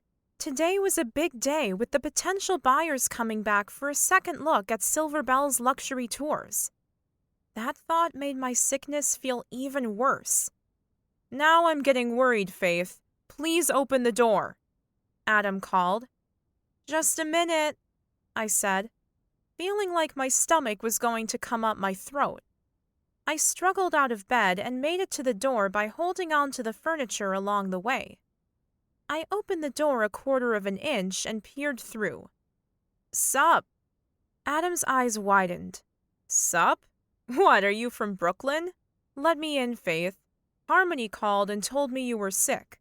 I've brought lemon and honey. Right. First job when I get back to the office is to fire Harmony. I looked at the bag he was holding up and smiled weakly. Thanks, Adam. Just leave it there and I'll grab it in a sec. Let me in so I can make you some hot lemon and honey. He leaned one hand against the door jamb. As I began to protest again, he said, I know you don't have anyone here taking care of you. So if you won't let me in, then you'll force me to get your mother's phone number from the employee files back at the office and give her a call. I'm sure she'd be delighted to fly out and… I opened the door wide. Okay, come in. Just don't look at me. I feel like my head might explode, and that can't be an impressive look for anyone. Thank you, he said, steering me to the living room of my apartment. Now lay down and get some rest, and I'll make you some hot lemon. Then you can sleep. I rested on the couch as Adam sang softly to himself in the kitchen, smiling despite feeling so ill. I thought about how nice it would be if this were our home, which promptly made tears come because I knew he was going back to New York soon. Faith, your phone is flashing with a message. He brought my cell phone to me and I pressed play. Hello, I was looking for a woman named Faith. She used to be my daughter, but I'm assuming from her silence that she has moved away, joined a convent, or found a new mommy. Call me. Oh no, I still hadn't returned my mom's call. So not going to happen today, though. I dropped my cell phone on the coffee table and put the back of my hand to my forehead. Here you go. Adam sat on the couch and handed me the concoction to drink. I took a sip and the sweet honey soothed my sandpaper throat. He gently took the cup from my hand and placed it on the coffee table, examining a Christmas ornament which was lying there. I painted that last night with my friend Emma, I said, sitting up suddenly. Oh no, I hope I didn't get Emma sick. Who's Emma? I told him about my evening spent painting Christmas ornaments with Emma to get ready for the Christmas extravaganza. Emma's one of my oldest friends who was also in Ms. King's choir. I held up my wrist to show him my friendship bracelet. We all wear one of these. I've never taken mine off. Morgan has one too, I said, and swung my legs around and stood up. Whoa, where do you think you're going? As much as I'm sure you love my bird's nest mess of hair, my Rudolph nose, and the too big pajama look, I don't. So I'm going to shower and… My voice trailed off as the room began to spin. I felt myself falling until strong arms caught me and guided me back to the couch. The cough medicine he'd brought was also making me feel woozy. You caught me, I sighed happily. You know who we could be? Rhett Butler and Scarlett O'Hara. I jabbed my finger lightly in his chest. You are my leading man. He laughed. Well, right now this leading man is asking you to rest. He tucked the blanket my grandma made up under my chin before picking up my mug and going back into the kitchen. I bet Scarlett O'Hara never did as she was told, I mumbled under my breath. How are things at Silver Bells? I asked, standing up, going to my room, and searching for my jeans. I slipped them on and narrowly avoided disaster as one foot got caught in the leg. Hopping around was not doing my poor head any good. Those elves had a lot to answer for. Don't think about work, Faith. We need to get you better. I said, and shrugged my arm into the sleeve of my shirt. I started to brush my hair, which was a painful root-pulling task. I decided on a messy bun instead. Not intentionally messy, but it was more respectable than the dragged-through-a-hedge backwards look I currently had. Adam walked out of the kitchen and found me dressed in the living room. I thought I told you to rest. Look, I've heated up some soup for you.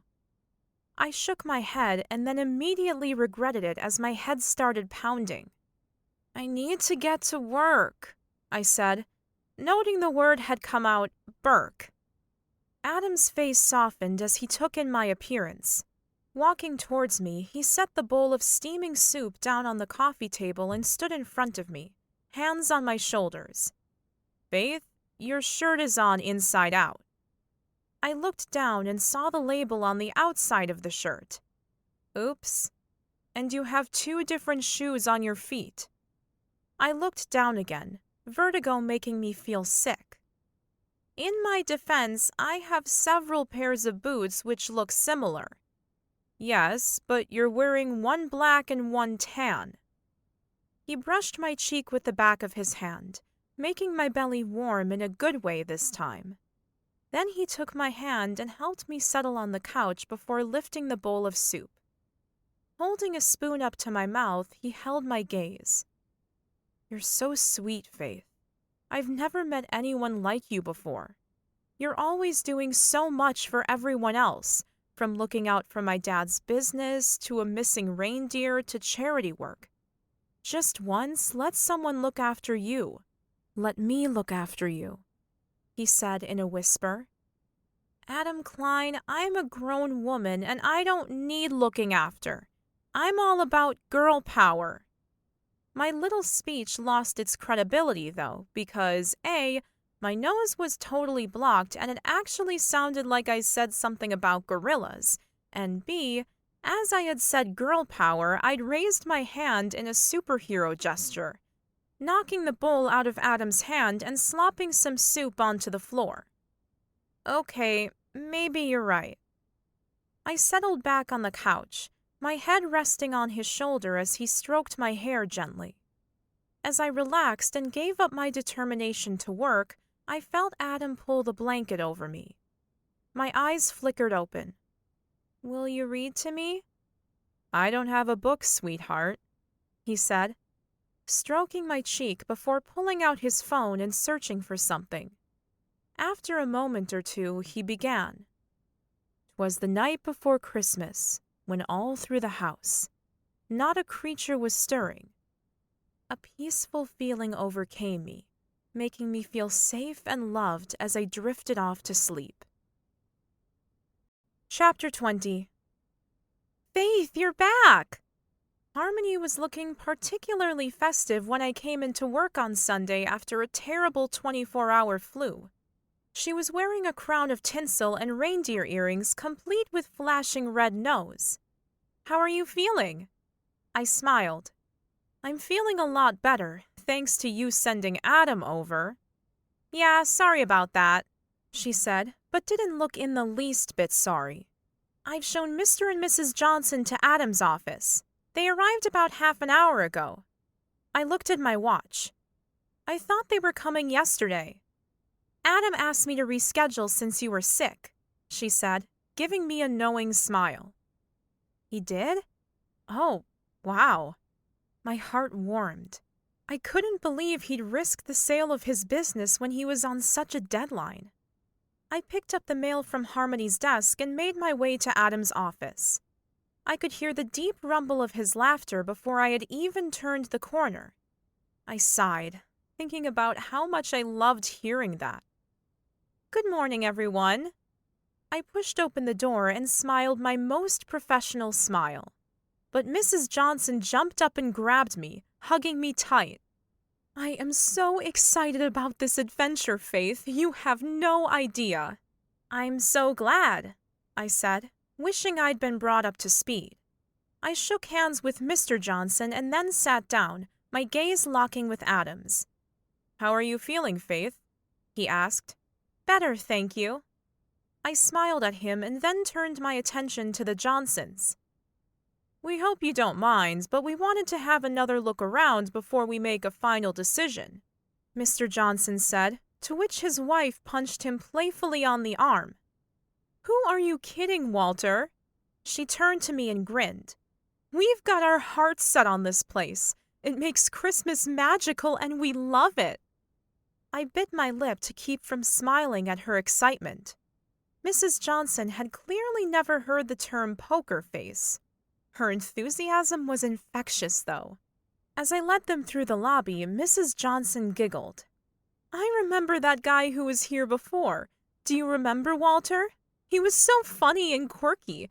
Such a small-town feel. Adam raised his eyebrows, and I realized I hadn't told him about talking Connor into playing that crazy role, so I just smiled and held the door open for them to walk outside. I stood back to let them pass, and Adam held the door for me when he came up. Mrs. Johnson was chattering away again, exclaiming about the sleigh and the horses and the snow and the trees. This lady was off the scale happy, and as we walked around Silver Bells, my spirits began to rise. For the first time, I felt that there was light at the end of the tunnel. Mr. and Mrs. Johnson's plans for the business were simple: keep things exactly as they were. If this all worked out, then we could all get what we wanted. Adam could sell the business and buy the partnership he was desperate for.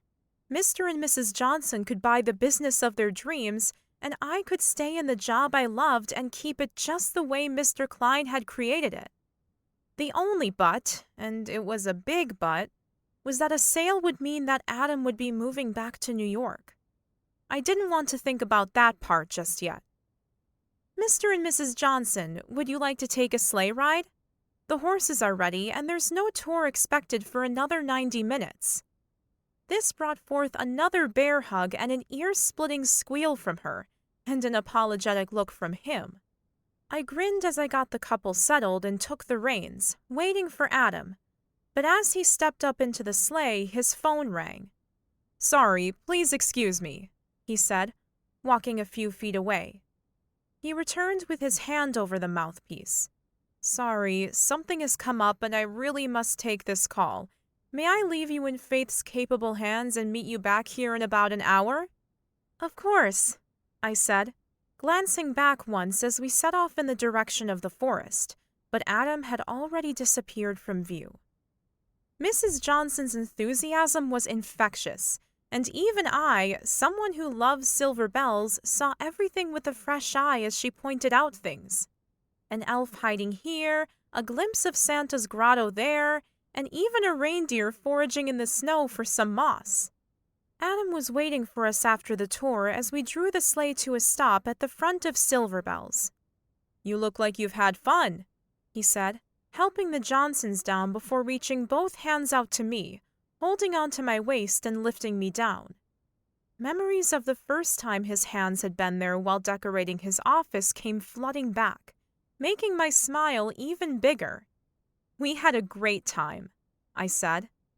As the Johnsons headed inside, Adam held me back. "I've got something to tell you. I didn't know about this earlier, but—" "Adam, darling!"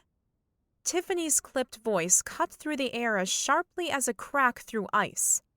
Dressed in a black fur coat this time, she sashayed her way from a sleek car to Adam, wrapping her arms around him and planting a kiss on his cheek. Without removing herself from him, she looked at me. "Hello, Fiona." "It's Faith," I said, my eyebrows coming together. Adam stepped away from her. Tiffany took the jet in, bringing Miles Wilson for a second look. Tiffany looked over her shoulder at the man behind her and rolled her eyes. "I'm sorry you had to see this, Miles. This is exactly what we were just talking about. Sleigh rides and snowmen, very tedious and so yesterday. But this is a prime location for your day spa." I turned to Adam in shock and whispered, "But Mr. and Mrs. Johnson." Miles came forward. "Are we ready to do this?" Tears filled my eyes as a feeling of disappointment washed over me. Besides Adam, the Johnsons would be a great fit for Silver Bells, and Adam had all but promised me that the Johnsons would be given first refusal. He took me to one side. "I'm sorry, Faith.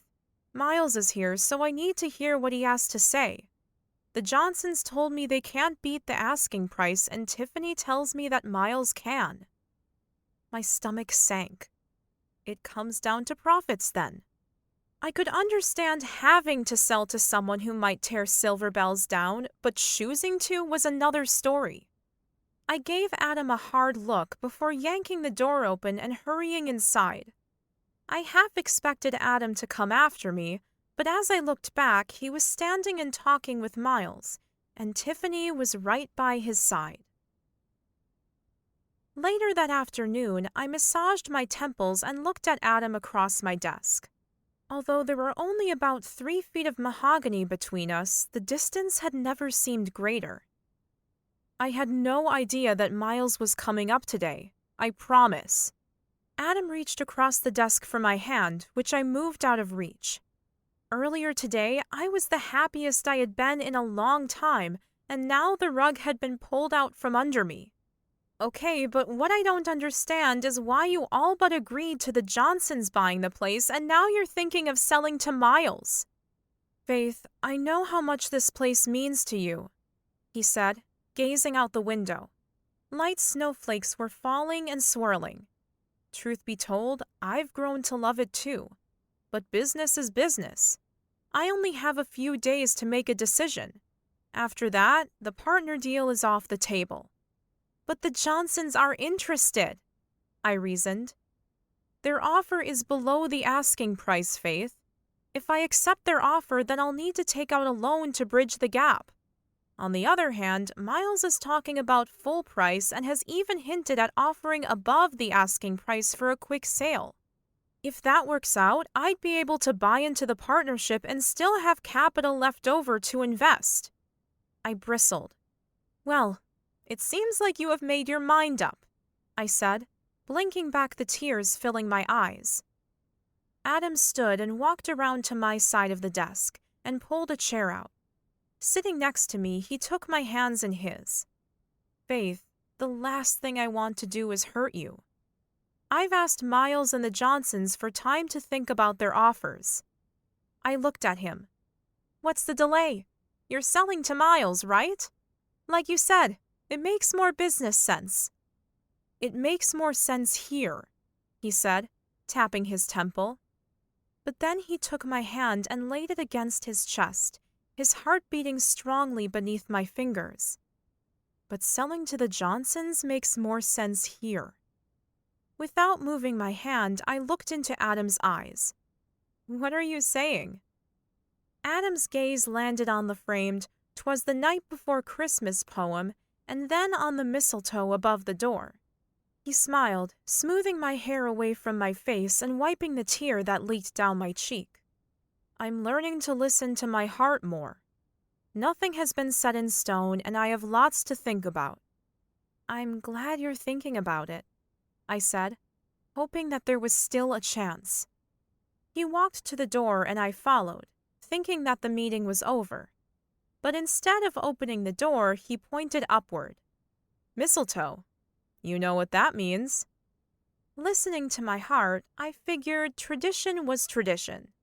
So I wound my arms around his neck and kissed him with everything in me. Chapter 21. After dinner that night, Adam and I walked down the sidewalk along Main Street. I didn't know what made me the happiest, the sights and sounds of the Christmas carnival and parade, or Adam's face lighting up with a 1,000-watt smile as we exchanged a look. Not everyone in Christmas Mountain knew who he was, as we'd kept the sale of silver bells low-key. No point in upsetting the locals until we could give them some concrete information. But the fact that most people didn't know Adam meant that every woman walking past tried to catch the eye of this handsome stranger. But his smile was just for me.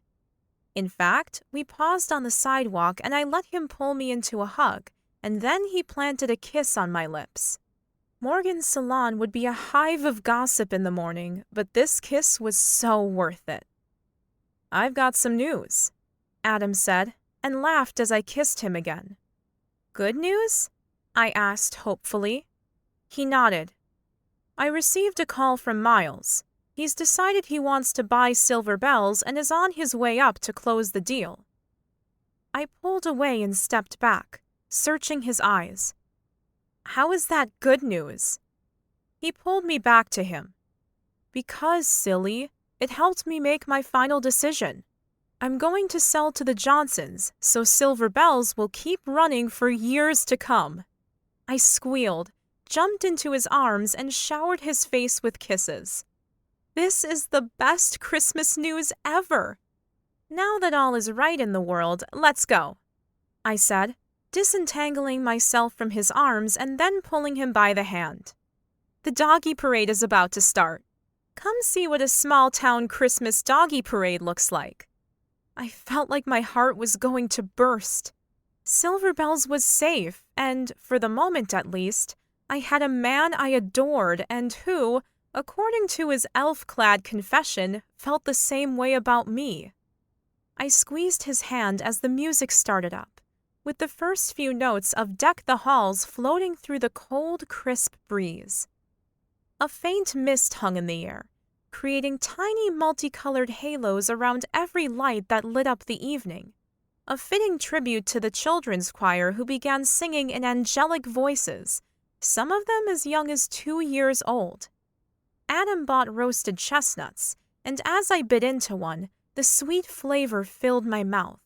I sighed, the moment feeling so perfect. Floats with dogs glided past us, each one bigger and better than the last. There was a living, breathing snow dog with his owner throwing snowballs at the crowd as he rode by, followed by a pumpkin carriage pulled by huskies, Cinderella sitting on a throne of glittering gold. Then came the Heroes Parade, with Christmas Mountain's fire department walking their dogs, Dalmatians and rescue dogs alike decked out with tinsel, followed by police officers walking their dogs, a German Shepherd, a black lab, and even a poodle sprayed with glitter. Ruby's doggy day spa would be cleaning those bodies in the morning. Paramedics dressed as elves with their dogs and military veterans walking side by side with theirs. There was a pause in the parade, and I turned to Adam. "So, how does this compare to Christmas in the Big Apple?" I asked, half serious and half teasing. I had seen Macy's Thanksgiving parade on TV, as well as the Rockefeller Center tree lighting gala, and I knew that Christmas Mountain didn't have extravagant props, but we more than made up for that in originality, enthusiasm, love, and community spirit. He pulled me slightly in front of him, wrapping his arms around my waist from behind, and whispered in my ear, "I'm right where I need to be." "Me too." I shivered before leaning back against him, not wanting any space between us. The parade continued, and the next float brought gasps of delight from the crowd. But the biggest round of applause came from the last float, which was Silver Bells' very own sleigh, pulled by reindeer with Rudy, or Houdini as we now dubbed him, and the employees holding their dogs in their laps. The beautifully crafted sleigh had been polished to within an inch of its life, its glossy surface picking up the reflection of the tiny white lights which had been carefully strung along its edges, and piles of beautifully wrapped gifts stacked high in the back. In any other parade, those boxes would be empty, used for decoration only. But I knew that they were filled with toys and gifts donated by local businesses and kind-hearted residents to give those families less fortunate a decent Christmas. Sitting in front of the gifts and holding on to the reins sat Santa himself, and I felt a moment of sadness as Mr. Kline had played Santa last year. I looked up at Adam, who seemed lost in happy thought, his eyes shining, a small smile playing on his lips. This brings back many happy memories for me. I used to come down to watch the Christmas parade, not this one, obviously, with my parents every year, sitting on Dad's shoulders so I could see everything. We would eat chestnuts and hot dogs, and Dad always bought me caramel popcorn to take home. Mom would always tell him off because she didn't want me eating too much sugar. He laughed. The parade was the real start of Christmas for me. I turned around and hugged him, loving how he was sharing stories of his family now and smiling so much more. "Thank you for choosing the Johnsons, Adam." He tilted my face upwards, his finger under my chin. "Thanks for being you," he said, and then his soft lips pressed lightly down on mine. I closed my eyes, wishing I could bottle this moment. "Mr. Kline, could we speak to you for a moment?" Mr. Johnson's voice interrupted our kiss, and my face heated. "I'm sorry for interrupting, but this is important." "Certainly. Faith, would you excuse us for a moment?" He squeezed my hand and headed to where Mrs. Johnson stood. With one eye on the brass band, which was bringing up the rear of the parade, I tried to see what was happening with Adam and the Johnsons, but with the crowd moving along the sidewalk, I could only catch glimpses. My heart sank as I saw Mrs. Johnson wiping her eyes before turning away. Adam returned to my side and took my hand. "Bad news." "What?" Adam looked down at me and took a deep breath.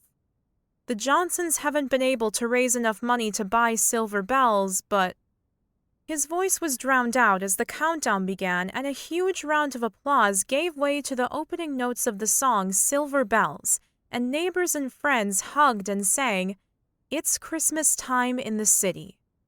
"Hang on, we need something." Adam looked at a flower stand and disappeared into the line to get a bouquet, but flowers couldn't cheer me up after that bad news. A pair of arms grabbed my arms from behind, making me jump. I spun around to see Morgan and her brother Connor.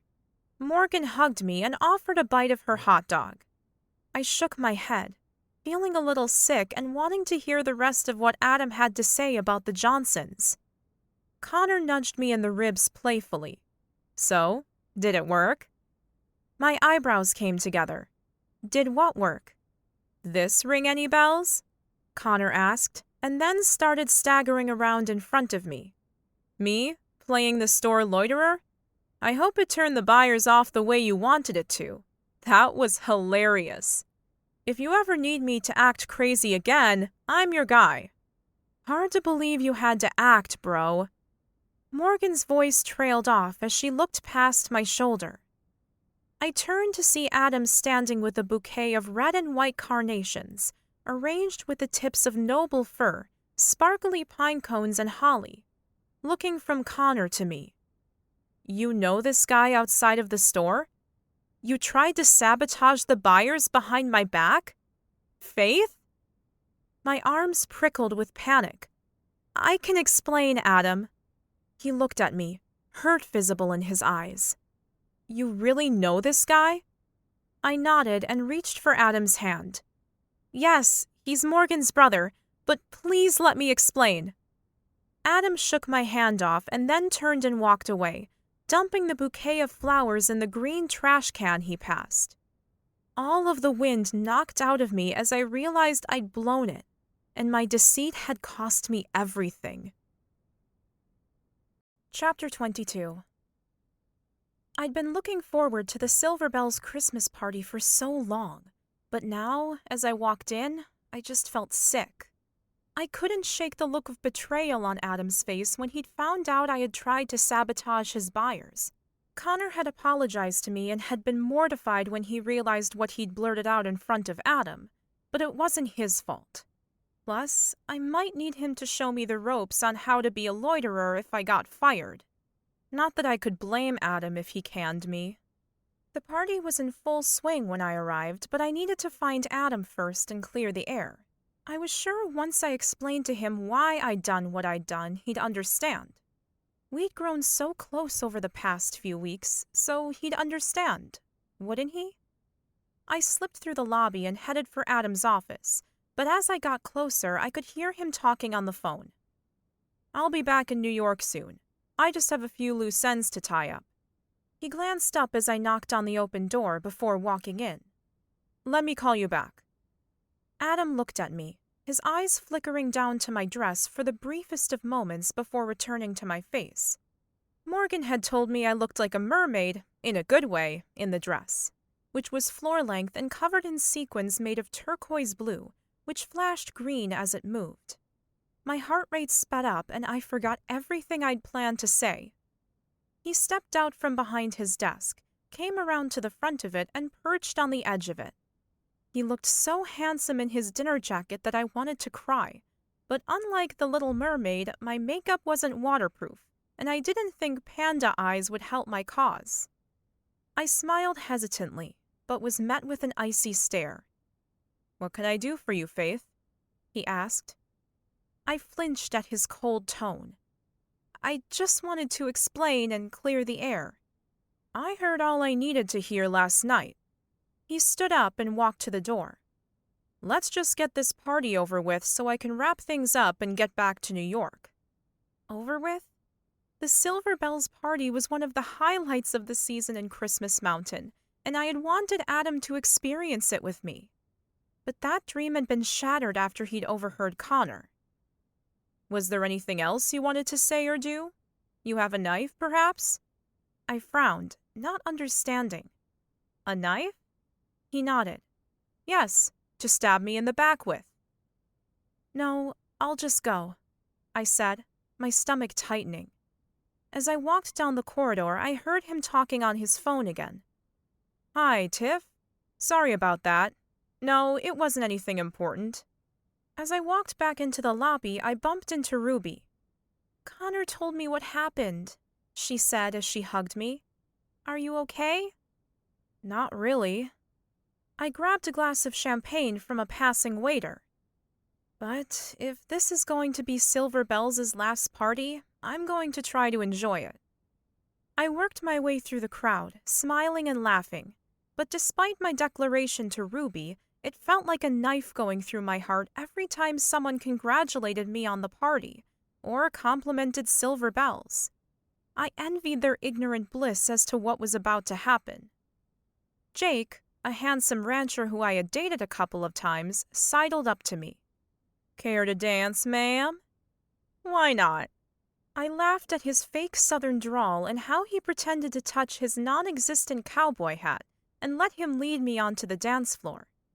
As we started to dance, the music changed to a slower song, and Jake grinned, slipping his arms around my waist. At the same moment, I noticed Adam standing in the doorway, leaning against the doorframe with his arms folded. I was so intent on watching Adam that when Jake spun me around for the finale, I stepped back too quickly and stood on his foot, my silver stiletto heel sinking into his boot. Poor Jake. As he hopped comically around, he'd always been one for exaggerating, I apologized profusely and caught Adam's eye again, a satisfied grin on his face. I turned back to Jake. Are you okay? I'm so sorry. He straightened. I'm fine. It's just a foot, right? I've got a spare. He hobbled off the dance floor and I looked around, but Adam had disappeared. I headed for the bar and asked for a glass of champagne. Adam Kline, can you come to the front? Harmony asked, tapping the microphone.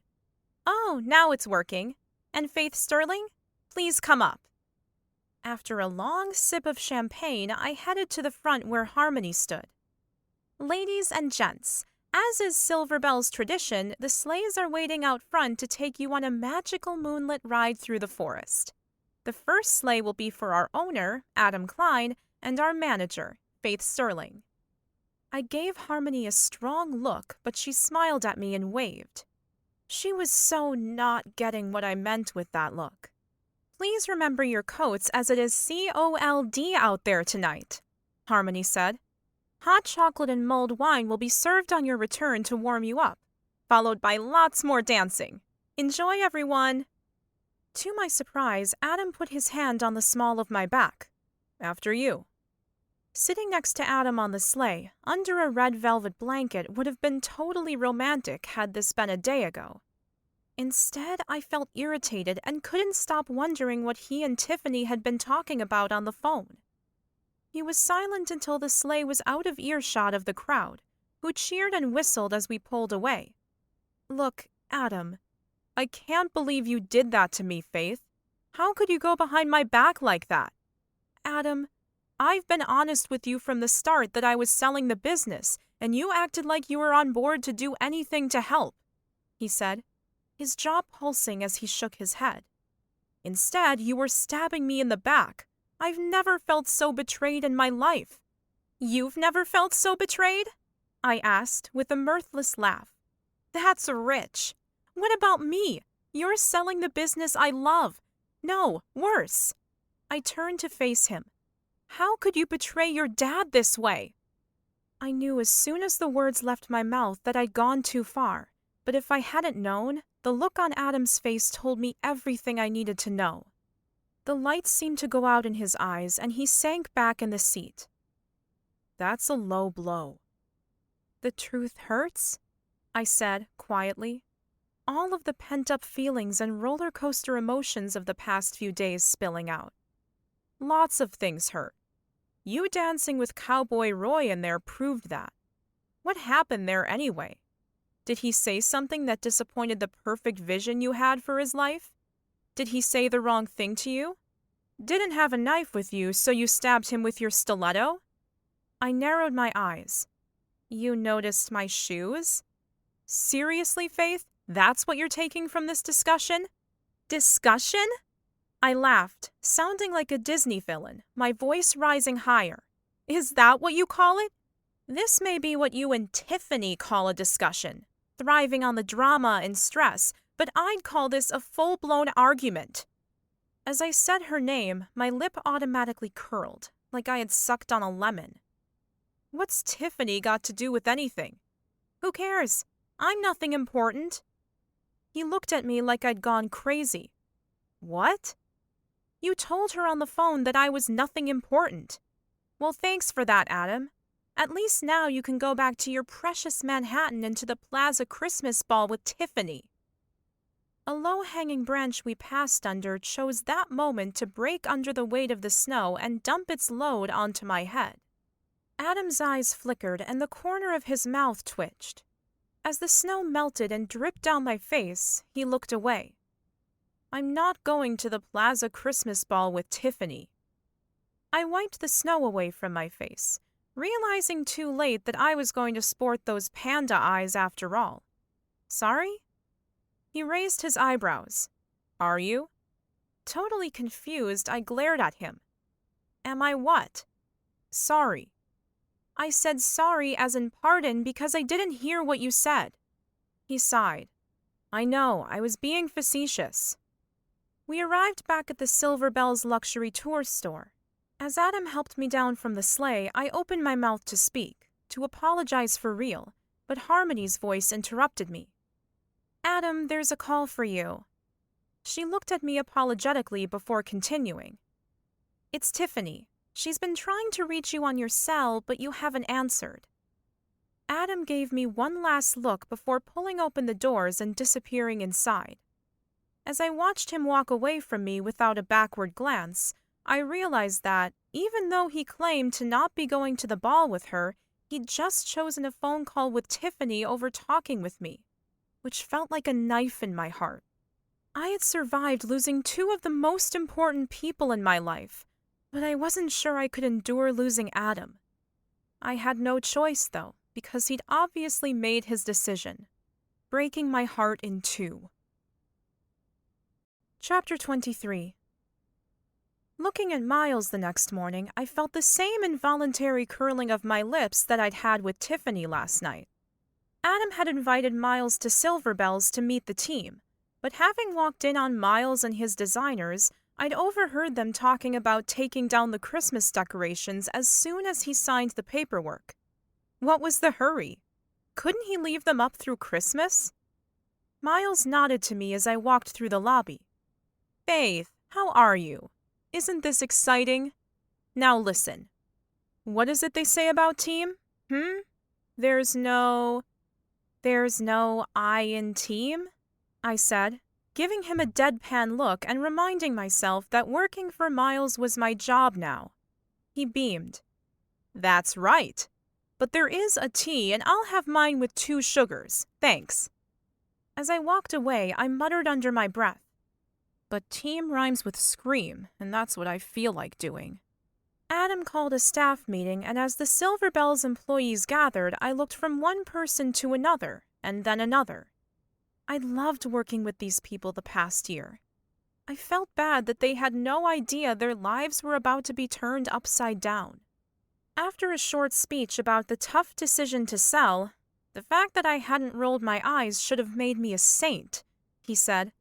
Without further ado, I'd like to introduce you to Silver Bells' new owner, Miles Wilson. Adam stood back to make room for Miles, who stood in front of Harmony's desk, beaming. Not one person clapped, including me. Hello, everyone, he said, sounding like a game show host. Today is a great day for all of us, as I take over for Adam. Now, I know there have been a lot of rumors flying about, so let me set the record straight. Silver Bells won't change in the slightest. He paused. as a smattering of applause went up from a few members of staff, and Harmony looked at me quizzically. I shrugged. No, silver bells will change in the mostest. A few jaws dropped, and I sent daggers at the back of Adam's head with my eyes.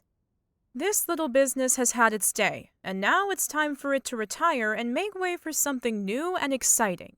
Tomorrow morning, Adam will officially hand the reins over to me before flying back to New York. Then, work will begin to build a Wilson Luxury Spa Resort. He liked his dramatic pauses, but when dead silence ensued, he frowned and carried on. But don't worry, there will be plenty of jobs for everyone, and more besides, and it will bring a lot more revenue to the town, so it's a win-win. Now, are there any questions?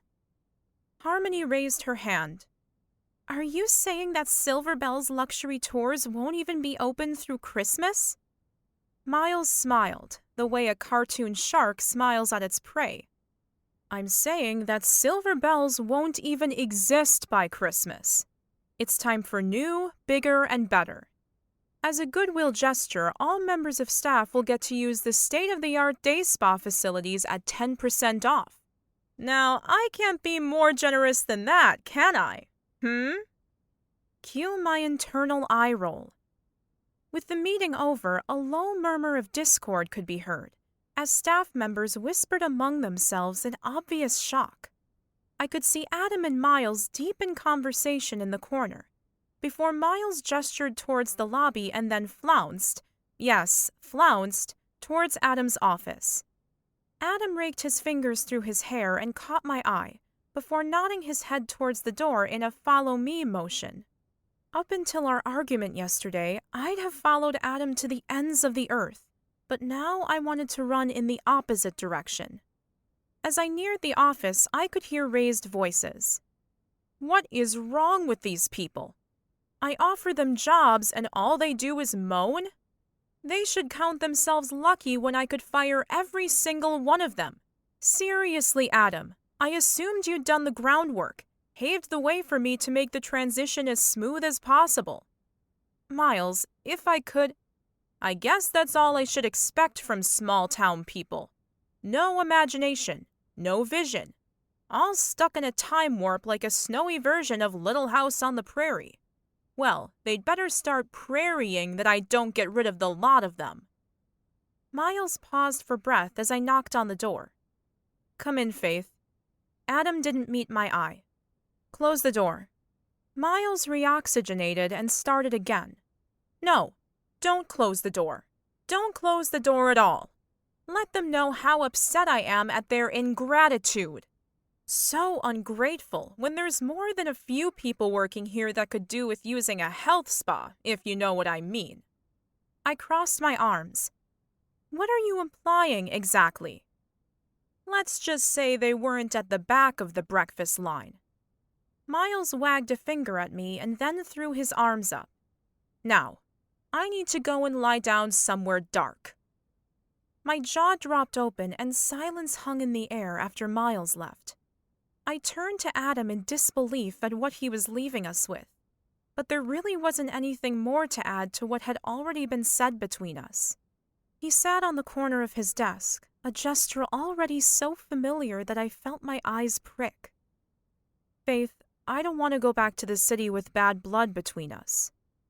His tone sounded sincere even though his face registered little emotion as he held a hand out. No hard feelings? Sure. I took his outstretched hand and shook it, but any warmth that had existed between us had disappeared. This was business, and I knew it. No hard feelings. Good luck with the partnership. Goodbye, Adam. I blinked the tears back as I walked down the hall, knowing I couldn't fall apart at work even though my heart felt like a dull ache in my chest. I felt like a dead woman walking, my legs so heavy that I may as well have been shackled. There was no way I could work for Miles, not after first having Mr. Kline as my boss and then Adam, albeit for a short time. Despite his plan to sell, Adam had thrown himself into Silver Bells, embracing every last old-fashioned tradition. He'd made work fun, and Miles? Well, Miles would require an epic degree of patience, as well as ignoring every obnoxious comment that came out of his mouth. Yeah, not going to happen. A trash can that normally sat by the copier had apparently been knocked over during Miles's epic flounce. I stopped to pick it up. As I straightened the lid, something inside caught my eye. Mrs. Kline's mistletoe had been scrunched up and thrown away. The berries folded in on themselves, and the leaves crinkled and creased. Adam. Tears stung my eyes as the thought went through my head that Adam had thrown it away. But in my heart, I knew he wasn't a mean or angry person. The more likely scenario was that Miles's crew had started their demolition of Christmas decorations, even before he'd signed on the dotted line. Scary preview of what work would be like. I pulled open the door to the lobby and entered to a barrage of questions being pelted at me. Harmony rushed to the front of the line, tears running down her face, a box of tissues in her hand. She offered one to me, but I shook my head, determined not to give Miles the satisfaction. I made a mental note to ask Harmony where she bought her makeup. No panda eyes for her. I felt a rush of air as the bathroom door opened behind me, and Miles came up and stopped beside me. Harmony hurried to hand him a tissue, but realizing he was the enemy, snatched it back again and turned on her heel, stalking away. What a drama queen! Seriously, people, he said, raising his voice. It's just a small change. Get a grip. Shape up or ship out.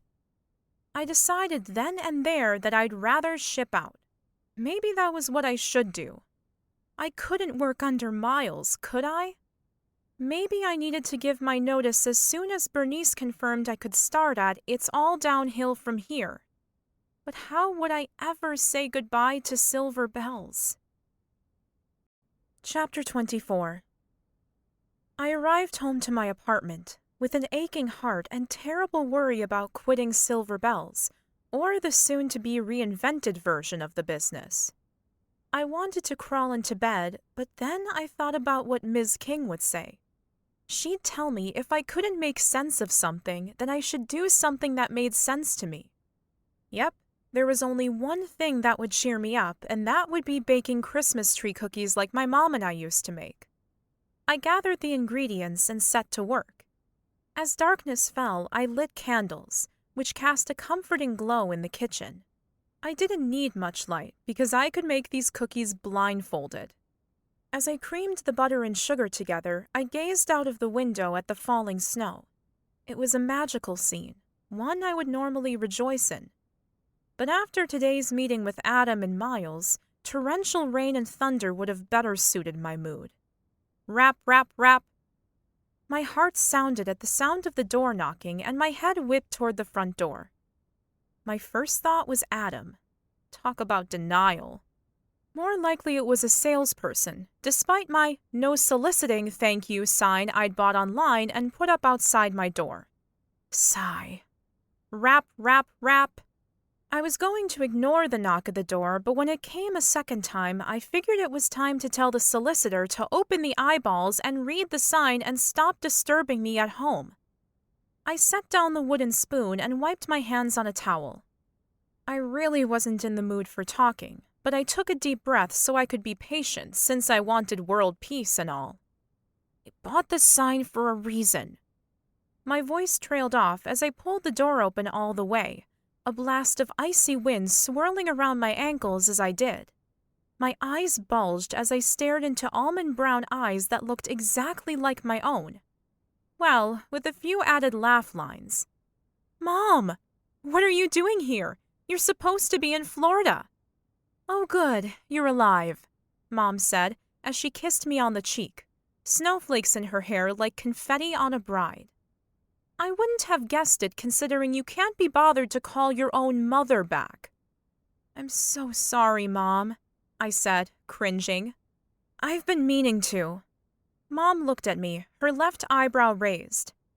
Well, I've watched enough CSI to know that the first place you look for a missing person is the last place they were seen. I assumed that would be here. I put my hand over my mouth.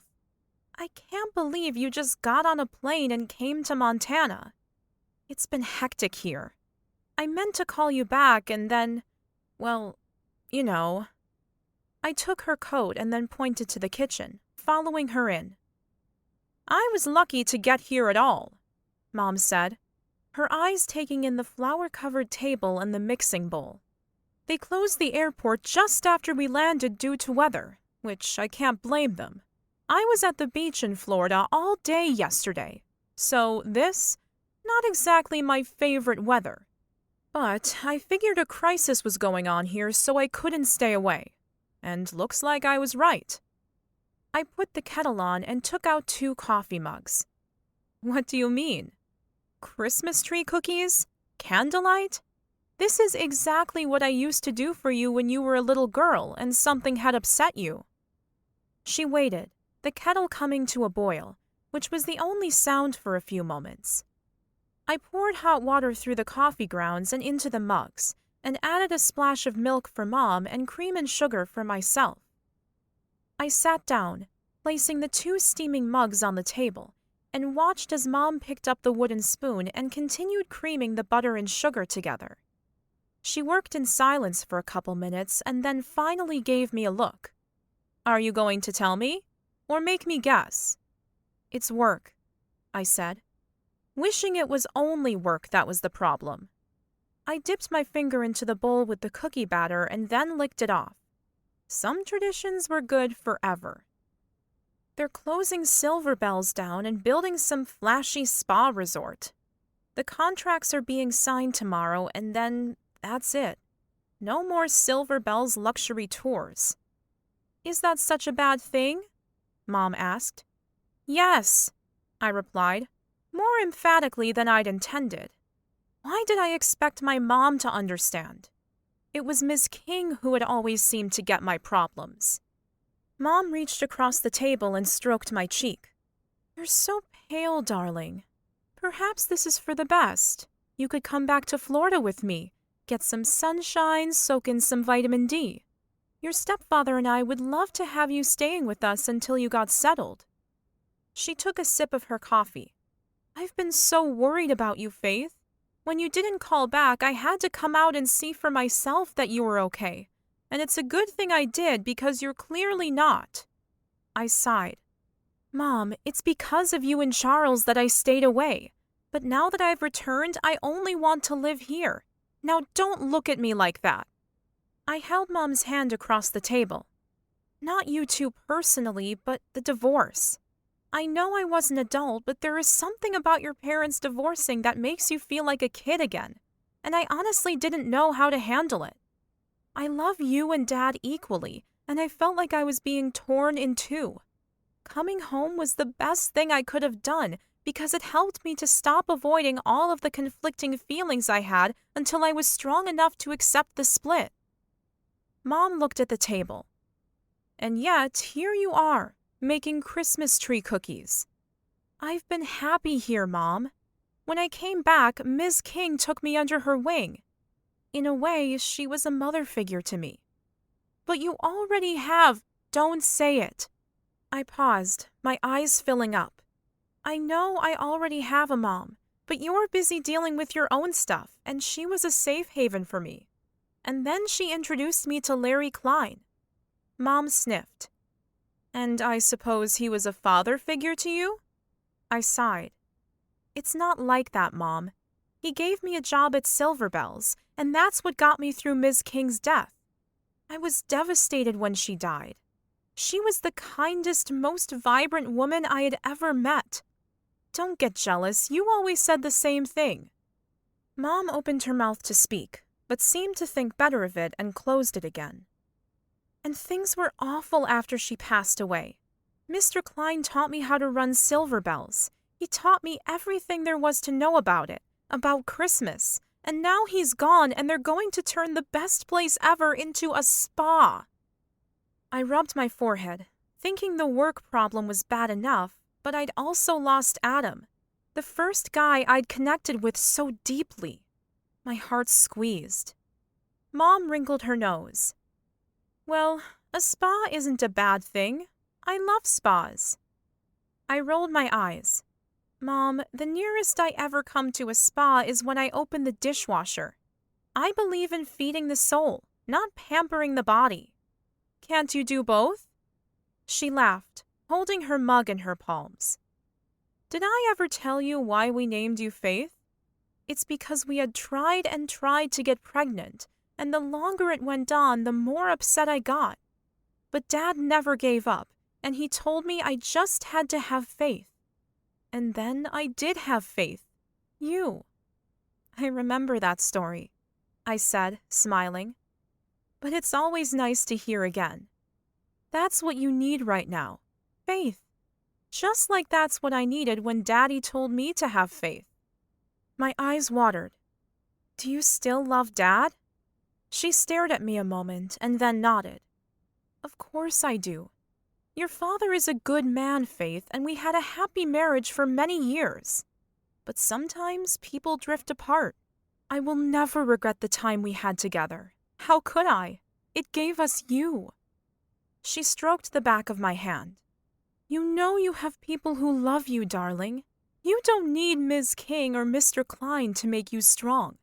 You already have that strength inside you. Thanks, Mom, I said, comfort spreading through me. I understand that they were dear to you, believe me. I've lost people I love too, and it's the most painful thing in the world. But people like Melody King and Larry Kline leave a little piece of their hearts with the people they love when they go. But your strength is in you. I smiled through my tears. It was true that I did carry a piece of both of them with me, and I felt them cheering me on now. I've been offered another job at a ski resort further up the mountain. I spoke to the owner when I finished work today, and she's made me a great offer. It's quite a promotion for me and comes with a significant salary increase. I've been scared to take it. Until now. I got up and hugged Mom. I'm glad you came, Mom. I've missed you. She held me at arm's length and looked at me. So everything has fallen into place? I nodded. Then why do you still look so devastated? This conversation is going to need more than coffee, I said, opening the freezer, taking out a carton of pistachio ice cream, and grabbing 2 bowls before sitting down again. It was going to be a long night. Larry had a son named Adam, I started, and then I told her everything. Chapter 25. The Christmas season should be the time of year to feel most alive, and silver bells usually sprinkled extra magic in the air. But as I walked into work the next morning, I would have preferred to pitch myself face first into the snow embankment outside the wooden front door. Last night, 1 bowl of ice cream had become 2 as I told Mom all about Adam, and by the time I had finished crying into pistachio ice cream, it had been way past 2 o'clock in the morning. I felt so exhausted it was a wonder I could keep my eyes open.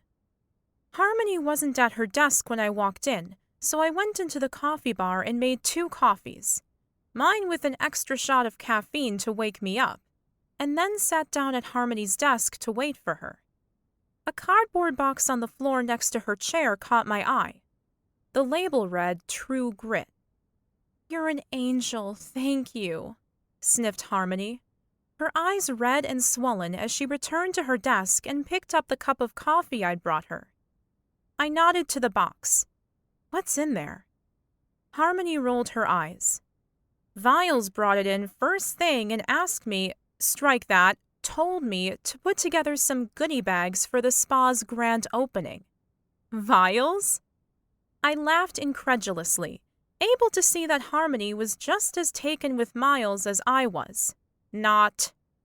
I watched Harmony open the box and I pulled out a small bag. True Grit, packed with moisturizers and a dash of exfoliants for a truly smooth finish. Spare me. Harmony rolled her eyes and took the sachet from me and held it up to her face. True Grit, because we all enjoy a bit of rough. My gaze met hers and we both burst out laughing. Well, at least Harmony's tears were coming from laughter this time. I opened a sachet and squeezed out the oozing brown gunk. What is this stuff? Mud with gravel? I asked, rubbing the sample onto the back of my hand. Ouch!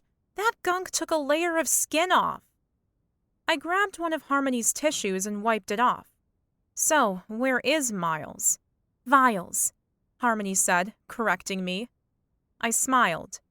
Where is Viles now? Still in with Adam, dotting the I's and crossing the T's? No, he's gone, thank goodness. Their meeting ended soon after I arrived. Viles walked out of here without even acknowledging my presence. Taste of things to come, I reckon. She opened another box and took out a tiny gold tube. Stand out from the crowd with this self-tan lotion and claim your place on the beach. What beach? I asked. And then we both looked out the window at the falling snow and mountainous backdrop. The man didn't seem to know his target audience. Whatever. Not like the success of his spa mattered to me. I thought about the envelope for Miles that was sitting inside my purse. I've got something to tell you, I said. What? Please tell me it's something that will cheer me up. Well, I eyed the tissue box on the desk to make sure it was within Harmony's reach. Actually, I've accepted Bernice's offer at It's All Downhill from here. She wants me to start as soon as possible, so I'm handing in my notice. You're leaving? Does mud gravel mean nothing to you? I'm sorry, I said, giving her a sympathetic frowny face. I'm hoping that Viles, will let me off the hook today without serving 2 weeks' notice, since this is the last day Silver Bells will be open. I still can't believe he wouldn't keep it open until Christmas. I can't believe you're leaving Silver Bells, she said, starting to hiccup. Her eyes filled and I slid the box of tissues across to her. Silver Bells is leaving me, I said, giving her a hug and then pulling back as she blew her nose so hard it sounded like a foghorn.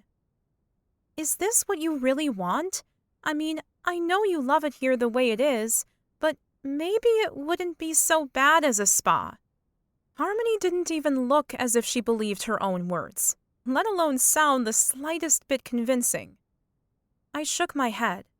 No, it's not what I want at all. But what I want can't happen. So this is the next best thing for me. Bernice's business is lovely. I mean, it's not Silver Bells, but it is a great place. And I had so many ideas for it, and she seemed to value my input, which made me excited. A spa just isn't right for me. This isn't you? She asked, sliding another box across the desk to me. Magnetize with magnet eyes, the false eyelashes that use tiny magnets to stick to your natural ones, I said, reading the instructions. Then I took out a small clear box and opened it. Harmony grimaced. Ugh, they look like spiders. Can you imagine someone wearing these and kissing someone who has a lip piercing? I asked, as a ridiculous scenario went through my head. The magnetic eyelashes might migrate from their eye to the other person's lip, and they'd end up looking like Charlie Chaplin. Harmony held the strips of hair to her lip like a mustache, which made me burst out laughing. I'll pass on the magnetic eyelashes. I hugged Harmony again and then stood. Since Miles isn't here, I'd better talk to Adam about my resignation. She nodded as I walked towards Adam's office with a heavy heart. It would be hard enough saying goodbye to Harmony, but at least she and I would still keep in touch. Right now, I had to say goodbye to Adam forever, and I wasn't sure how I was going to manage it. I knocked on Adam's office door and waited for him to reply. Normally, I'd just walk in, but things had been so strained between us that I felt like I needed permission to enter. Come in, he called. When I opened the door, I found him sitting behind his desk, but instead of his normal tailored business suit, he was wearing a festive red sweater and jeans. For a moment, the lump in my throat stopped me from speaking. He smiled at me. Good morning, Faith. My feet remained rooted to their spot as I cleared my throat. Good morning, Adam. Sorry, your sweater threw me a little, that's all. He looked down at his attire, the red wool dotted with snowflakes, the white hem knitted to look like a deep snowdrift. Don't you like it? I thought Christmas was your thing. I nodded. Yes, I do, but you look so much like your dad sitting there, wearing that. It just threw me, that's all. I swallowed hard to clear the lump in my throat, which was threatening to manifest itself as tears. Now it was my turn to revisit my Christmas past. Adam stood and walked around to the front of his desk, perching on his usual spot. What can I do for you, Faith? His smile and easy manner confused me, since he'd been so cold to me the last few times I'd seen him. I had the strong urge to apologize, throw myself into his arms and kiss him. But somehow I resisted. I was hoping Miles would be here, I said. Adam raised an eyebrow and crossed his arms. Oh, really? Well, from what I've heard, you must be the only one hoping to see Miles. He is something of an acquired taste. I wanted to smile, but I was afraid smiling would turn into crying, and there was no way I wanted Adam's last image of me to resemble a water fountain. So I took the letter from my purse and handed it to him. His hand brushed mine as he took the envelope, sending a delicious shiver up my spine, a spine I needed to remember I had if I was to go through with this plan. What's this? He asked, reading Miles's name on the front. I was hoping Miles would be here so I could give it to him. Adam's mouth twitched. And? This was harder than I'd expected, for all of the wrong reasons. Adam's eyes were smiling even if his mouth wasn't curved upward. Did that mean he was enjoying my discomfort? I cleared my throat. The letter is my resignation. I addressed it to Miles. Adam's mouth twitched again. You know, since he's now my boss. But Harmony said he left after your meeting, so I figured I should turn it in to you. I was hoping he would allow me to leave without the usual notice since Silver Bells is closing after today. Adam set the letter on the desk beside him and then turned his attention back to me. I took a deep breath. I loved Silver Bells, but the time has come for me to leave. It was never the same without your dad, and we did hope. I broke off, not sure if I could carry on without crying. We did hope that when you came here you were going to carry on where Mr. Kline left off. But I know that was naive of us. He nodded, seeming to understand what I was saying. Anyway, that's not how things panned out, and I tried so hard to make you fall in love with Silver Bells. But one thing I've learned is that you can't hurry love. No, you just have to wait. I frowned. Pardon? He smiled. Phil Collins, I thought you were into quoting the lyrics.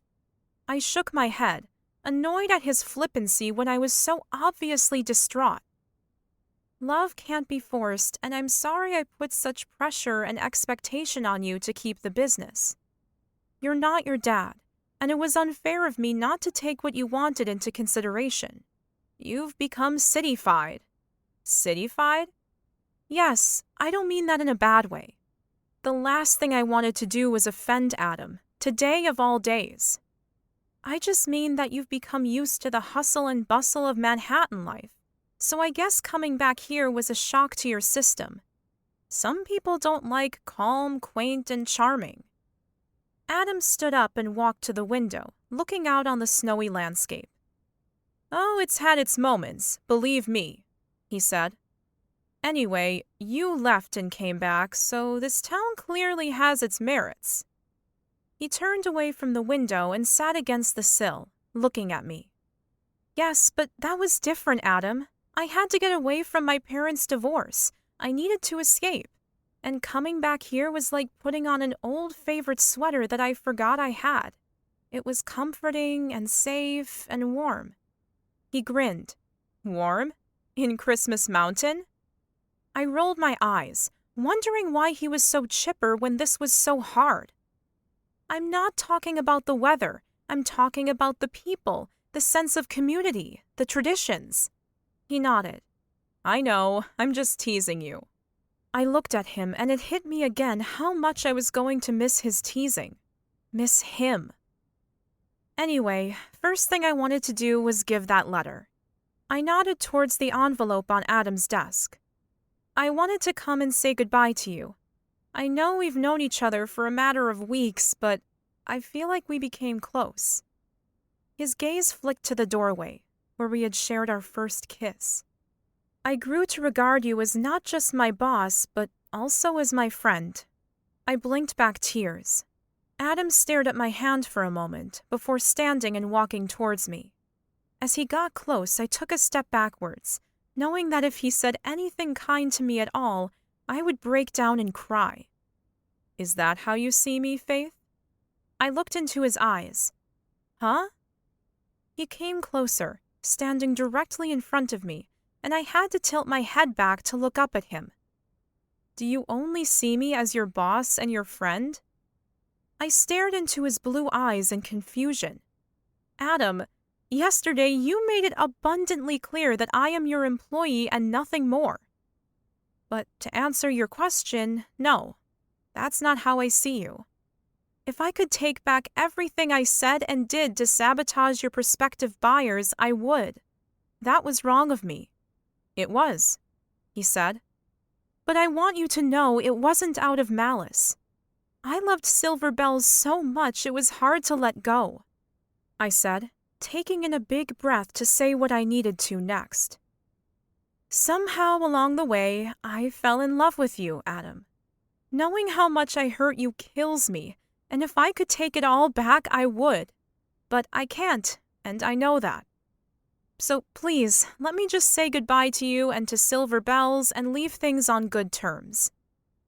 He said nothing, so I put my arms around him for the final time and hugged him tight, before letting go and turning to the door. Goodbye, Adam. He reached the open door before I did and closed it. You're supposed to wait to do that until I'm on the other side of it. He gave me a half smile and walked back to the desk, where he sat down in his usual spot. He gestured to one of the chairs, so I sat, feeling even more confused. Yesterday was a bit of an eye-opener for me, Faith. When I saw how upset Miles was about the ingratitude of the staff here, he said, mimicking Miles's voice and throwing his arms around in a flamboyant gesture, making me laugh despite myself. I realized what a bad fit he would be here. I could imagine Dad in Santa's grotto in the sky looking down at me, shaking his head at what I had let happen to his hard work. I sat quietly, waiting for him to continue. I went to bed last night, but something was keeping me awake. That flounce had really gotten under my skin, which was ridiculous because the business was, essentially, no longer mine, and as the new owner, Miles could flounce all he liked. And yet, something wasn't right. I bit my lip, wondering where he was going with this. I had everything I wanted. He held his arms out and shrugged. I'd sold the business for enough money to buy into the partnership, and I could return to Manhattan with all of those loose ends tied up. It was perfect. Except it wasn't. It wasn't? So, after tossing and turning for a few hours, I got up, got dressed, and walked to the sharing tree. My eyes widened. The last time you went to the sharing tree, you'd been very reluctant to go. Plus, it snowed so hard last night, I said, thinking that was kind of a lame thing to point out. He grinned. Tell me about it. Anyway, I needed to talk to my dad. He walked to the window again and looked out, before turning to me. Can you remember what you said to me when the owl appeared, Faith? I nodded, tears filling my eyes. I said that your dad had forgiven you. He returned to the edge of the desk again. Exactly. And just now, when you came in, you told me I reminded you of him? I nodded again. He took my hands in his, rubbing his thumbs absent-mindedly over my wrists. Then, if I remind you of him so much, why is it hard to believe that I'm also a forgiving person? Adam, Let me finish, Faith. There were a lot more ornaments on the tree this time, but the "'Twas the night before Christmas" ornament which you gave to me to hang for my dad was there, right at the front, and as I looked at it, it hit me. The ornament hit you? I asked. Now I was really confused. He shook his head. No, Faith, the truth hit me. Dad hadn't built silver bells for himself, he'd built it for me. He said, But you weren't even here, Adam, you were in New York. I know. I'd put Christmas Mountain behind me and out of my mind. He nodded again. It was something the Johnsons said which sowed the seed, although it was just an idea in the back of my mind. I couldn't shake the feeling that there was something I was missing.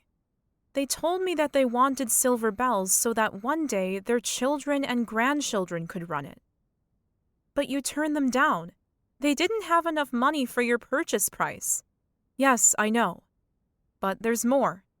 I was also upset with you, and hurt. No, don't apologize again. I closed my mouth. Standing there, looking at that ornament, the past few weeks played through my mind like a movie.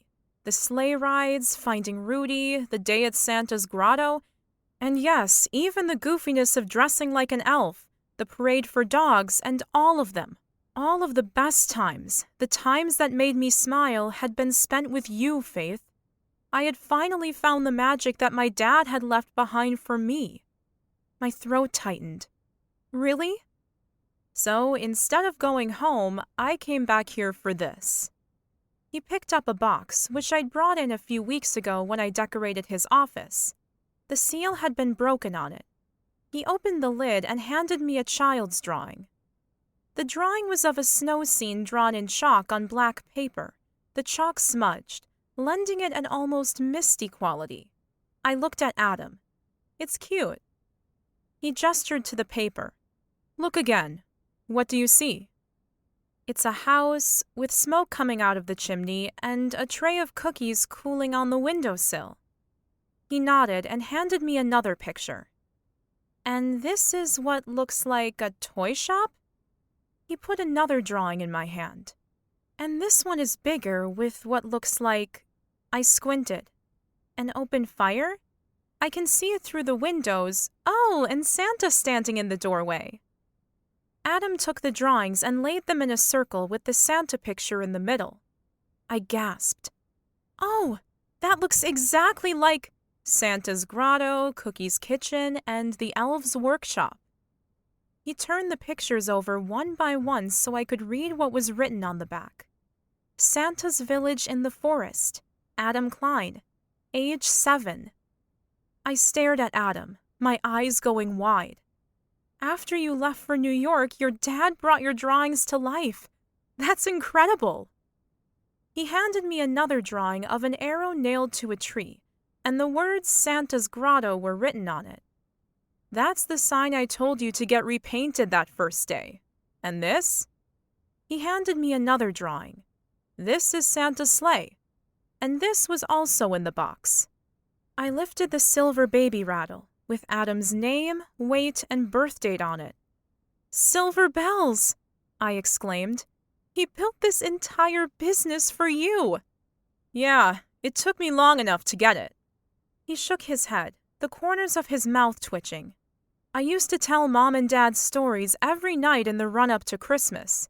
As soon as December 1st arrived, bedtime stories would be replaced with my Christmas ones, where I'd describe all of the goings-on at Santa's grotto.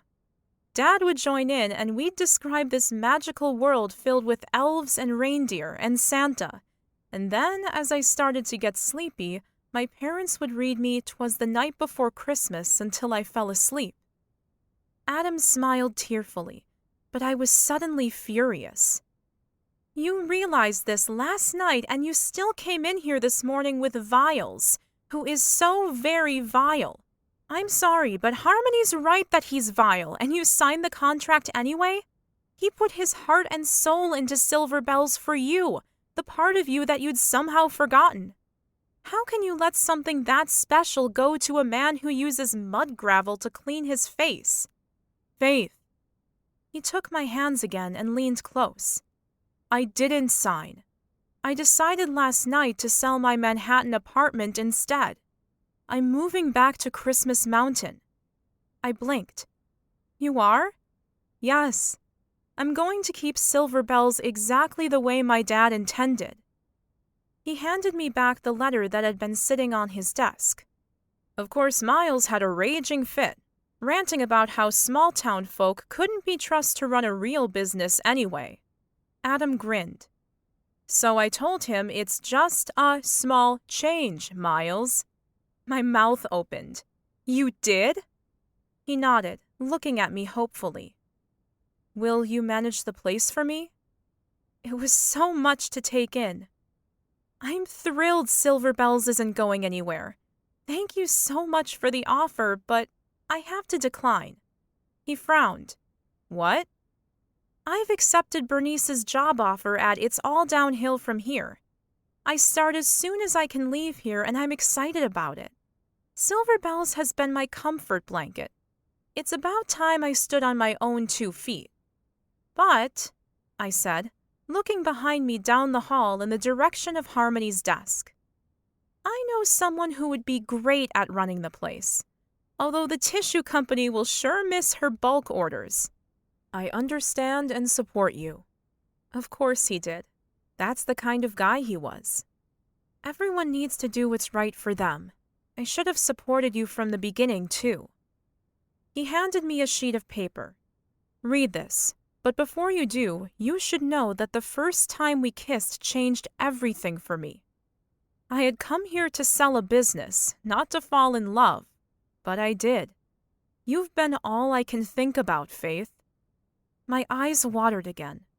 When that thing happened with Connor, of course I was hurt, but it was more than that, I realize now. I think it was an excuse for me to be angry with you to make going back to Manhattan easier. Because walking away from you would be an impossible thing for me to do, Faith. That kiss changed my life. I opened out the sheet of paper and began to read. 'Twas the kiss before Christmas, when it all began, under old mistletoe, one woman, one man. The tinsel was hung, the tree looking fine, and all he had was her on his mind. The couple was nestled in each other's arms, as Adam began falling for Faith's lovely charms. But little did he know that was only the start, that mistletoe kiss that captured his heart. The sleigh rides they shared, the reindeer they found, just brought the pair closer, how it made his heart pound. She brought him along to the sharing tree one night. She made him see how he'd completely lost sight. But try as he might, he couldn't help but fall, even when he was mad at the Silver Bells ball. It was just an excuse to stop his heart breaking, because he'd lose her for sure with the choice he was making. So he made a decision. He'd live out the dream that he'd had as a child, which his father had seen. Say it's not too late, that there could be a way for you to be mine if I promise to stay. I didn't even try to stop the tears from streaming down my cheeks. I threw myself into his arms and he held me tight, so much tighter than I'd ever been held, as if everything we felt for each other was in that hug. Adam was staying in Christmas Mountain. I could hardly believe it as I buried my face in his chest, his red sweater tickling my skin. I laughed. He cupped my cheeks. I love you, Faith. I love you too, Adam, I whispered. And then we kissed beside the desk, and from somewhere outside I heard a faint but familiar ho ho ho, which made me pull back from Adam. I looked up into his icy blue eyes that were lit in astonishment, making me wonder if he'd heard it too. But we didn't say anything. He just smiled and kissed me again, with silver bells jingling in the distance. Epilogue. Being the boss's girlfriend had certain privileges, like not having to give 2 weeks' notice at Silver Bells.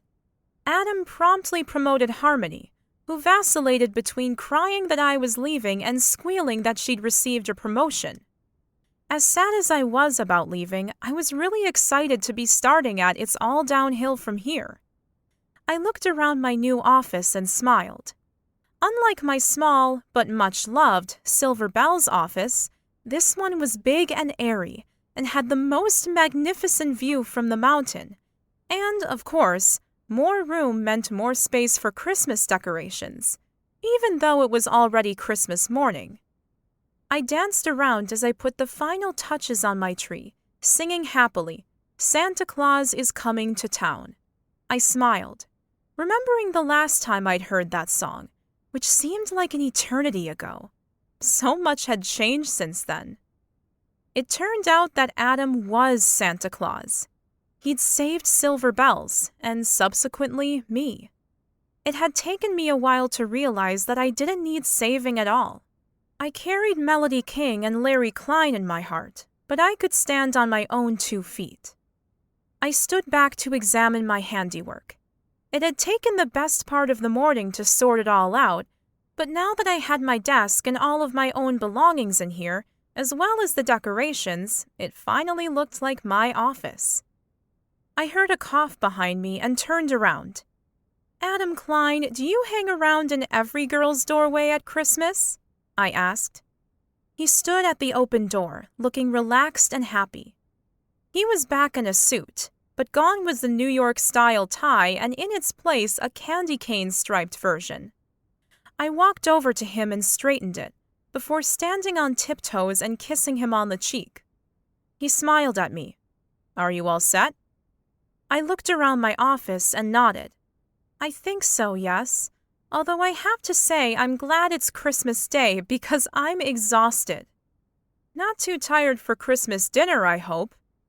I shook my head. "Definitely not. I can't wait for the Christmas extravaganza, too." Adam was taking me to dinner at Silver Bells, and it would be the first time I set foot inside it as a visitor and not as an employee.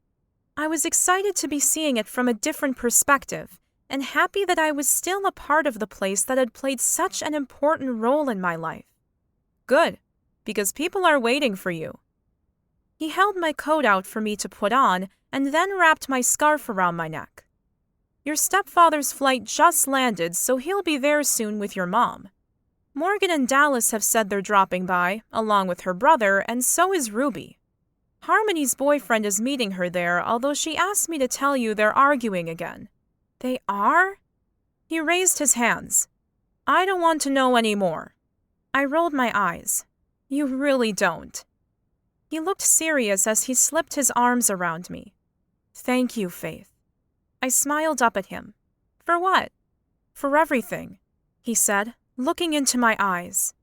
Without any more words, I knew exactly what he meant. "It was my pleasure." He kissed the top of my head. "I was thinking about the Johnsons again today." "Oh? Between driving all of my stuff here?" He nodded. "They had the right idea. I'd like our children, and one day our grandchildren, to take over Silver Bells." My eyes filled as I nodded, too touched to say more. "Ooh, before I forget." He pulled something from his pocket, picked up the hammer and one of the nails I'd been using earlier to hang up pictures. He went to the doorway and placed our old sprig of mistletoe above the door, hammering it in gently, its leaves still bent and creased, and its berries still squashed. I laughed. "It's looking a bit worse for wear, isn't it?" Adam pulled me under the mistletoe with him and wrapped his arms around me. "No matter how big the challenge is, some things are just meant to survive." And then he lowered his lips to mine, and we shared a long, lingering kiss that promised our future would be merry and bright. The end. This has been 'Twas the Kiss Before Christmas, written by Susan Hatler, narrated by Andrea Coomer. Susan Hatler is a New York Times and USA Today best-selling author who writes humorous and emotional women's fiction and young adult novels. Many of Susan's books have been translated into German, Spanish, French, and Italian. A natural optimist, she believes life is amazing, people are fascinating, and imagination is endless. She loves spending time with her characters and hopes you do too.